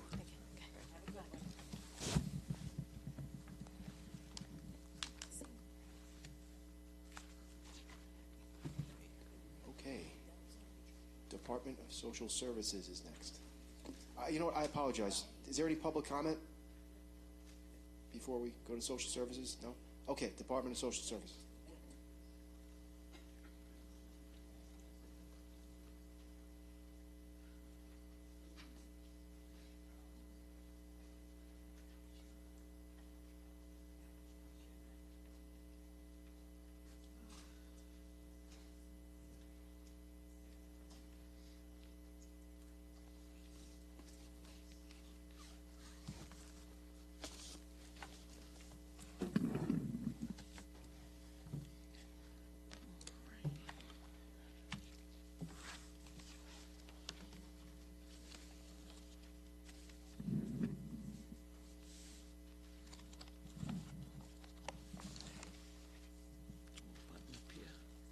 It's on? Okay, we're on. Okay. Hi, good afternoon. So I'm Nancy Nunziata, the Commissioner of Nassau DSS. My name is Mason Liu. I'm the accountant for DSS. I'm sorry, I couldn't hear you when you said your name. My name? Yeah. Mason Liu. Liu is my last name. Thank you. Okay. All right, I'll do a brief presentation, and then I guess if you have questions, happy to take them. So, oh gosh, I don't know. My son always told me I had a mouth, but I don't know. But okay, so we worked, hard on the budget, and we certainly worked closely with OMB to come up with a budget that I think is a fair one, and that I think meets the needs of our residents. That being said, there are a couple of changes, particularly some increases you're going to see, and much of that has to do with some changes in how the state is conducting business and also some of the federal regulations. So one of the things you'll see is that our safety net numbers are up. We know that, for example, TANF, that's our temporary assistance, has gone up from, we took a point in time look from last August to this August, so it's gone up about 6.4%. And again, that's because the cases are going up. Same thing with safety net, has gone up about 11%, and total public assistance has gone up about 9.8%. And this is just due to volume and getting some additional cases. So that's one area. The other area that you'll see has jumped quite a bit is daycare. That is directly related to changes in the state regulations. So, for example, what the state has done is made the income levels much higher for people. So virtually, there are many, many more people now who will qualify, families, I should say, that will qualify for child care assistance that we pay for. The other thing, another example, is there used to be, the regulation used to say you can have 40 absences per year, per child, that we would have to pay the daycare center for. They've doubled that to 80. So a child could be out 80 days of the year, we still need to pay the bill. And there are a couple of other changes like that that has really driven the cost of daycare up for us, for the county. And finally, the other big area is Medicaid. What has been happening at the state level is essentially they're pushing the cost back to the county. And as a result of that, our Medicaid costs are going up. Our head count is only increased a little bit by 7, and that is directly due to hiring more child protective staff, which is a good thing. And just as my predecessor said, the CSEA contract, that being finalized is going to be helpful for us, because we were having same difficulties recruiting new people based on the entry-level salaries. They were just too low, so we were getting a lot of no's when we canvassed. So we're glad that many of the salaries have gone up significantly, so we think that we'll be able to, fill the positions that we need filled in a shorter fashion than regular. So, again, overall, I mean, we have a really good working relationship with OMB, and we sometimes don't always agree, but we work it out in the end. So that's just a general overview. I don't know if you have specific questions. Thank you so much. Sure. So, just a few questions. Sure. So there are currently 96 vacancies? Is that correct? Yeah. All right. What titles are those? All different ones throughout the building. It's SWEX's, the social welfare examiner positions, some caseworkers. Admin. Yeah, admin assistants, attorneys, a variety. It's throughout the building. It's not in one particular area over another. Okay, and there's 54 vacancies in adult and child protective services? Is that correct? I'm not sure that we have that. Let me just say. I mean, overall services. Yeah. 54, which adult protective is only one of the. Just try to use. Just speak closer. Okay. The Bring it 54. closer. Angle it down a little bit. Yeah. Okay. The 54 consists of APS, Children Protective Services, Preventive, Children's Services, and Daycare. Total 54. So, yeah, it's all of our children's services. There are a number of subcategories. Understood. So how many full-time caseworkers are on staff for child protective services? For child protective, yeah, we have 48 right now, and we have 13 that are in training. As many of you may know, the training period before a caseworker can take a CPS case is almost a year's worth of training that they have to go through. It's a state-required training. And so we have 13 people in the pipeline right now that actually should be finished soon because they've been going for the past couple of months. So that'll bring us up to 61 people. But we're at 48 right now. We're at 48 right now. And how many cases per worker? Right now, we're averaging about 16. Now, that could go up because the school year started. So we don't know, again, like anything else, our caseload tends to be higher during the school year than over the summer. Now, so right now, they're at 16 per caseworker. Mm-hmm. Yes? Yes. Okay. That 48, are they all caseworkers, or are there any supervisors in that? No, they're all investigative caseworkers. Okay. And is that 16 cases, which I think you just indicated might go up now that the school year started? Could. Yeah. Is that in line with the state recommendations? State wants you to be somewhere between 12 and 15. So we're a little over right now. But again, when we have these 13 workers who are going through the pipeline and are ready to take cases, that will help drop the caseload as well. So what's the timeline on those 13 workers? Where are they in the process? I think they're going to be ready to start taking cases, if not October, I think by the mid or late October. I mean, they've been in training for quite some time. Are they, describe the training process, how long is it? Well, you have to go up to Rensselaer for almost 8 weeks, and that's 8-week full-time training. And then when you get back here, you have to take go into the city, take several trainings. It's about, I think it's a 6 to 9 month training period before we actually are allowed to assign a case to somebody. Okay. Yeah. So those 13 that are in the hopper to Mm-hmm. hopefully become caseworkers in the next, let's say, 1 to 2 months. Yeah. Is there a plan to continue to add caseworkers in addition Yeah. to that when some of our current caseworkers retire? Yeah, well, that's what we try to do, which is, as we know people are either retiring, even if we hire a lot of caseworkers all at once, that doesn't mean that they all stay. Sometimes they can't get through the training. Sometimes when they find out that there is this kind of exhaustive training, people can't take 6 or 8 weeks out of their life and go upstate, to take full-time training. So sometimes we lose people that way, also through retirements. We've had situations where a CPS worker, they go through the training, they get on board, they begin the job, and then they realize, guess what? I just can't do this. It's just too hard for me.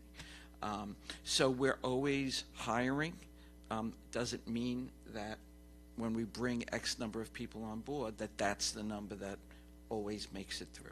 Have these 13 already gone to Rensselaer and done the 8 Yeah, weeks of yeah. training? Yeah, so we're past that hurdle? Yeah, we're past that hurdle. Yeah, it usually starts when they're brand new. So, Okay. All right. Legislator Ford. Thank you. sure. Thank you. Is there any way of trying to get some of this training to be closer? I mean, why go all the way upstate? I know. I absolutely agree with you. We and not only Nassau County, but many of the commissioners have been asking the state, why can't we do a good majority of it virtually? Or why can't the state send someone down and say Nassau and Suffolk together? Right. Or set up a training in the city. They've been very resistant to changing that. I have my own opinions about why I think so. Right. Yeah. But we've been asking. Some of the training really does need to be in person because there's some didactic training and interviewing skills and, how to deal with, trauma and all of that, de-escalating. So some things have to be done in person, but I think much of it's classes that could be done virtually, or it would be great if the state could send But even if you down. wanted to do in-person training, which I think that there is a benefit, for 9 Oh, weeks. sure. But when you think about the highest density of population happens to be down in New York City and Nassau and Suffolk. I mean, when you Yeah. go upstate, you can go for miles. Yep. So it would seem more logical to also provide some sort of education down here to make it easier, because if this is a deterrent, we're in such desperate need of social workers. When you look at how many cases it's supposed to handle, and you just think of now where it's going to be even more critical, especially in the city with the influx of immigrants. They're going to have to deal with so many of those people. Absolutely. And it would be unfair to both the recipients as well as the social workers. So we need to have more, so common sense would dictate that, you know, like if Muhammad doesn't come to the mountain, you bring the mountain to Muhammad. You know, so I think that that is something that we should look at too, and try to see if we can get it so that they can be moved, and hopefully attract more workers and keep them. You Yeah, know, 'cause think I it's couldn't really agree with you more. Yeah. And I would welcome the help. Yeah, that's absolutely crazy. When you look about, even with attrition, and I know that, you know, thank heavens we have a CSEA contract, and that will result in, I guess, higher starting salaries for many of our workers and stuff like that. But I know that there is a, you know, a problem with the change from the 10 years to 20 years for health insurances, and it seemed that a lot of the people who spoke to us in regard to that, like they came before us, I think they're from either from your area or from the health department, you know? So I'm hoping that, you know, maybe something can be done so that you are not all of a sudden saddled with even more of a greater loss of qualified and people that are working, that people who have this knowledge, that are experienced and everything. So because I think that you need to keep as many people as you can, because you seem to be pretty short, you know? Yeah, well, you know, DSS has an older workforce in general. When I came aboard, which is 3 years ago, at that time, 65% of the workforce could have retired at any moment. 65%. So we've lost a lot of people in the 3 years that I've been here just through retirements. I mean, people, and COVID, of course, that pushed some people's retirement schedule a little bit earlier. But there is definitely some concern, because we have some people I know who've come and spoken to me, like they're right at or near that 10-year mark. And some of them are chronologically older, so they're like, there's no way I'm staying here another 10 years. So I don't know how it's all going to pan out, but it's definitely something to watch for. Well, I hope that we can actually work that out. And I'm just going to jump around a bit, and I do want to apologize. The proposed budget for the training school expenses, what is a training school? Like, what exactly is that? That's a state training school, special school, chargeback. Oh, okay. Right. All right, We have to pay, no reimbursement, yeah. Okay, perfect. All right, I was like, gee, I wonder what that is. And, okay. When you said with the increase in daycare, which I guess, I can understand that, because that they raise the income level. So if a family makes more, then they at least will be able to access daycare. Do we reimburse, do they get to pick the daycare where they send their children to, and then you reimburse, or do they have to go to a specific daycare? No. A parent would take a look at what's available to them. Certainly you want something that's in proximity to either their home or their job, and then we would work with that daycare center. Well, yeah. It's very good, and it actually is a good benefit. I mean, daycare is expensive. It's really expensive. That's all I can say. My granddaughter, I have a granddaughter, it's 15 months, 3 days a week, was $1,800 a month. I mean, you got to be kidding me. Yep. So, you know, and then how do they expect women to go back to work, you know, if they have to do it 5 days, and if they have 2 children? Yeah. You know, and that's unfortunately deterrent to women remaining working outside their home. So, and then I might have to come back to you, because I don't want to, I know that there might be other, but I do want to say, I thank you very much for all the hard work that our social workers and everybody who does, because I know that when we call over for people in need of emergency assistance, you know, we've always got a good response, you know, and I know that you work under some of the direst conditions, because so many people come to see you, if not all of them, do have issues, and they're just, some of them are so down on their luck, whatever, you know, and I just think that you do a great job, and I thank you very much for helping them out. But I do have, my last thing would be the homeless intervention team. We used to have that, where they worked out of social services and they would work Yeah. in conjunction, I guess, in partnership with the police department. Yeah. And from what I understand, we don't do that anymore. No, we haven't done it. It almost ended, it was ending by the time I got here. We had, I think at that time, we had one worker, and she had taken ill, and it just, then with other staffing priorities. But the good news is that the Long Island Coalition for the Homeless has gotten funding to do a HIT team. So now when we get those calls that say there are enclaves of people here, there, whatever, we can refer that to them, and they have a whole cadre of people that can go out. So, but we don't have it anymore. All right, thank you very much. Sure. Good afternoon, Commissioner. Just to harken back to the issue with Child Protective Services, I think you'd mentioned that you're talking about an average of 16 cases per caseworker right now. Would Correct. that be correct? What is the highest number of cases that's assigned to any particular caseworker? If the average is 16, are some dealing with many more than that? Some are, and some of that doesn't necessarily have to do with staffing. It may have to do with, we have a couple of workers that have difficulty and may not be processing the cases the way they need to. So when a case comes in, we have 48 hours to get out to see the client to make sure that the children are safe or not. And then we have 60 days to process the whole case. So within 60 days, we're either closing the case because we didn't find anything, or we're going to indicate the case, which means that there was a finding, and then that case gets transferred to our ongoing CPS unit, where they do work with families over time. We've had some struggles with some workers who haven't closed these cases, so they stay as an open case even though it should have been closed. So one of the things that we're working on, I brought on a new program supervisor, Carolyn O'Brien. She is overseeing all of our children's services, CPS being one of them, and a lot of her work right now is getting those outstanding cases that have just been lingering on our rolls. Nothing is going on, the children are fine, and closing them out. And that helps to also reduce the cases per worker. But do you know the highest amount that's allocated to any one caseworker right now? Do you know that number? Probably we have some as high as 25. Okay. Yeah. And my understanding, too, is that in order for a caseworker to find that a case is indicated, isn't it a rather high standard which the department has to meet?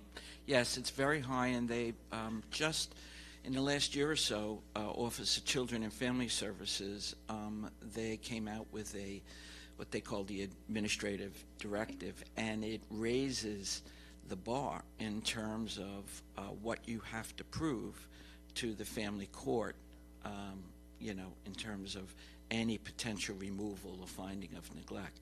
So that's made it harder for our folks. Yeah.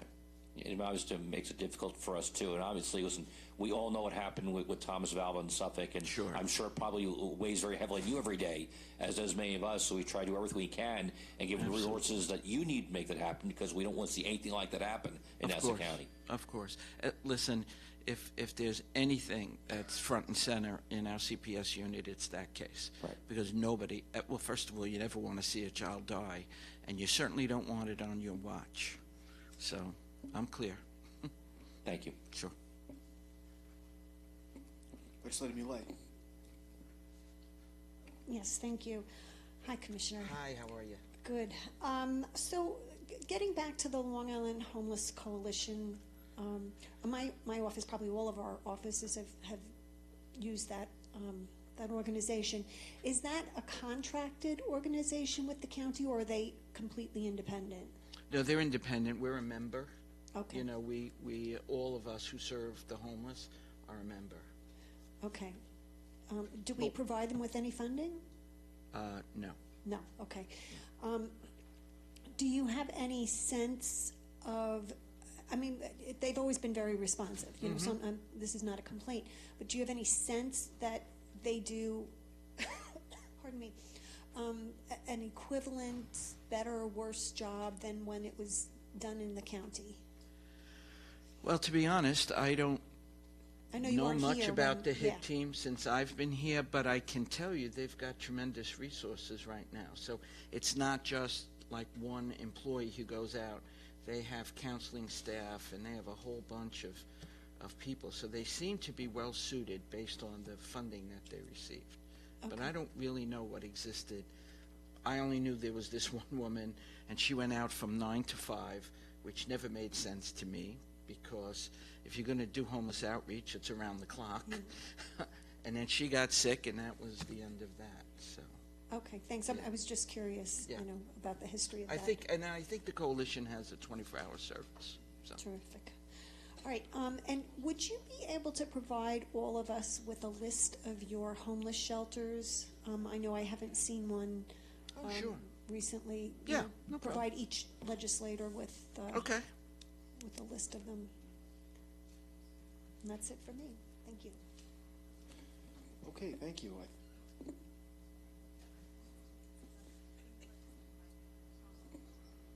Okay, Legislator Ridgeway. Hi. Thank you for all you do. I know how important it is. How long Thank you. is the wait now? Have you found that to be alleviated a bit? Like if someone shows up at the office and waits online, I heard there were. You know, it's interesting because the wait for, if you're filing a public assistance application or SNAP, now people are able to do that online, and those move generally quickly through the office if people come in. The longer waits are the people who come in needing housing, and oftentimes those people come in late in the day, and we have to look around and get somebody housed. So that, somebody could be there for a couple of hours if they're waiting for housing. Okay. Well, I'm glad because I know before it was online, it was a longer process. But and just on a side note, we did discuss that during the CSEA contract hearing, that those that are very close to retiring with 10 years or that do not wish to continue on, we're getting a list. We're compiling a list. If you want to send the list to Andy Persick, he's supposed to be compiling the list and then giving it to budget, if I remember correctly, not to put Andy on the hot seat, but at least if you could just give him the information, we're going to see if we can look at them case by case. Okay, that's great. Nothing's guaranteed, but Sure. I do feel for those people in that situation. Sure. Thank you. Legislator Bynum. Hello, Commissioner. Hello. So, Delia asked a question about the wait time, so I'm happy to deal with that.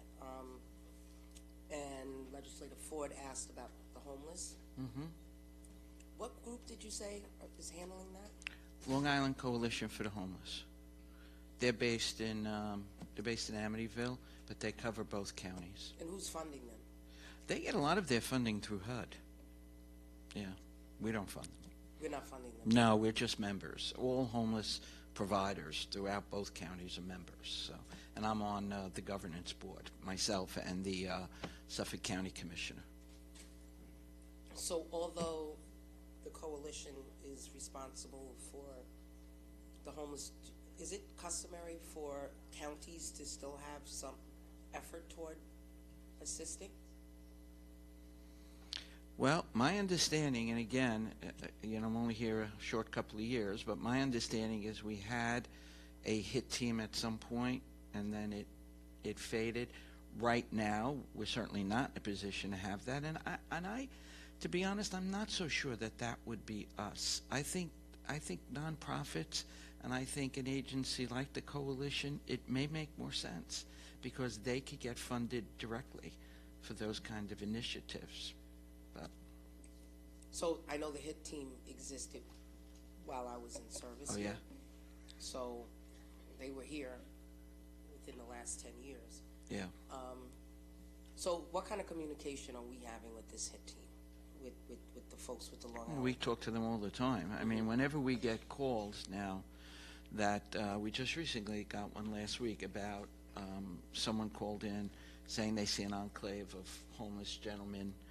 I forget. I don't know if it was in Westbury. We get a lot of calls like this.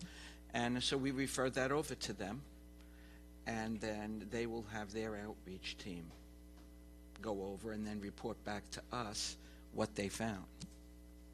So. Okay, because I think, I don't know that I called anything in for Westbury, but I know I called in for Uniondale, Okay. and the Nothing? MTA is looking to cut down all the trees at the Lakeview train station because apparently the homeless folks are there, or they're storing their belongings there, which is like absolutely absurd to me that would be how we would respond to that. I didn't know anything about that. But the point being, homelessness is a major, major issue. Major. And I'm challenged to think that in some way or another, the county wouldn't have more of a role in the process. So, especially, and not for you, but especially knowing that we have ARPA money, right? That we're in the middle of a crisis, Mm-hmm. and that will only get worse if we don't start addressing it. Mhm. And I'm just really struggling with the idea that we're not doing more as a county. So, is there a way? Can you contact that entity and have them give you some level of data and reports as to The Coalition county- for the Homeless? Mhm. Yeah, sure. Greta. Yeah, is the- Greta. Mhm. yeah. And see if she could provide us with the data specific to Nassau County, so that with the data we can be more informed on how we can better respond and support. Mm-hmm. Because it looks like we're just responsible for the housing of the homeless. Is that they find them and then we pay for the housing? I don't understand. I mean, listen, we're responsible for housing eligible homeless. Now, not everybody who's homeless in the county is eligible for the housing. Then, so yes, we house people. If they go out and they identify that the people that are living, train stations are magnets for homeless people. There's lots of homeless people that gather and that stay around train stations. So if they find people and they're our residents and they're eligible, then of course we would place them. Yeah. And so we're placing them in temporary shelter. Right? Oh yeah. Which is typically the go-to is that we put them in the shelter, but if there are some specialty needs or what have you, we might utilize a motel as a alternative.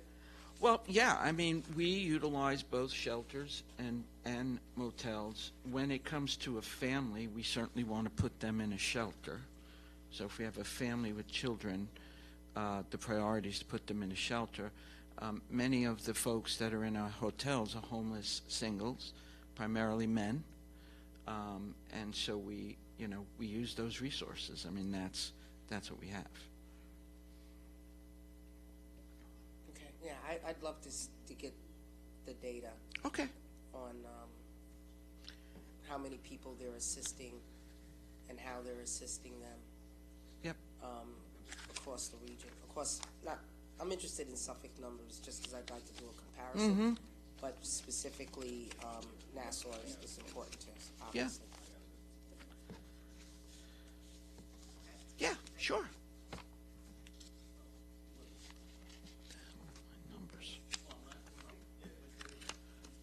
Thank you, Chairman. Hey, how are you? I'm well, and you? Good. I just wanted to follow up on a matter that my office has brought to your office or department's attention. It's in regards to a homeless, could be individual or population that's living along the southern state in Uniondale.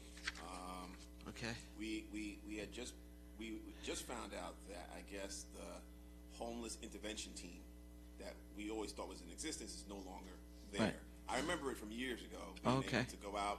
We had a situation at Henry Street Park in Roosevelt where we had a homeless population living out of the portable bathrooms there. So in this particular situation, it was brought to us by a local church, and we were informed that the HIT team, or HIT team, is no longer in existence. So I just wanted to find out or just get confirmation on how our offices should be interacting with your department as it pertains to when we learn of homeless that is not willing to go to a shelter, similar to what Legislator Bynum was talking about. This is homeless that's living in the woods, could be a park, could be a preserve, so on and so forth. Sure.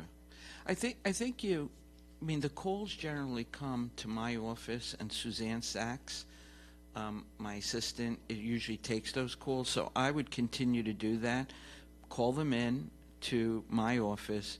Suzanne generally takes those calls, and then we figure out who's best to respond. So we may, call the coalition, and they may go out. There may be some other details about that situation where we might be able to do something else. I think you call it in just the same way, and we follow it. So I believe Robin, in my office, has called in. So if someone can let us know the status. And this is a group that's living on the southern? Yeah, so I'll give you the exact location Okay. as best as I can, because again, it's there in the woods. But there is a church across the street on Brookside Avenue in Uniondale. It's Tabernacle of Joy. Okay. Directly across the street is the entrance. I guess it'd be entrance 21 on the Southern State. Okay. There is a very wooded area. Okay. That is across the street from the church, but then also right along the Southern State.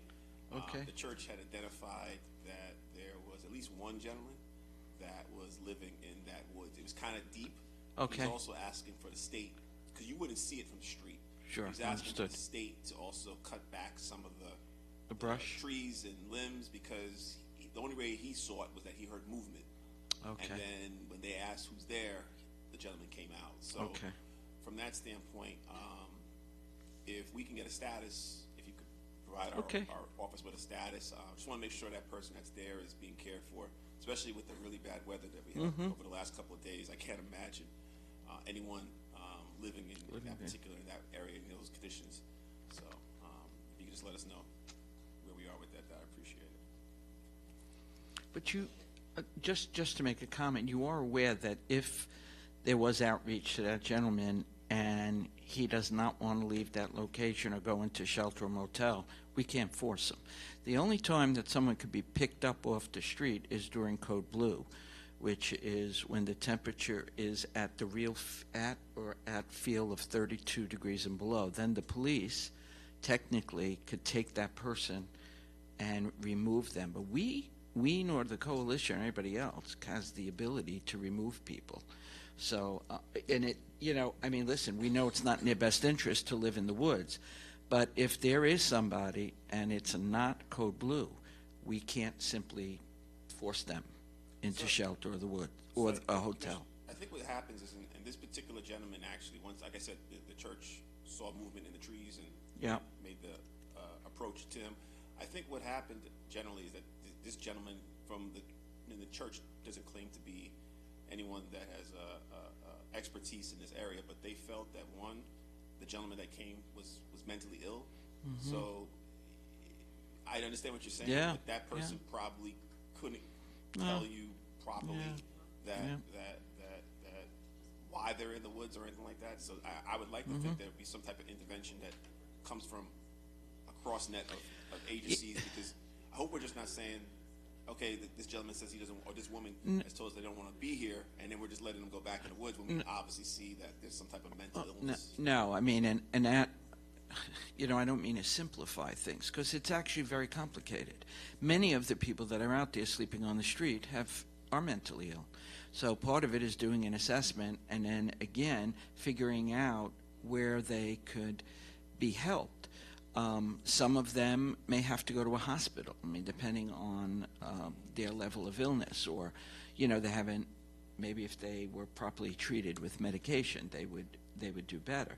So it's not like we just go out and ask somebody, and if they don't want to go, we're like, well, there's nothing we could do. There is an assessment that has to get done. But it's very hard to make anyone go into shelter against their will. Oh, of course. Yeah, Totally so I just wanted to put that out there. So, thank you. sure.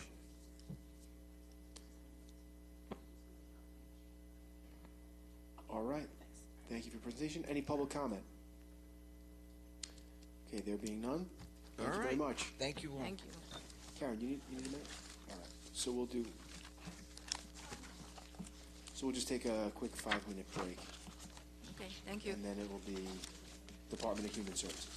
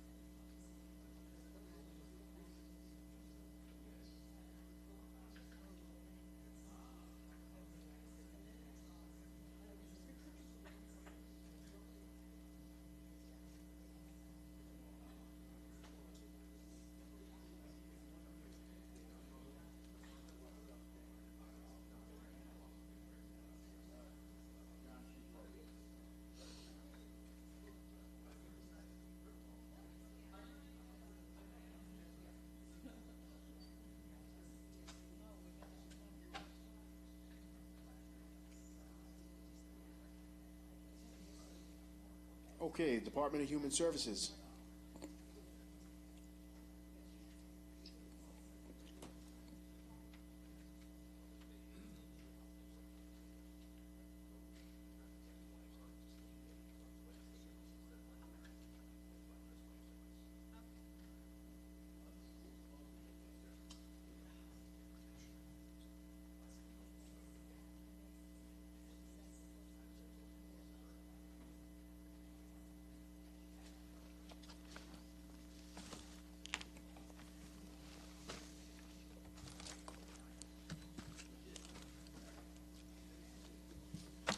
Good afternoon, Commissioner Nevin. Good afternoon.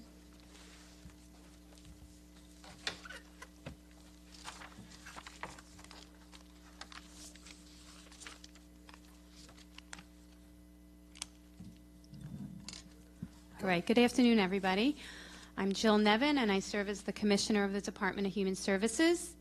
As you all are aware, the Department of Human Services consists of the Office for the Aging, the Office of Mental Health, Chemical Dependency, and Developmental Disability Services, the Office for the Physically Challenged, and the Office of Youth Services. All our offices work independently and collaboratively in order to serve the residents of Nassau County. My fiscal staff and I worked closely with the Office of Management and Budget to prepare the 2024 Human Services budget. We are presenting a budget that we are all comfortable and pleased with. We will continue to work closely with OMB to meet any needs that may arise throughout the year. We are looking forward to a fiscally responsible and successful 2024. I would like to point out a few highlights from the 2024 budget that are noteworthy. First one is that salaries are remaining relatively flat compared to 2023. This does include the impact of the county's collective bargaining agreement with the CSEA. There have been many position shifts within the full-time headcount. However, the net proposal is higher by only one position budget to budget and 2 positions compared to OLBR's projection. Part-time headcount is decreasing by 2 positions budget to budget and is increasing by 4 compared to OLBR's projection. I can assure you that we are in a good staffing position and are able to meet the department's needs. I'm confident that any additional needs that may arise throughout the year will be addressed. Secondly, court remands are remaining flat for 2024, so that's a good thing. Contractual services has a growth of approximately $2 million budget to budget. This growth is because New York State has provided Office for the Aging with additional funding. This is very helpful in many areas, including our meal program, as inflation has put an additional burden on that. New York State has also provided mental health with increased funding. We have kept the funding stable in youth. We're in the process of evaluating each organization's usage of funding, as we're finding some organizations are leaving funds on the table, while others are coming to us and looking for more. So those are the highlights I wanted to point out. At this time, I just would like to brief everybody on an update of the usage of the opioid funds. We had announced grant awards. They were the initial announcement of the opioid awards. All those grants have been executed. They were included as part of the 2023 contracts for the agencies. It was 6 contracted agencies that we provided additional boosting to. The contract with NUMIC is complete. That was a $2 million we were going to be giving them each year over 4 years. They've been using the funds to expand the detox and rehab beds. For specific details, they're in the process of creating a central referral unit. They're working on hiring staff. They've been purchasing equipment and doing renovations in order to prepare for that expansion. The RFEI process that we had done is complete. Contracts are a result of that process. There's about 7 of them are completed and are moving through the approval process. We've had a few struggles with some organizations, outstanding disclosure forms and whatnot. But we're working on that. My staff is continually following up with all the agencies involved. This week, I believe tomorrow, we will be posting an RFP, a new RFP for media services for a prevention messaging campaign. We're seeking media buying and creative services through this RFP directly for human services to use with the opioid funds. This is going to focus, we want this campaign to focus, this is going to be the education component of using the opioid funds. We've already produced an ad in-house that will be launching. If it's okay with everybody, we'd like to show it to the legislature. Steve, thank you. Sure. Thank you.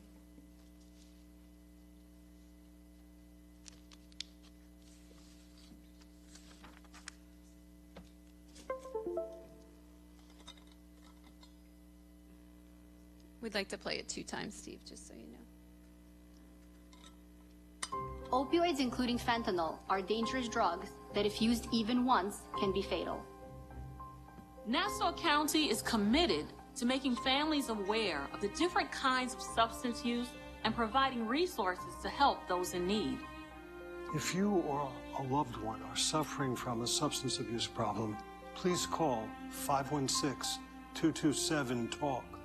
It could save a life. Opioids, including fentanyl, are dangerous drugs that, if used even once, can be fatal.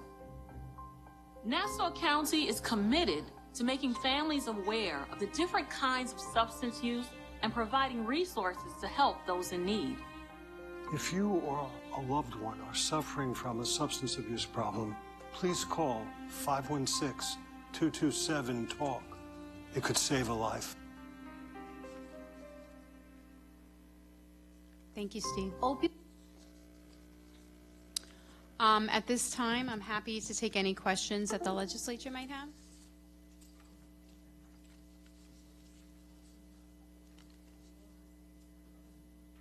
Legislator Ford. Thank you for your presentation.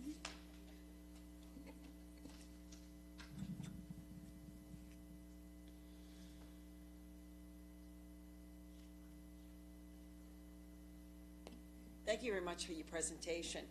And, you know, I guess we forget, you know, we get so caught up in the opioid settlement money and everything else, and we forget that you actually have other agencies that fall under your umbrella. So, you know, so I might be, you know, bouncing back and forth. But let me just, nice presentation. And where is that going to be? Is it going out to the news media? So we are looking to do social media at this point and our website, and then through that RFP for media services, buying services, and creative services, we're looking to put that out there. And we're also looking to do a lot more than that. We're looking to see what other creative options they may come to us with. So with the with this RFP for the media services, okay, and thank you very much, because I think it probably would be a good idea.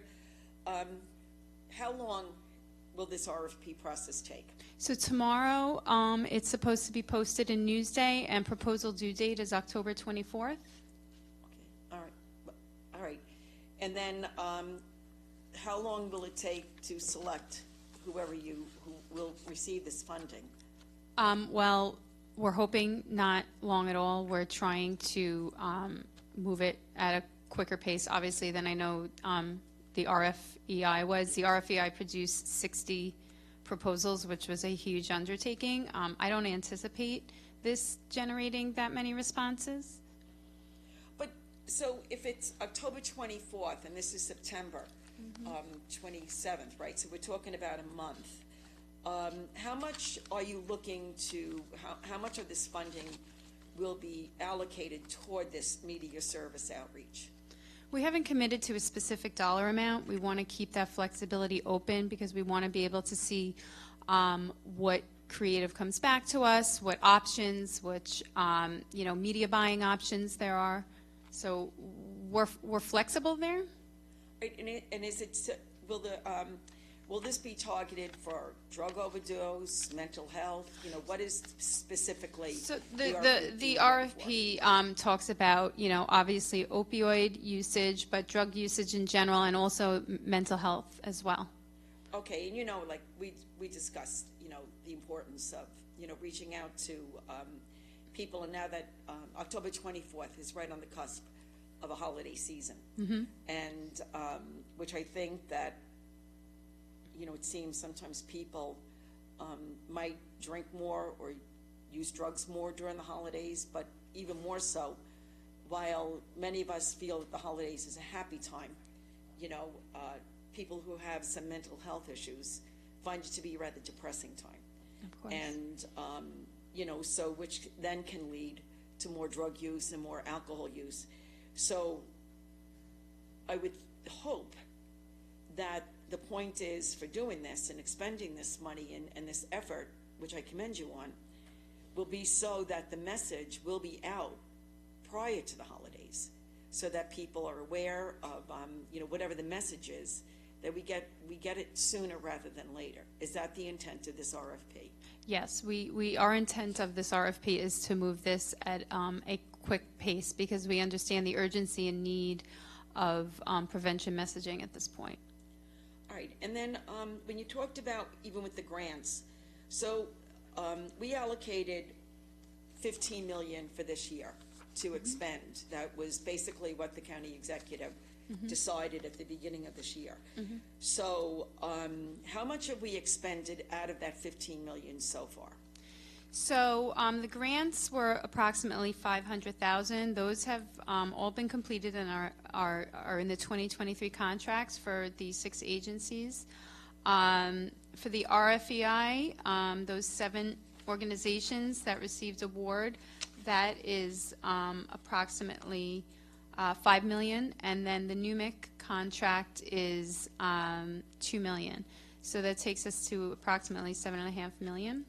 All right, and that got us through because the last of the awards went out and were announced in June, so that would be mid-year, correct? Correct. So now we're in the 3rd quarter of this year, and so we have $7.5 million left, okay? And from what I gather, I don't think that we've cured the drug epidemic, or we've seen all of a sudden like a downturn in the number of cases of mental health cases, especially for our young people.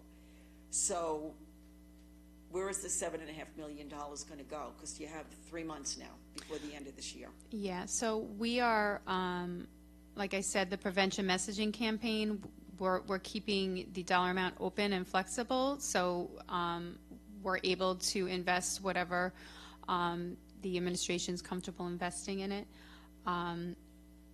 We have the ability to roll over anything not used into next year to be able to focus on additional opportunities as well.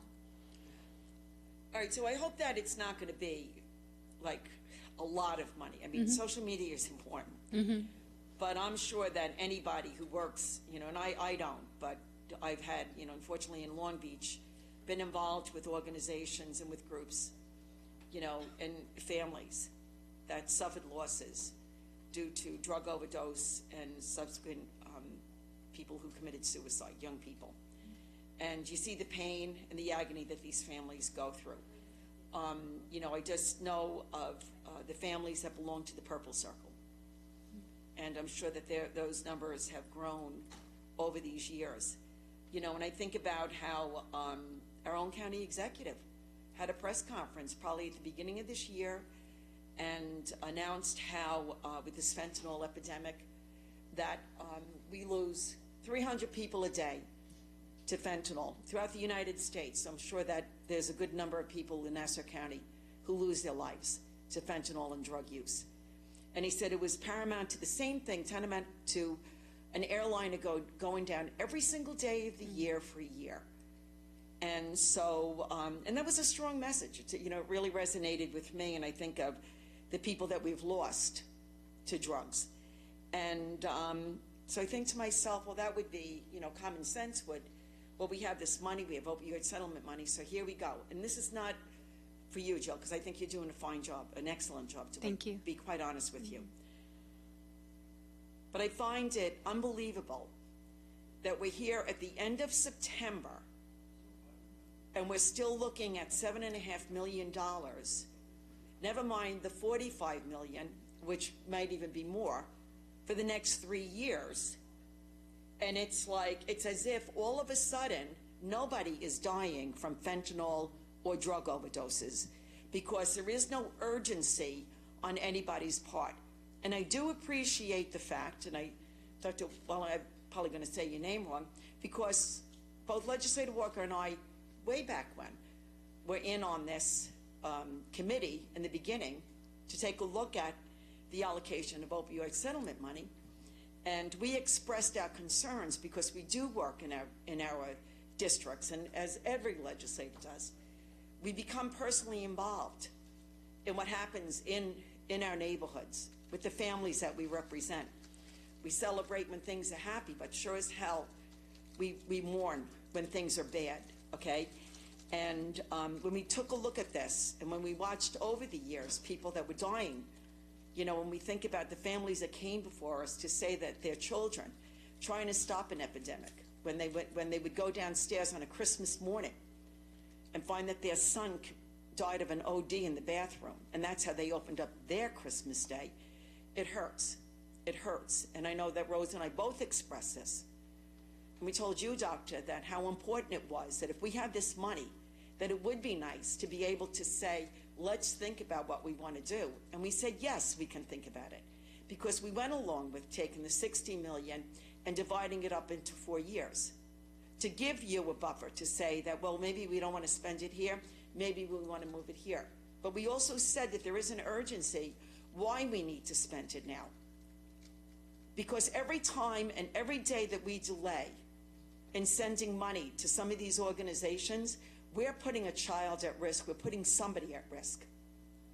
And since we've had these meetings, we've lost 3 very good people, very good young people in my district. I don't want to tell you something. It hurts. And if I sound like I'm angry, I'm pissing mad. That's exactly what I am. And I'm very angry with the response. And it bothers me that I know that you have people working in this department, the commissioner and the DCE and everybody else, who shares the compassion and the drive that we have. But I feel that it's falling on deaf ears. And I really think that it's up to the administration to step up to the plate. You have this money. There's no reason to hold on to it for whatever God reason, because you're so afraid that all of a sudden an organization may be political and maybe not spend the money properly. Well, a lot of these organizations have been around for decades. They're in our communities. It's about time that this legislature and this administration work together on this problem, because if we don't work together, we're going to fail. And we're going to lose a lot more young people, and it's going to be on your heads, not on mine. Thank you. Okay, Legislator Bino.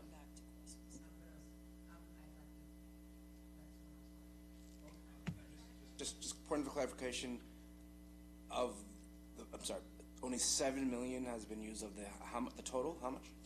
John, can I actually correct that? Okay, so why don't I just want to get the numbers straight. So Legislator Georgie Whitten was first, so why don't we have her go? I have the numbers from our finance system. And as of today, only 2.24, 2,240,000 has been distributed. That's it.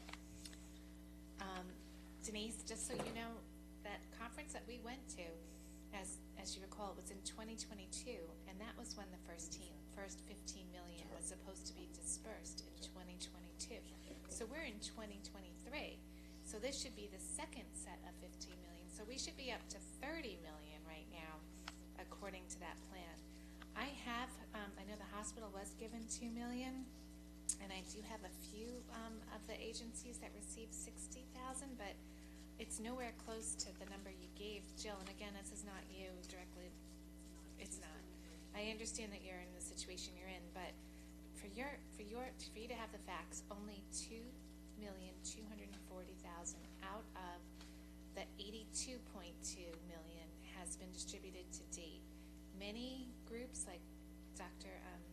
Jeff Reynolds' group, did not receive a penny. You know, we were just at an event on Friday. They've all been promised it from 2022, and no one has received it. I don't understand it, because this is not money that we can be using for anything else. To promise them 15 million in 2022, and here we are at almost the end of 2023, and they haven't even received the first 15 million, forget the second 15 million. We're also supposed to be receiving another 30 million approximately from CVS. Do you know if that's come in yet? I don't think so.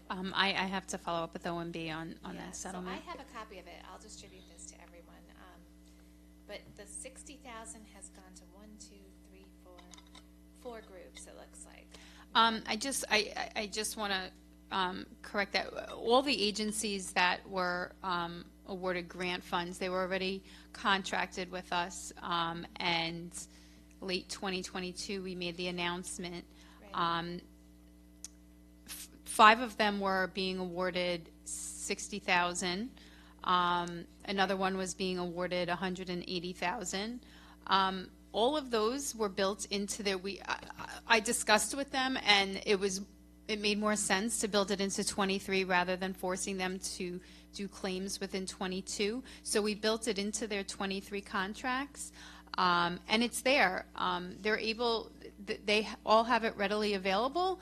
Have they claimed? Have they put claims through for the usage of it? Not yet. There's one organization that has processed claims through 2023, but all of those for the grants, that's adds up to approximately 500,000, have been awarded.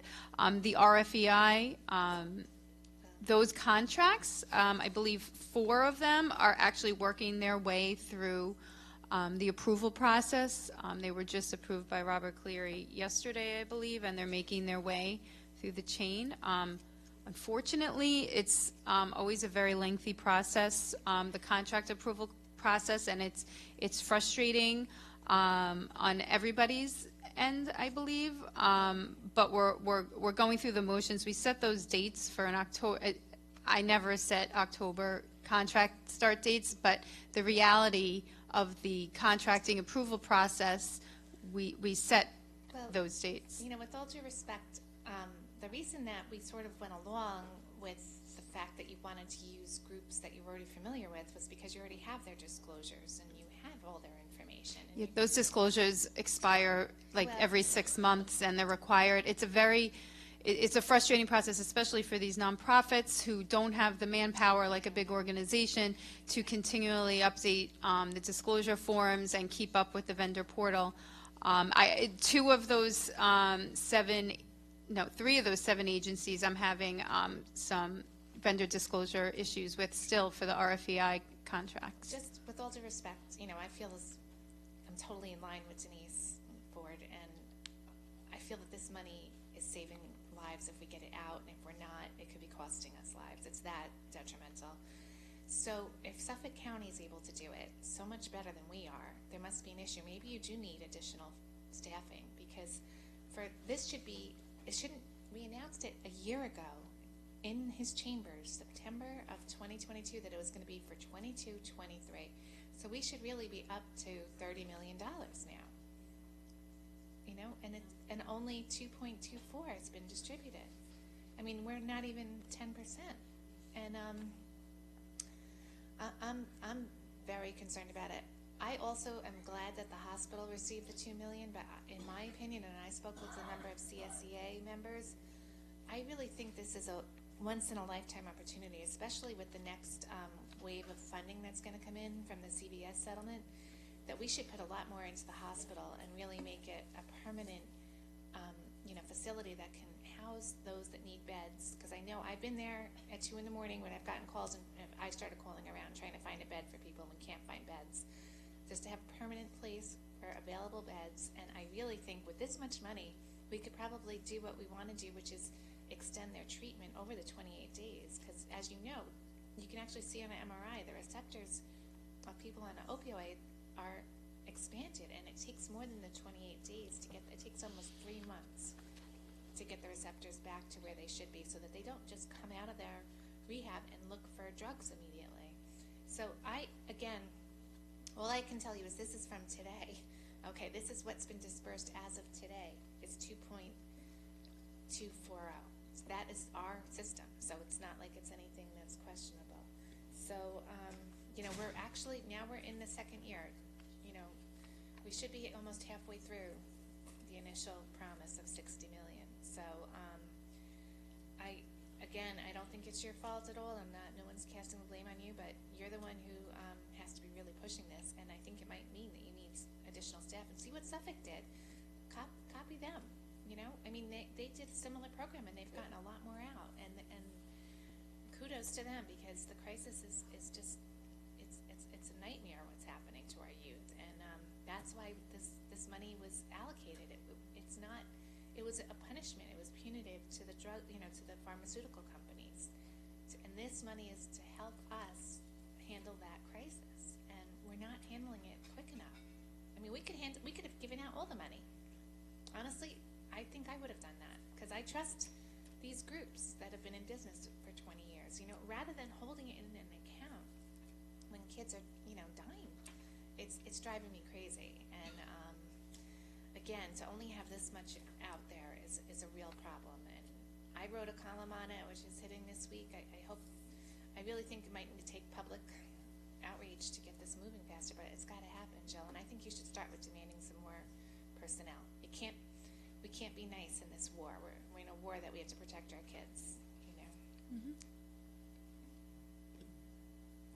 Legislator Salages? Thank you. I'd just like to thank my colleague from Long Beach and the many statements you said, and I really appreciate you. Thank you very much. And thank you, Ms. Dev. I know you're doing the best you can with the resources you have, but I just want to get this straight. On September 15th of 2022, the county executive announced that he had $15 million available. Is that correct? I believe so, I believe.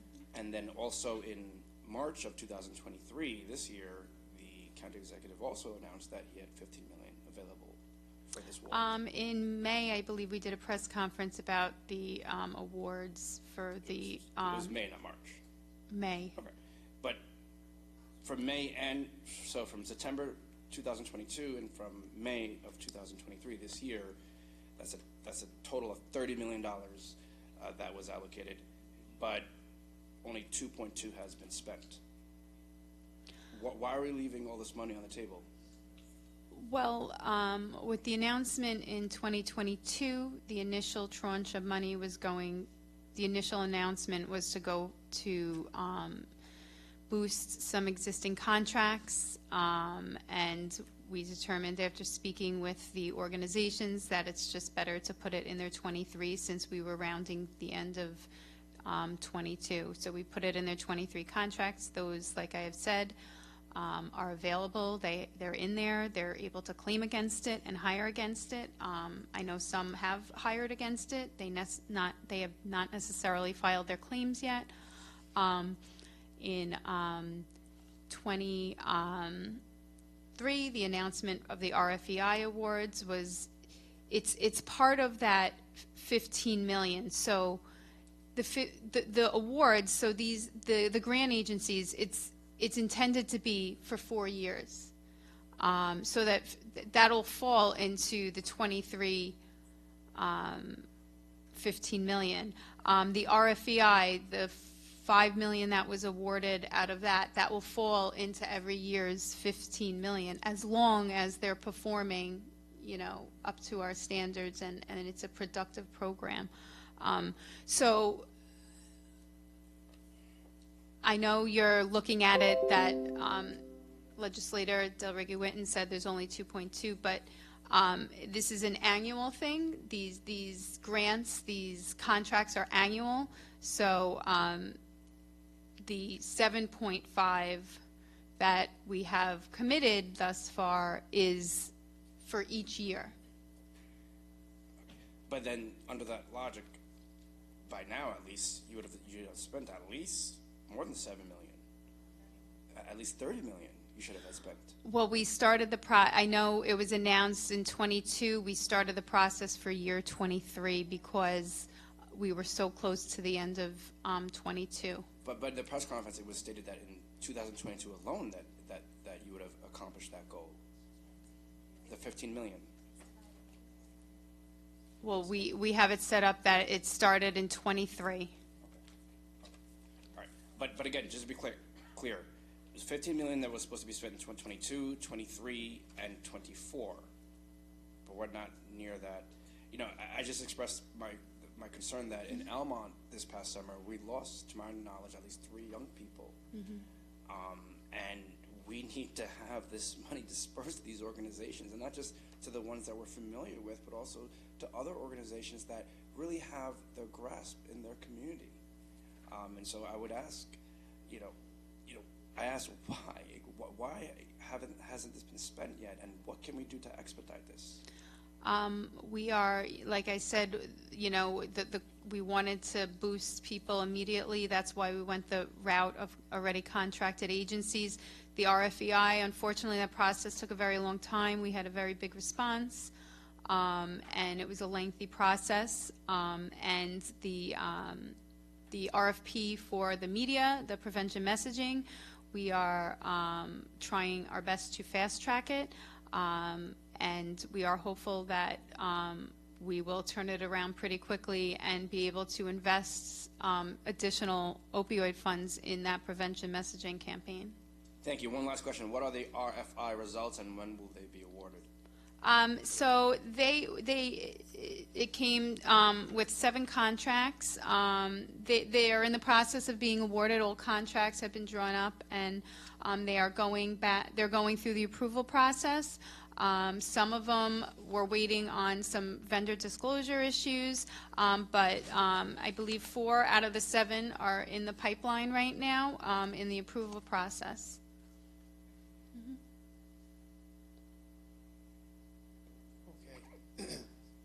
Commissioner, thank you. Commissioner, just a follow-up question. Is it true that there are some agencies that have contracts that have not claimed the money that they're entitled to? Yes.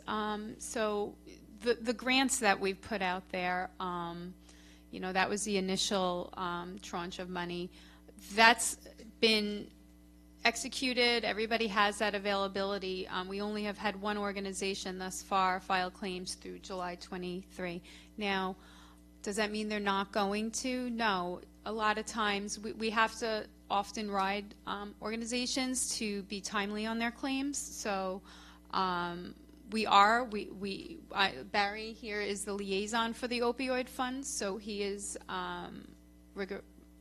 often reaching out to the organizations to remind them of the necessity of filing claims in a timely manner and that this money is available. And if they're not going to be using it, that's part of this whole, our whole position is that if you don't have the need or you're not using it appropriately, then you're not going to get it next year.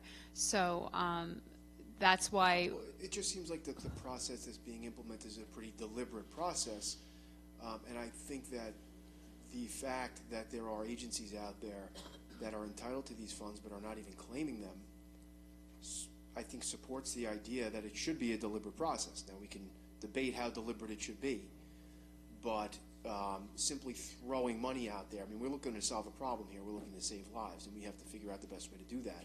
And I think being responsible with the money, deliberate, making sure that the agencies that we're providing this money to, these resources to, actually need them and will use them. And it does seem like there are some instances where that's not happening right now. Correct. Not at the fault of you or anyone in the administration, but I think that just goes to show that a deliberate process may be warranted. Can you tell me now what the process is to get a contract for these funds? So for the RFEI, you know, after the committee concluded, Barry is the liaison on that. He met with each organization to just really go over in detail their plans to make sure it's exactly what was submitted and exactly what we're looking to do. And also Barry has a great amount of expertise in the field, so we wanted to make sure it makes sense to the approach. And so after that, we had to draw up contracts from scratch. These aren't just, you know, multi-year contracts that we're just renewing. These are brand new contracts, brand new programs. So that was a process. There's a lot of back and forth between the organizations, asking them to make sure that their vendor disclosure forms are updated. Nothing can move forward without that. That the program narratives are correct. And once we do get that, if we do get all of that, we're able to move on to the approval processes. And we all know that there's many layers to that. And I have my staff reaching out to me daily. If there's something stuck somewhere, or if it's sitting somewhere for too long, I pick up the phone or I send an email saying, hey, we're trying to move this along. We really need you to pay a little closer attention to this. So it's challenging on the vendor side. It's frustrating on both sides, and I understand and I agree the need for movement and speed. But the contract process is the process that's there. I mean, maybe it's something that in the future we could all discuss. You know, I know we're looking to obviously protect taxpayer-funded dollars, but let's say for opioids or something like that, maybe it is a process that we could potentially amend to make it more speedy. Yeah, well, I think when it comes to something this important, it's something we definitely should look into, working with the administration to streamline the process. If this is something that's a cumbersome process that's delaying money that's needed to be provided to these agencies, we absolutely have to look into that. And thank you, thank you for your response. Mike, Legislator Gregorio. So, if the contracts are sitting out there and these agencies haven't used it or haven't claimed, do they have a time period where they have to use this money, or we just say the contract is void and give it to someone else who's going to use it? We want them to turn in claims within 2 months. But yeah, there's going to be an annual, and that's where Barry's role is imperative here, annual reviews. So that was a big part of the county executive's position, that if we're giving you money, it doesn't mean we're going to continue to just, sign off every year. There's going to be an evaluation if the program is running properly, and if it's impactful, and if they are using the funds appropriately or at all. So the contact between the liaison and the organization will be key. At some point, though, if they're not using it, would we take it back, or would we just? Yeah, say there's a contract's clause. void? There's a clause in there that if they're not, their services aren't up to our standards, we can, in fact, cancel the contract. Thank you. Legislator Ford. My outburst is over. Thank you very much, Commissioner, for your understanding. And I do want to, we'll just go back to 2022.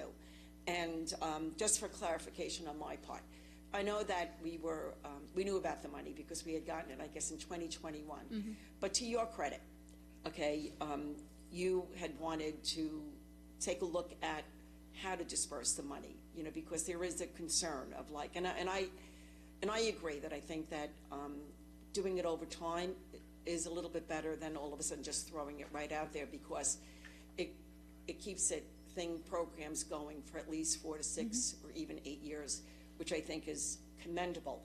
And I know that when you then issued the RFP, okay, that you had given a deadline that was much earlier than the end of the year. But as we had requested from you, because we knew that some agencies were not aware of the RFP and they failed to respond in a timely fashion, so now that they would be excluded, you at least then granted an extension, so that more agencies were able to respond to the RFP in the hopes of getting this funding. So, and I know that even speaking with one of the agencies that did receive, they were very comfortable in the fact that they knew they were getting the money, and their contract didn't start till October 1st. So whatever money they were going to be allocated, they will be getting it. But I'm very happy to hear that NUMC did get everything resolved, because I know that they were delayed in getting their paperwork in and whatever. But speaking of NUMC, they are in the center of Long Island. In Nassau County, they do have a program where they have, in one building, they deal with, drug treatment. And Doctor, you can correct me, because I'm just going by for what little that I know about the hospital, but I know that they also then have an area for mental health. And that I believe that New York State has granted them the ability to expand the number of beds, and so that they can take in more patients, or whether or not they're young people as well as older. So, that being said, I think that it might be prudent if we're looking to see where we can spend the money, because we do focus on the drug treatment, but there also is that mental health component, which is very, very key. And when we look at it, we had a forum in Long Beach not too long ago where we talked about the mental health with our young people, and aside from social media, just all of the pressures that come around the pandemic, whatever, just really plays into them, and they're very, very vulnerable. So, I ended up having somebody I know whose child had to go to that mental health clinic and had to stay there for 2 nights. And while it was important for them that that person was safe in this environment, they were like, well, they wish it could have been a little bit better, but maybe we should look at NUMC, because we know that it is a good hospital, that it does provide a great service. They already deal with mental health and opioid addictions. So maybe provide them with some of this $7 million in addition to what we've already given them, so that they can then expand, especially in the mental health component, renovate it, I don't know, make it nicer looking, whatever, more conducive, so that if young people have to go there, they don't feel like they're in this scary, like, hospital-type environment. That I would recommend and suggest and ask that you do that you work with them, and this would be a nice way of spending some of this money this year that I think would be very key, and it would not have to be a promise of next year, because you're doing the work this year, and then it'll give you an opportunity then when you look to 2024, how do you want to spend the money? But I also think that as we look at this, and you do make these decisions, with some of the agencies that you picked that are the recipients, I wonder how many of them just do care, or how many of them actually do preventative? Do they work with the young people to try to come up with programs to help prevent possibly drug use? Yeah, so out of the 7 organizations that were awarded through the RFEI, one of them is Youth Environmental Services. We awarded them on a prevention program. They provide coordinated continuum of care model that offers prevention and intervention services in the schools. They are partnering with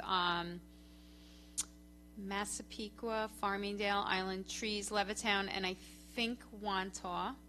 Another organization that won award was Central Nassau Guidance and Counseling, and this was for their Crisis Stabilization Center. This is a very critical facility that's going to... I would even ask if they even give them even more money. Yeah, yeah. I mean, we awarded them what they asked for in their proposal. They're also getting funded by the state. I believe they may have received ARPA funding, but this acts as a 24/7 alternative to the ER for appropriate patients who are experiencing substance use or mental health crisis. So rather than bombarding the emergency rooms, not bombarding, but bringing these people, they're going to a more focused area for their needs. The other organization, Catholic Health Services, a patient navigator program, that's a treatment recovery type program. It'll help individuals who are struggling with substance use issues and challenges. They'll be able to engage people who are contemplating treatment, kind of walk them through, make that warm handoff, that connection to resources that could assist them in their recovery. FCA, their Sherpa program, that's another treatment recovery. It's similar to the Patient Navigator program. And it assists people struggling with substance use for that warm handoff to resources that could help them in their recovery. LICAD, we supported a program that assists first responders who are on the front lines encountering overdoses, victims and their families. The police department, probation, fire departments, EMTs, and mental health professionals. This program will offer compassion training in order to assist their focus on wellness and help protect them from burnout, because they see and go through a lot. An organization you're familiar with, Legislator Ford, Long Beach Reach. They fall under the treatment recovery category. The program will provide a coordinated continuum of care model that offers intervention to students exhibiting drug and alcohol use, behavioral problems, that includes academic and emotional. The program will enhance the existing relationship with the Long Beach School District and its collaboration with Port Washington, East Williston, and Malvern school districts. And the final program that was awarded was through LIJ. It's called Empower, Educate, Motivate, and Provide Opportunities for School-Based Workforce to Encourage Refraining. That's an educational component of the award. The program will bring educational training to Nassau County schools, targeting school professionals and parents to help rethink and reframe how we talk about substance use. The education will give a perspective of looking at substance use as a disorder rather than just a criminal problem or moral weakness. The program was successful at changing the culture among the internal team at Northwell LIJ. So Good organizations.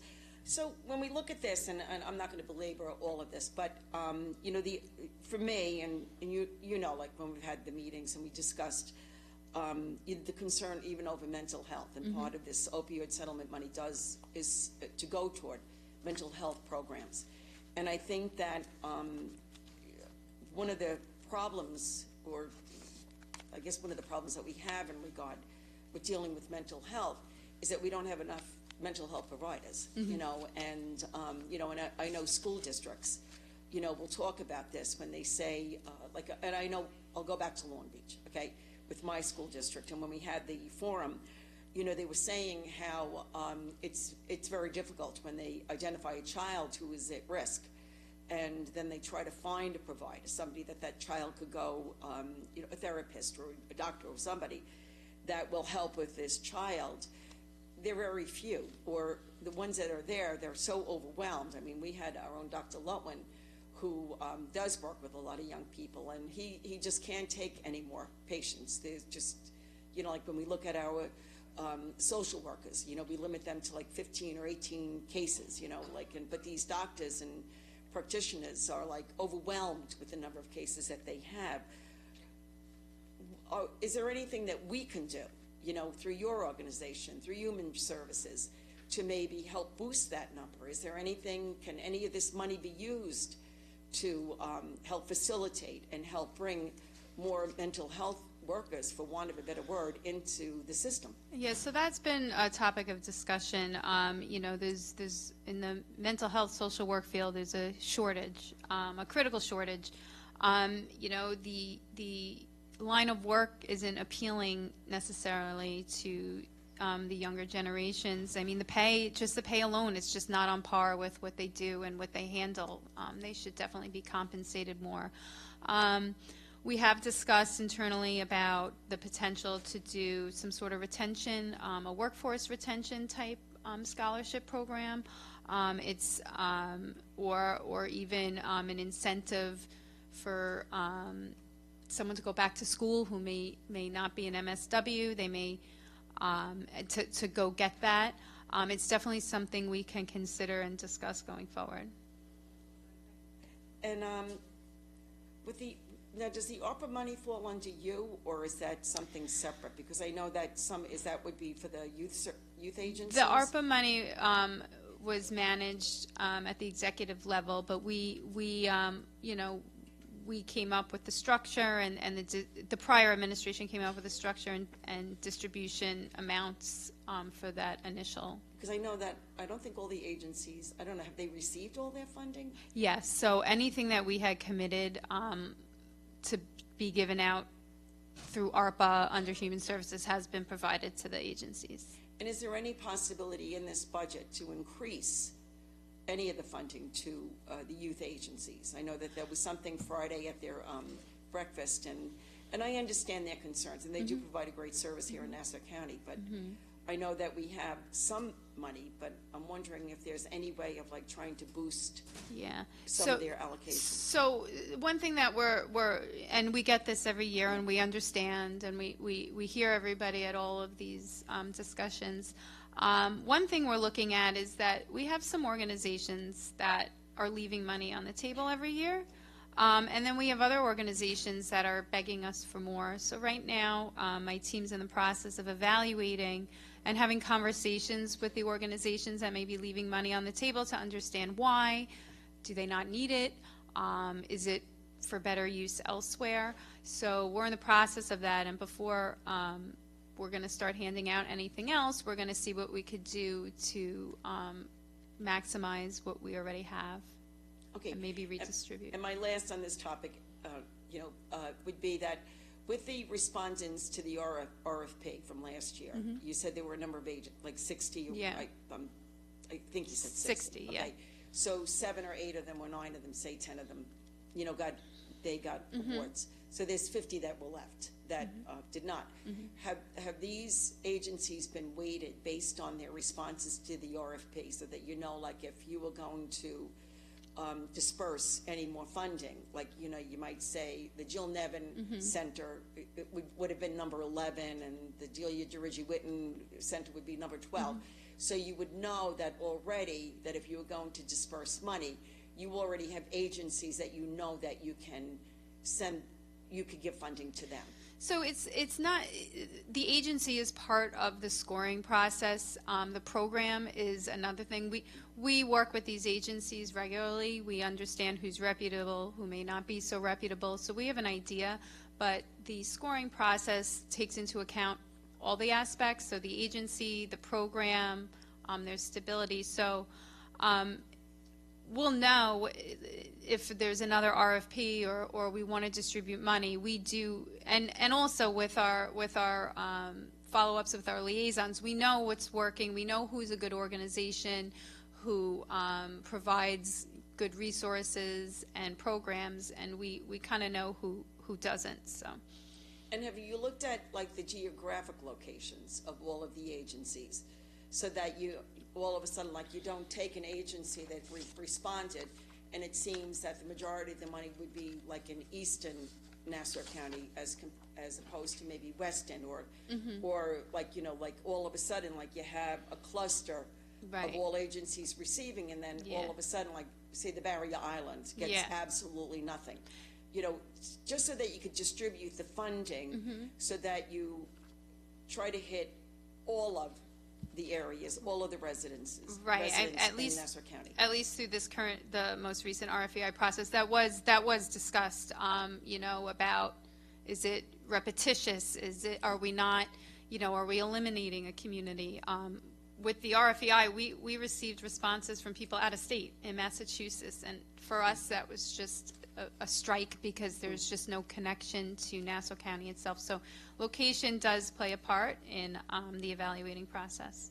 Well, then, thank you very much for your responses, and I do urge you to get this administration to take a look at this funding and really distribute it, you know, and get it out there so that it could do some good. And I will advocate, because I think the mental health component at NUMC is very vital, and if you can distribute to some of the agencies that are already providing services that we know that are good agencies, let's give them some money, you know, because the holidays are coming up.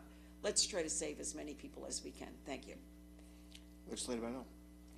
Thank you, Chair. Hi, good afternoon. Hi. So I have a couple of questions in a couple of your different program areas, but I'll piggyback off of this current conversation. And so back in 2019, there was a considerable amount of work that was undertaken for an action plan as it related to opioids. Are you familiar with that report? I am somewhat familiar with it. So the folks on that action plan, it included myself and another legislator, the Commissioner of Police, folks from the DA's office. It included someone from Human Services, or Myra. It also included educators from local school districts, folks from advocacy groups and community service groups, and there was a lot of work put involved here. And they highlighted back then in 2019 the need to do some of the media campaigns that you talked about, retention programs. It talked about two parts of legislation, something that we could introduce here at the county, something that we might be able to do for call of action to make sure the state got involved. It also spent a lot of time on discussing preventative measures, right? And so in the preventative measures, it was trying to deal with some of the trauma and, you know, looking at therapy from the perspective of trauma, being trauma informed, right? And so some of the issues regarding trauma, you know, specifically deals with emotional and physical sexual abuse, neglect. It deals with dysfunction. One parent households in missing, one parent missing from the household. It dealt with other domestic violence issues within the household. And they at the end of the day, when we boiled it all down, we determined that we needed to have programming that really was done in a form of collaboration. And we identified the school districts as one of the best and more, I guess, consistent across communities as a stakeholder, right? And there were a variety of different measures and ways that we could do that. One was to provide mental health first aid training to each school district and have them receive the trainer module in the mental health first aid for adolescents. And it was also to make sure that they had direct services, that they could get services for therapy and the like. I understand that there was a changing of the guard and the administration and the like, but this report, and I brought this up before, this is not the first time I'm going to speak to it. I spoke directly to the administration in a meeting upstairs, and I spoke on this on the record before. I feel like we may have squandered a lot of time trying to reinvent a wheel when a report was in place. It was here to jumpstart us. And so I'm not going to spend time. I think folks have already, expressed the urgency and kind of lamented about the loss in time on this issue. I'm going to probably delve more into what we're doing in terms of the RFEI, because I want to make sure that we're hitting all notes. The prevention piece is critical, right? We spend more money trying to help someone once they become addicted, and it's less expensive to deal with someone when we can just start helping them unpack those traumas and maybe alleviate or prevent, any addiction. So what does your RFEI do for that particular? So, some of the recipients, two of the recipients, yes, Environmental Services and Long Beach Reach, they partner with school districts to work in and out of the school. So the goal, Barry, correct me if I'm, to have a social worker inside the school, but also available outside of the school, and they're there to provide a coordinated continuum of care model that offers prevention and intervention services. So trying to get into the schools is to have counselors inside the schools that are also part of a community-based organization is one of the goals out of that. Okay, so that's great, but what I didn't hear was the consistency, like making sure that every school district had that level of service, because what I'm hearing when you stated yes, yes was providing services to Plain Edge, Plainview, I don't know, Wantor, Massapequa, and then you said Long Beach. Long Beach and Port Washington. So this is the first round. And I can let Barry speak if you want to speak about the detailed importance of this type of programming. No, I don't need him to speak to the detailed importance okay. of this type of program. I'm well informed of what that is. Okay.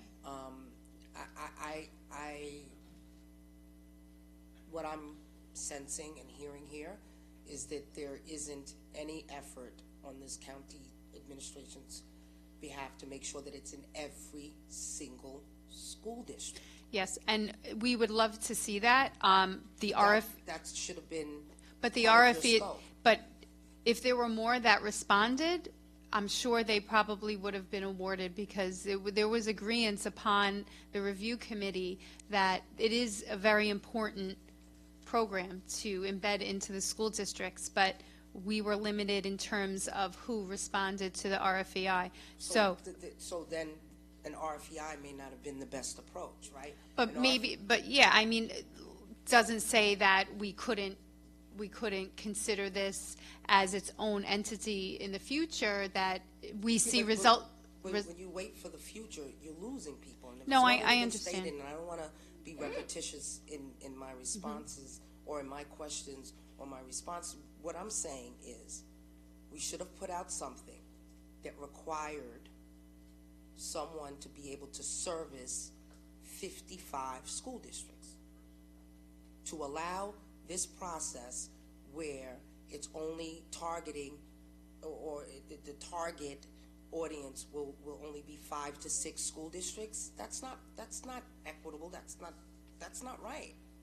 It's not right that we're only assisting a handful of school districts. Drug addiction is rampant through Nassau County's school districts. Suicide rates are up. We have truancy that's up. You have young people that are struggling because of the impacts of the pandemic. And this was report, and this opioid pandemic was prior to that. It's only gotten worse. It's not getting better. And for us to have a process in place where you're identifying entities that can only service 5 and 6 school districts, I don't think that's the approach. So most of the nonprofits that do this have that's their capability. I wish there was one organization in Nassau. That's their capability under their current framework. If we had taken this money and set it aside for the purpose of making sure that we were providing this preventative care through 55 school districts, then it would allow one of these not-for-profit community organizations to ramp up their staffing, to create programming, to go into these schools. The way we're doing it is just not the way you create programming and policy when you're trying to target an issue. This is the way we've been doing it. Yes is not a new service. They've been doing this work prior to the pandemic. We now know that they've been doing this work prior to the lawsuit being settled and us getting the money. So the purpose of this money is not to keep doing the same thing over and over. The purpose of getting this money was to create policy and programs and put them in place. It's not to keep doing the same thing, because we already know that same thing wasn't working. I feel like we've lost our ability to be innovative at a time when we have money to really do something that's impactful and meaningful. And so I think this whole process is flawed, because I think that you guys are moving forward without a plan, without a concrete plan. You're asking people to respond for interest in providing, education, but you haven't given them a real goal. And the goal should be to provide that education and preventative care across the county. And the only way to do that and reach just about every kid, young person, is to do it within the school district. You're shaking your head, but I mean, how can you correct this flawed process? It's definitely something I could talk to the administration about to see their thoughts on how they want to proceed forward. We started with the RFEI, and we got some responses. Barry has educated me quite well on the importance of what you're talking about, of having these providers embedded within the school districts. I support it, and it's something that we definitely can discuss to see if we could move forward at a bigger and better pace like you're suggesting. Because we're going to be leaving communities, scores of children behind with the process that you currently have in place. It's not acceptable. So while I support and echo the sentiments of my colleagues who have spoken before about getting the money into the communities, I'm of the mindset that we need to do it as quickly as we can, but we have to do it in a way that provides success, provides for an opportunity for these kids that are struggling to have care, and it has to happen across the county.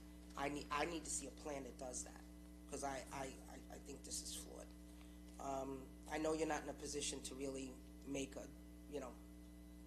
any type of decision on your own right here on the floor, so I'm going to leave that there in the moment, but know that I'm following up on it. I want to move now to, I'm going to move to Alzheimer's, and based on your report, the reporting in the budget, when I look at your aging numbers, Long Island Alzheimer's is getting 232, let's say $233,000.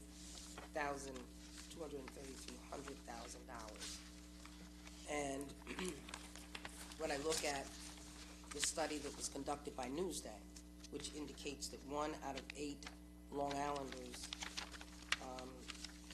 have Alzheimer's, is suffering. That's about 31,000 seniors in Nassau County that are suffering. That it's stated that Nassau County is ranking in one of the highest categories across the state for people that are suffering from Alzheimer's. And when I look at this aging population here in Nassau County, which will continue to grow, I can't understand how we only earmarked $233,000 for the purpose of aiding our community residents that are suffering. I could tell you already that I see a lack in our ability to do that, because we aren't doing any level of high-level investing in the disease. I've gone out to the Long Island Dementia and Alzheimer's Center, and I've visited that center, and it should be a center like that, duplicated tenfold. We should be creating centers like that across the county where folks can go and get the respite, so that their families can get the respite they need, and that individuals can be working towards having some cognitive, some of their cognitive abilities addressed in the earlier onsets, because they're saying that helps, retard I guess, the disease from progressing.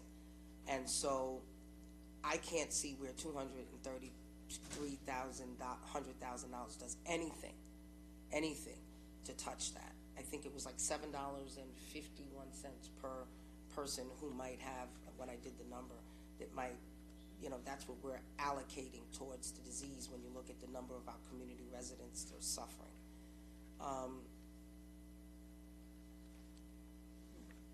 Isn't there more that we can do? We're limited in terms of what the state provides us, and we have needs across the board between food insecurities and obviously Alzheimer's and all sorts of other aging issues, and we're trying our best to touch on all the areas. It's definitely a conversation to be had with the state in terms of asking for additional funding to support additional, respite and whatnot. We've started, Debbie Puglisi, my deputy commissioner, started a memory cafe at the county level just to kind of bring people in to give them the respite and programming updates and whatnot.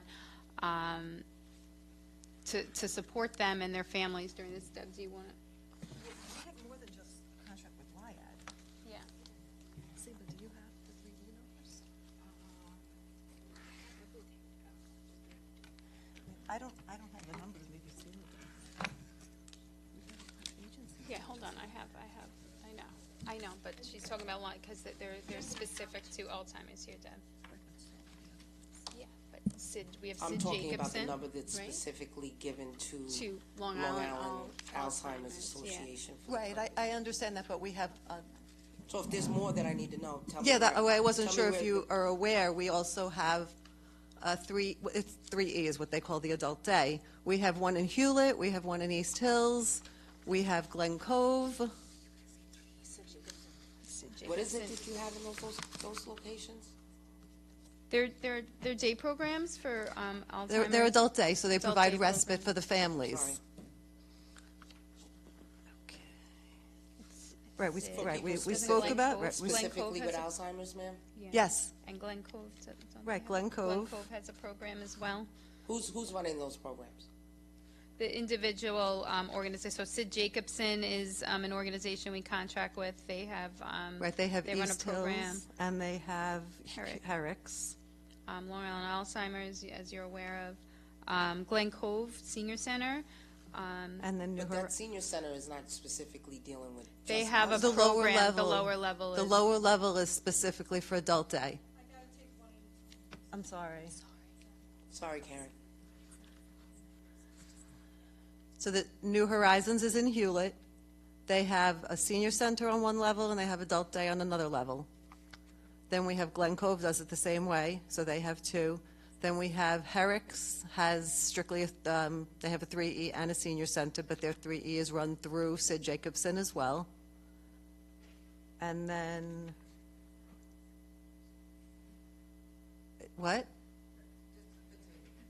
No, Herrick's is Alzheimer's patients. Glen Cove is in the lower level. Glen Cove Senior Center is a senior center on the first floor when you walk in, big center, and then on the lower level, they run their adult day program. Okay, that's all I have then. Well, what do you want me to say? No, but that is, It's not it that I want goes. you to say it. Please don't respond to me that way. I'm sorry. What I want you to do, I wanted you to continue because I thought you were going to list other entities and venues. So don't do that. So I'll just tally it up. So in Glen Cove, we have support through Sid Jacobson's in East Hills and the Herricks. We are funding them between the two of them almost $300,000. Long Island Alzheimer's is $235,000. This is where it's broken down. So Glen Cove. Well, Glen Cove, they get a composite. Glen Cove, I mean, part of it, it's embedded in a $402,000. And then Herrick's is, here's 3E, New Horizons, it's embedded again. Yeah, well, She doesn't have it's not broken down. Here's the two Sid Jacobsons are separate. So you yeah, have the Sid 97 and you yeah, have I have the 152. Sid Jacobsons. Yeah. So it's not just $235,000. It's probably more than double that. Okay. So Yeah, I can get in you an effort exact of, number. giving you the opportunity to provide those numbers. Absolutely, I'll provide them So to if you. you could do that. Yeah. And go through each program line where it might be For sure. coupled with other programming and pull it out, that would be helpful. So let me ask you something. What do you have, I heard the communities, and if you wouldn't mind recapping, you said Glen Cove, Westbury, East Hills, Herrick's, and Hewlett. Okay, so what about folks in Uniondale? They would go What to they would go to Westbury. What about folks in Roosevelt? Westbury. We pay for transportation? They have a bus. We pay for the transportation? Yes, we provide transportation. Why is it that it's embedded in some communities and not in others? And that there's a significant requirement for those folks to travel further than others? Those are the agencies that we have contracts with right now. Have we looked to expand those services? We are looking Given to the fact that expand. we know that we have quite a prevalence for it here? We are looking to expand those services. Right now, the state is launching a new program, so we need to get a better understanding of what they're launching now. It's focusing on the caregiver. So once we understand that program, then we'll be able to move forward with an RFP for adult day services. Okay. Are you aware that some time ago, you know what, I'm not going to do this here with you today. I'm going to move on. I want to talk about youth services then. Okay. Can you talk to me a little bit about specifically what funding is earmarked toward education recovery? In youth? Let me get my, hold on.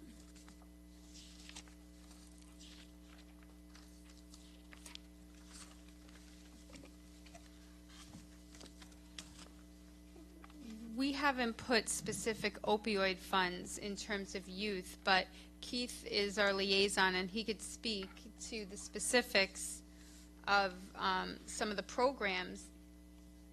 Do we have? Yeah, many of our programs provide after-school homework assistance and after-school programming. Okay. And so where are those services located? Throughout Nassau County. Give me some locations.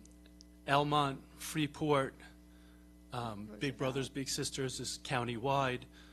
Choice for All is in Roosevelt. Circulo de la Hispanidad is in Long Beach and Hempstead. Glen Cove Youth Bureau. Community Parent Center is countywide. Copay in Great Neck. Cornell Cooperative Extension is countywide. EAC in Hempstead. EOC of Nassau County in Hempstead. We have runaway and homeless youth providers through Family and Children's Association, which are both countywide services. Five Towns Community Center, which is located in the 5 towns. Gateway Youth Outreach in Elmont. Glen Cove Boys and Girls House, Glen Cove. Hempstead Hispanic Civic Association. Hicksville Teenage Council. Hispanic Brotherhood in Rockville Center. Hispanic Counseling Center in Hempstead. La Fuerza Unida in Glen Cove. Leadership Training Institute in Roslyn, Lydig House Community Center in Port Washington, Long Beach Reach, which is in Long Beach, Long Island Advocacy Center is countywide, Long Island Crisis Center provides our 24-hour crisis hotline there, countywide, Manhasset Great Neck EOC. Can I stop you 1 second? I'm Sure. sorry, instead of having you just recite a whole list. When you say countywide, can you identify one of those countywide entities that you just, Sure, like Long Island Crisis Center? that's education recovery? No, that's not education, that's Yeah, crisis I asked intervention. specifically about education recovery. EOC of Nassau County is countywide. Okay, so EOC of Nassau County, how would someone, they're located in Hempstead, They're correct? located in Hempstead. So how would someone who might need the services that they provide that lives in Elmont reach that type of service, since it's countywide? Well, they would need their own transportation in order to get there. So what I'd like then is to find out where education recovery happens locally in each community. And then I would like to know the countywide services separate. What I'm attempting to do is to make sure that no community is left behind. That we're not saying that that there isn't a localized service in a part of this Nassau County that we're trying to address by saying that someone could tap into one of the countywide services that might be miles and miles away from their home. Right. Well, unfortunately, we don't have services in every single village, town, hamlet in Nassau County, but we do stretch from the northeast to the southeast to the northwest to the southwest corners of Nassau County. I want to personally know where these gaps are. We could get you that. Okay? I'd like to know that for the youth services, and I'd like to know that for the mental health chemical dependencies. Okay? And I'd like to then understand how the numbers staying flat in so many of these program areas, in so many of these community organizations, how they're staying flat. I know that you're saying that some aren't spending their money. At the end of the year, there's surplus, and then some are asking for additional funds. I'd love to be able to identify who those entities are as well, because the folks leaving the money on the table, and we should do some level of an analysis, because if they've left the money on the table for the last 5 years, then we don't need to fund them at that amount anymore, and then we need to create other programs to address challenges in the community. That would be an opportunity to address other challenges. Agreed. So I think that we need to do that level of an analysis, because if we know they can't spend it, Someone give it else to the needs folks it, that right. you know, and maybe create some opportunities for some of these countywide folks to have opportunities to localize.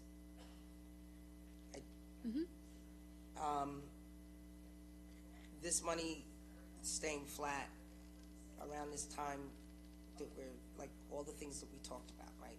All the behavioral health issues, the mental health issues, it just seems very odd to me that we have an ability to stay flat there. I think we have opportunity there, and we should be doing more. ARPA money, I know that we sent out, what was it, 60,000? To each, yeah. Did we find that that money was used? SEMA have. Oh, it's managed by Haggerty. Have we had an update from Haggerty? We don't directly. We just issued I'm sorry.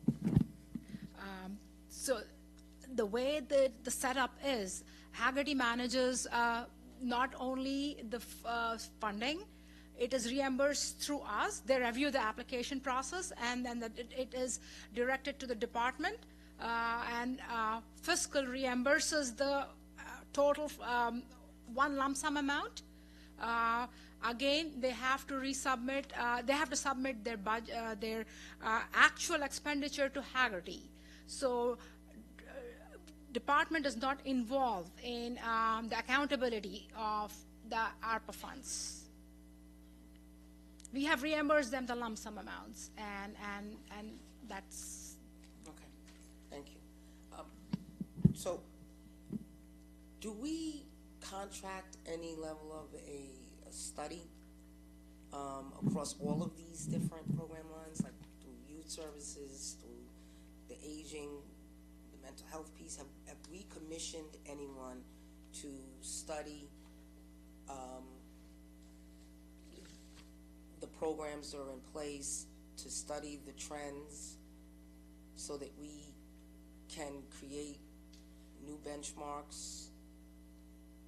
We've never undertaken that level of We study. do not. No, we have not I funded a think that would study. be a real good process to consider, so that we know how to move forward. I think that sometimes we might be moving blindly, or we're being responsive or reactionary to folks in certain communities saying certain things. But I think that if we did a study across the whole county about programming across all of these different program lines, we might have a better way of mapping, a way forward. Taking this Alzheimer's piece into consideration, and whatever you're gonna, be able to tell me about the cafes in this community and that community, like even speaking to those program providers, have we undertaken that effort to find out how we might better resource them to meet the current needs that they're experiencing? I just feel like some research goes a long way in making sure that we're not squandering our opportunities and our money. I really suggest that the administration do that. Thank you. Okay. Legislator Durkee-Whitten? You're all set. Legislator Salatas. Thank you to the chair. I understand your previous point about deliberate, and according to, for example, Brown versus Board of Education, great legal decision. Deliberate means take time, and that would prevent waste, fraud, abuse. But here we have a crisis, and a delay, creates an injustice. And as you know, justice delayed is justice denied. I mean, and you mentioned a study. My colleague mentioned a study. Wouldn't the comptroller, Ms. Phillips, be best suited to do such a study to see, where all this funding is going, and if it's actually creating a result? The opioid funding? Yes. Quite possibly. Has her office reached out to ask for information regarding the progress? No. And my colleague asked which communities are being left out. I see in the proposed budget for 2023, the LGBT network was allocated $75,000, and then in 2024, there is no allocation. How are we serving the LGBT community? It was held up through compliance. It was held up through compliance, that contract, so we removed it out of the 2024, correct? Has there been any effort to? I mean, this is not a gotcha program where if they're not, if they're leaving money on the table, or if they have a disclosure form, we say, hey, too bad. We want to work with these potential vendors or vendors. How can we make sure that this funding for youth services go to the intended source, such as the LGBT network?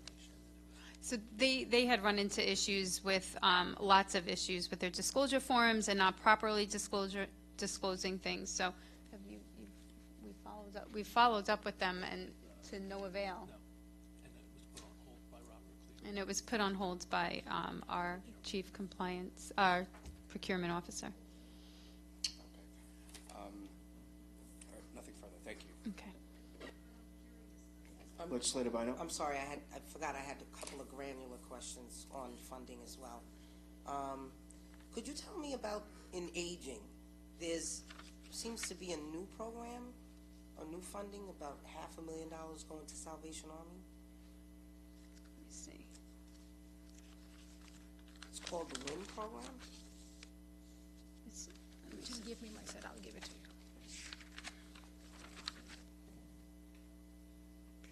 Salvation. It wasn't funded in 2023, being funded at $575,000.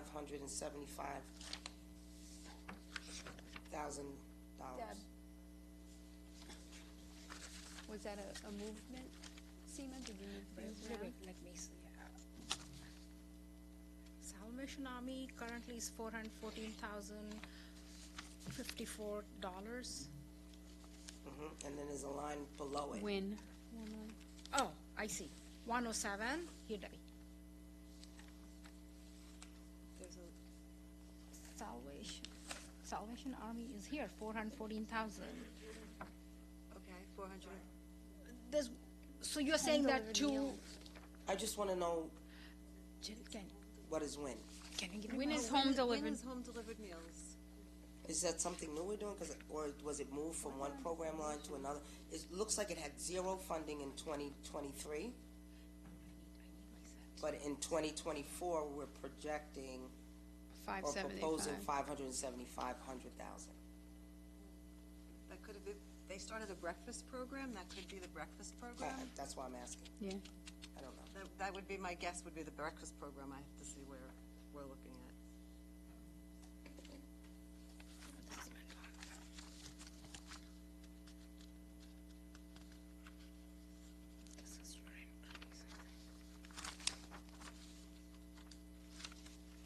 Salvation Army. Formerly SNAP program, this 572. Maybe this was reallocated. Yeah, if I can get, You can get back to me on that. Sorry about that. We'll get back to you with the specifics on that. I would love if everything promised was provided to the full body prior to our next budget hearing where OMB will appear, because we can probably follow up with any questions related to whatever you provide at that time.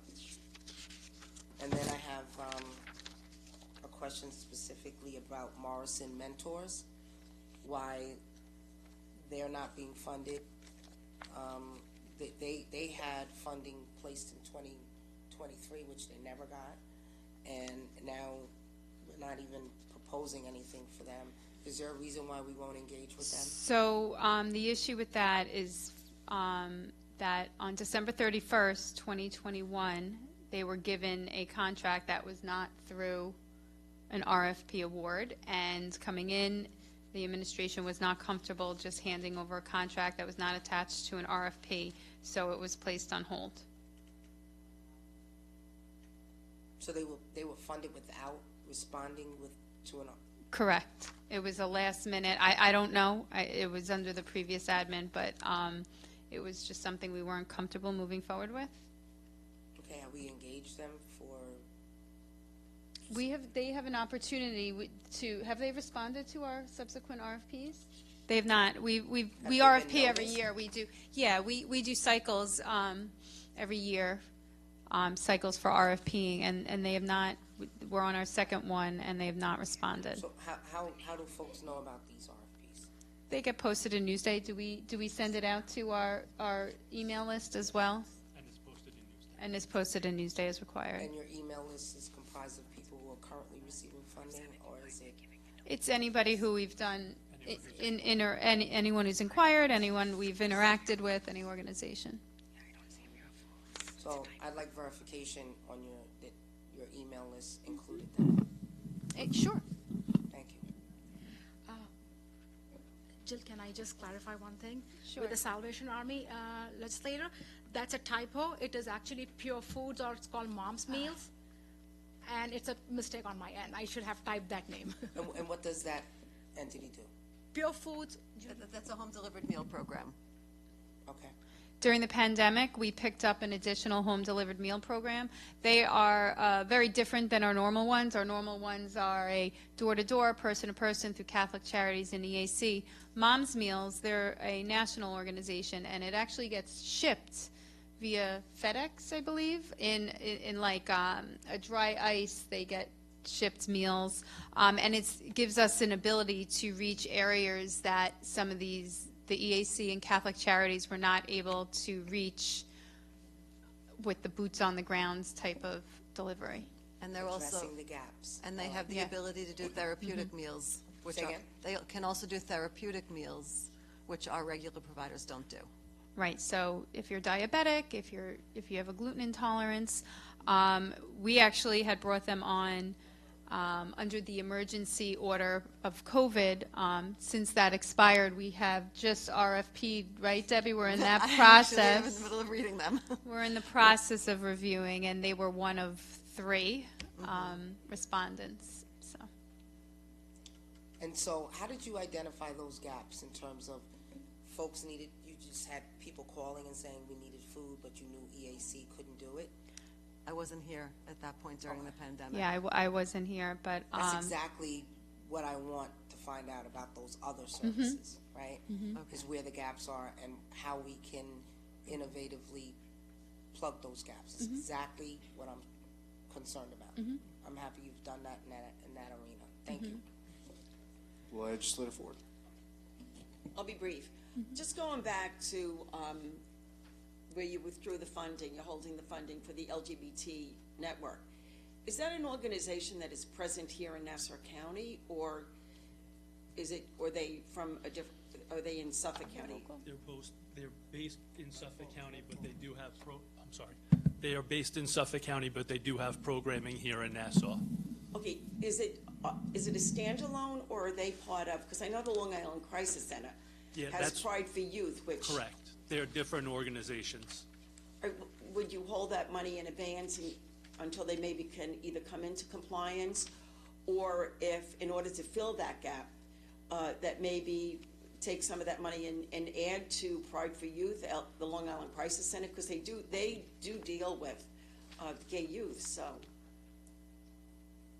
can that be done? I'm sorry. Can you repeat that? To roll over there? The $75,000 right now is you're holding it because of the non-compliance of LGBT network, correct? Am I right? Okay. So will you hold that money for either that they come into compliance, or if they can't, that perhaps maybe see if you can then, maybe give some more additional funding to Pride for Youth, which falls under the Long Island Crisis Center? I mean, we can consider it for sure. We will continue to try to work with them to see if they can come into compliance. I hope they do, Yeah, it's a struggle we find for some of these organizations, especially the smaller ones, with all the paperwork and even responding to RFPs. I know Legislator Bino has a concern about not being all over Nassau County, but a lot of these organizations struggle to respond. It's overwhelming just to see an RFP and to read it and to understand all the details that you have to provide.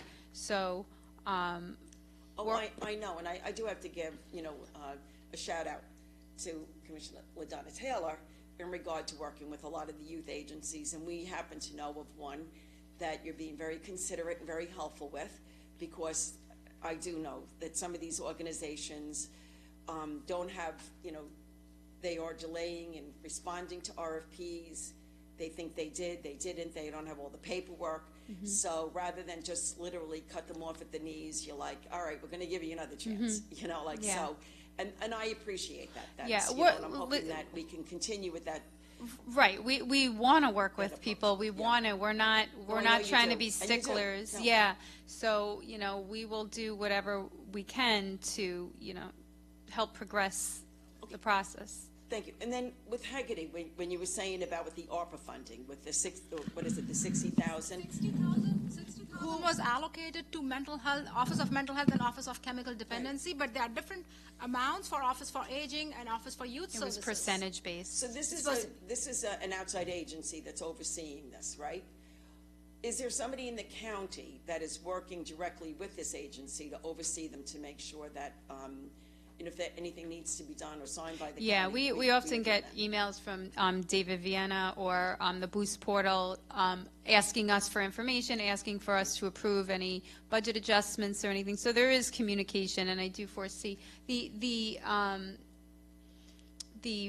reviewing process. I think only started recently. We did do a Zoom call on that not too long ago, so we will be following up to see about the usage. I mean, I would imagine we would get a report, considering we work with these organizations. Because we had, like, even with the portal, we had an issue with the veterans when they were allocated certain monies, and there was a lack of oversight, whatever it was, where they were held up for months because somebody from the county was not overseeing, and the person who was in charge of the portal, things fell through the cracks. That's all I'm asking. My last, I promise my last, okay? I don't know if we discussed the Office of Physically Challenged, which is very important. And, you do a great job in advocating for those that need a special voice. And, but just curious, does the office, I know that you'll go out, like if there's a road project that is done, and all of a sudden you go by and you notice that when they did the ramp, there's that little lip there, okay? So the office will go out, and if there's a complaint, they'll say to whatever entity, like say it could be the town of Hempstead. It's not compliant, then you have to then they have to go out and redo the ramp so that a person who is in a wheelchair is able to easily leave a parking lot to get up onto the sidewalk, so forth.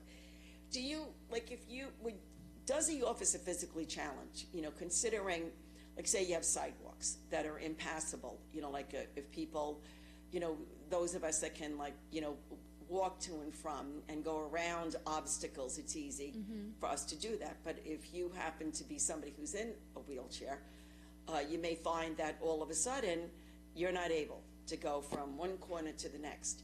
Is that something that the office looks at and makes a determination as to whether or not that has to be remediated by whomever? Yeah, so my director, Matt Dwyer, he's the biggest advocate out there. Yeah, I know, He goes out regularly to review complaints and issues, and he follows up, and some of them are internal. They're county issues at parks and whatnot, and he follows up with the entity who oversees that. Okay. All right, thank you very much. Once again, thank you for the good job that you all do. Thank you. All right, just before you go, any public comment? Okay, there being none. Thank you very much for your presentation. I appreciate it. Just especially, I know you answered a lot of questions about the funding from the settlement, and that is not part of your operational budget. So I don't know if you were prepared today to talk on that or not, but I appreciate that you gave the responses you did. So thank you for your presentation. Thank you.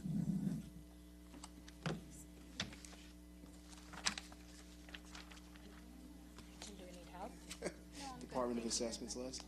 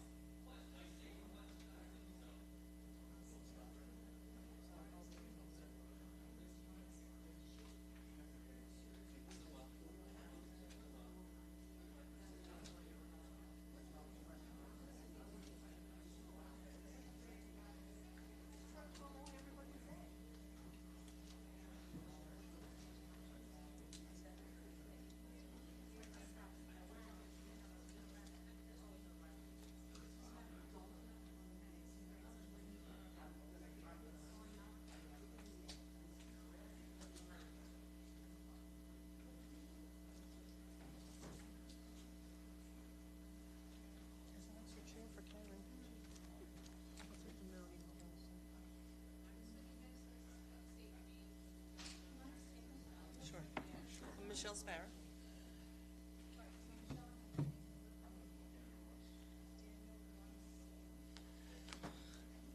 And Michael going. It's quite loud.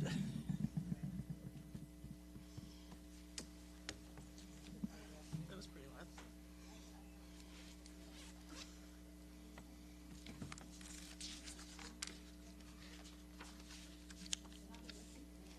Good afternoon. Hi, good afternoon. All right, just the mics are a little weak, so just angle them towards your mouth, please, and put them. That better? Yeah, it's angle it up a little bit. Better? That's a little better. Okay. Just project for it. Okay. Thank you. You can go ahead. Well, good afternoon. I'm Michelle Sparrow. I'm the Chief Deputy Assessor with the Department of Assessment. I'd like to begin by telling you some facts and happenings that are happening within the Department of Assessment. As you know, Nassau County is the second largest assessing unit in New York State, second only to New York City. We are designated a special assessing unit, governed only along with New York City by Real Property Tax Law, Article 18. This means that we are governed by a unique set of laws, different from the rest of the state, therefore creating unique challenges for us. We are responsible for the valuation of over 425,000 parcels with a fair market value of over $330 billion. However, the Department of Assessment's public service responsibilities is not limited to setting property values. We are continuously working with other government agencies regarding economic development and, of course, the public to assist residents to better understand the assessment process and take advantage of any possible savings that they may qualify for due to property exemptions. To that end, we are conducting over 40 outreach programs this year alone, where the Department of Assessment exemption specialists go out to the public to educate and assist residents with any assessment-related questions. We plan to expand this program in 2024 to visit senior centers, VFWs, fire department events to ensure that everyone has a better understanding of the assessment process and any potential benefits that they may be entitled to. An example of this would be the recent legislation that this legislature and approximately 30 school districts opted into to increase the senior exemption scale. This hasn't been increased since 2007 and was sorely needed to keep our seniors in their homes. We applaud you for this. This is an example of how important our outreach program is for educating the public. We had some seniors who were unaware of this change. They now have applied and they will be receiving this exemption. So again, we thank you. The Department of Assessment budgeted headcount remains at 169. We currently have 137 employees. We've lost 15 employees this year alone, either due to retirements or accepting employment elsewhere. I'd like to take this opportunity to thank this administration and also this legislature for approving the recent CSEA contract. We firmly believe that this will assist in hiring new talent to join the talent that we already have on staff. The importance of maintaining the assessment roll each year is to keep the data and valuations current and accurate. This requires constant processing annually of thousands of permits, updating property inventory, verification of over 30,000 sales, administering over 300,000 exemptions, as well as handling over 50,000 constituents that either call or come into our offices. For the 2024 tax year, we had over 27,000 cases filing for SCAR, small claims, in which we were able to mediate over 25,000 of them. This left us with approximately 2,000, thus eliminating the need for refunds, severely limiting the county liability. We are constantly looking at our software and technologies to help us improve efficiency within the department and keep us on the cutting edge as we strive to be an industry leader in this field. To that end, we have several initiatives with the IT department that are or will improve our overall functionality and quality control. This includes recollecting imagery, thanks to this legislative body, for the second time through our vendor, Cyclomedia. They're a great vendor that collects the imagery from the street level and integrates these images into our GIS system. This is revolutionary technology that allows us to operate in a much more efficient manner. Additionally, the department plans to roll out our field mobile technology. This allows our field collection to be collected and input into our computer system in real time. Picture it as somewhat of a mobile office. This, together with Nearmap, our vendor for aerial imagery, provides for the most efficient use of our resources ever, and we are improving it annually. All of these initiatives are designed to improve efficiency, reduce the margin of human error, and free up personnel to be assigned in other areas within the department. We'd like to thank Nancy Stanton and her IT team for always providing the resources that we need. The times that we're in are certainly interesting. It is our job to constantly monitor market conditions. However, these recent times have been unprecedented historically. The COVID-19 worldwide pandemic caused shutdowns, thus caused the assessment roll for the 23 and 24 tax years to remain static. The 2025 year was treated the same as the world exited from a pandemic and entered into an era of extreme market instability, including, but not limited to, inflation, stock market fluctuations, 20-year high mortgage interest rates, and international conflict. This brings up the question of the 2026 tax year.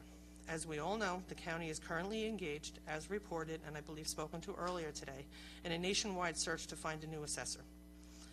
As previously stated, we are in unprecedented times. We know that everyone reads in the paper that home prices are setting record prices and Nassau County's median sales have never been higher.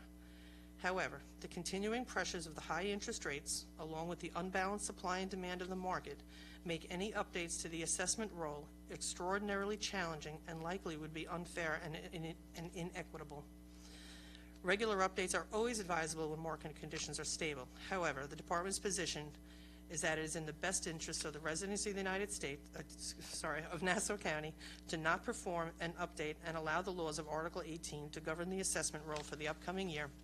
as these outside pressures are showing conflicting market results within Nassau County and its various home values.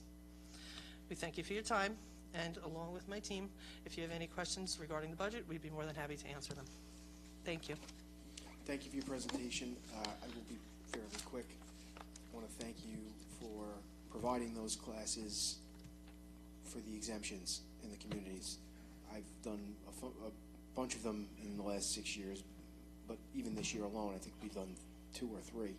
Just did one with Legislator McKevitt about a week ago, and we get an incredible turnout at these events. I don't know how many we had, Tom. I would say about 75 people, 80 people, at least. And the one request I would have is that if there is additional staff that can be provided to sit with the people, because some people will, and this is a good thing that there's a lot of people that are coming to get this information, but there were some people that were waiting for, a good 2 hours. Understood. We do have challenges over the summer with people on vacation and things like that. We try to send at least 3 to every program, and we're going to continue that throughout the rest of the year.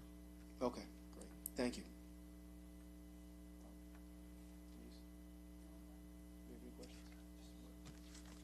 Legislator Salatis. Just what is the hiring plan to fill the vacancies? We continuously have been recruiting throughout the year. Unfortunately, due to the low scale, we get very little responses. We started with one CSEA list had 260 candidates on it. We received responses from 6 that they were interested, and only 4 showed up. 2 of them declined after that. Two of them were hired, and one of them since has left for a better employment. So we're going to continuously work through the recruiting process through civil service. Saw in the newspaper how like a church received a high tax bill. I mean, New Hyde Park. Is there still a unit of employees overseeing quality control? Absolutely. We've beefed up that area over the course of the last several months. Why didn't they cash that church bill getting a high bill? The person that was responsible for that is no longer employed with the county. One more, please. What does beefed up mean? How many are in that unit?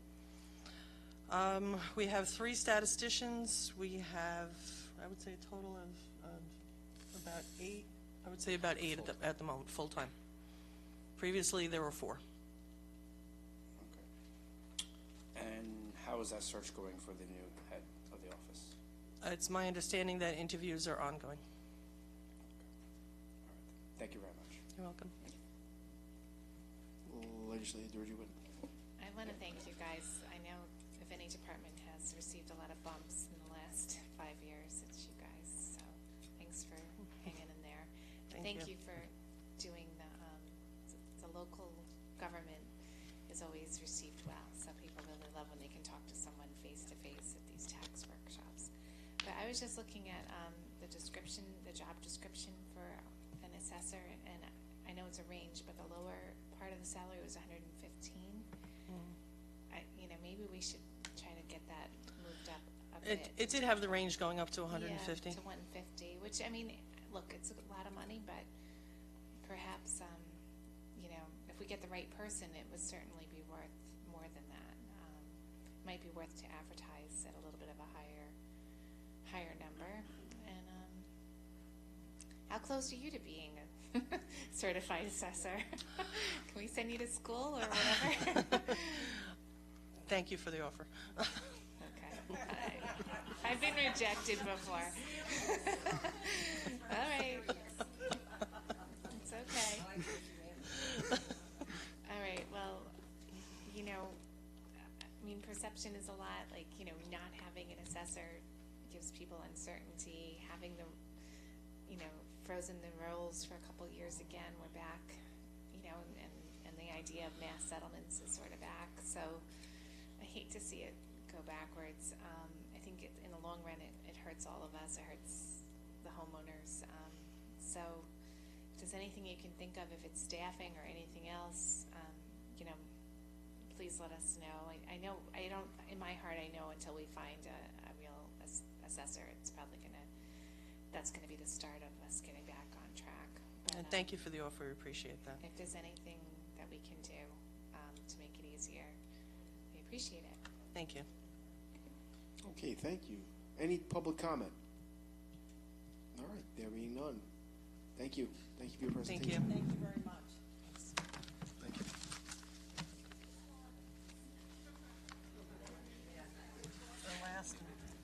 2 seconds.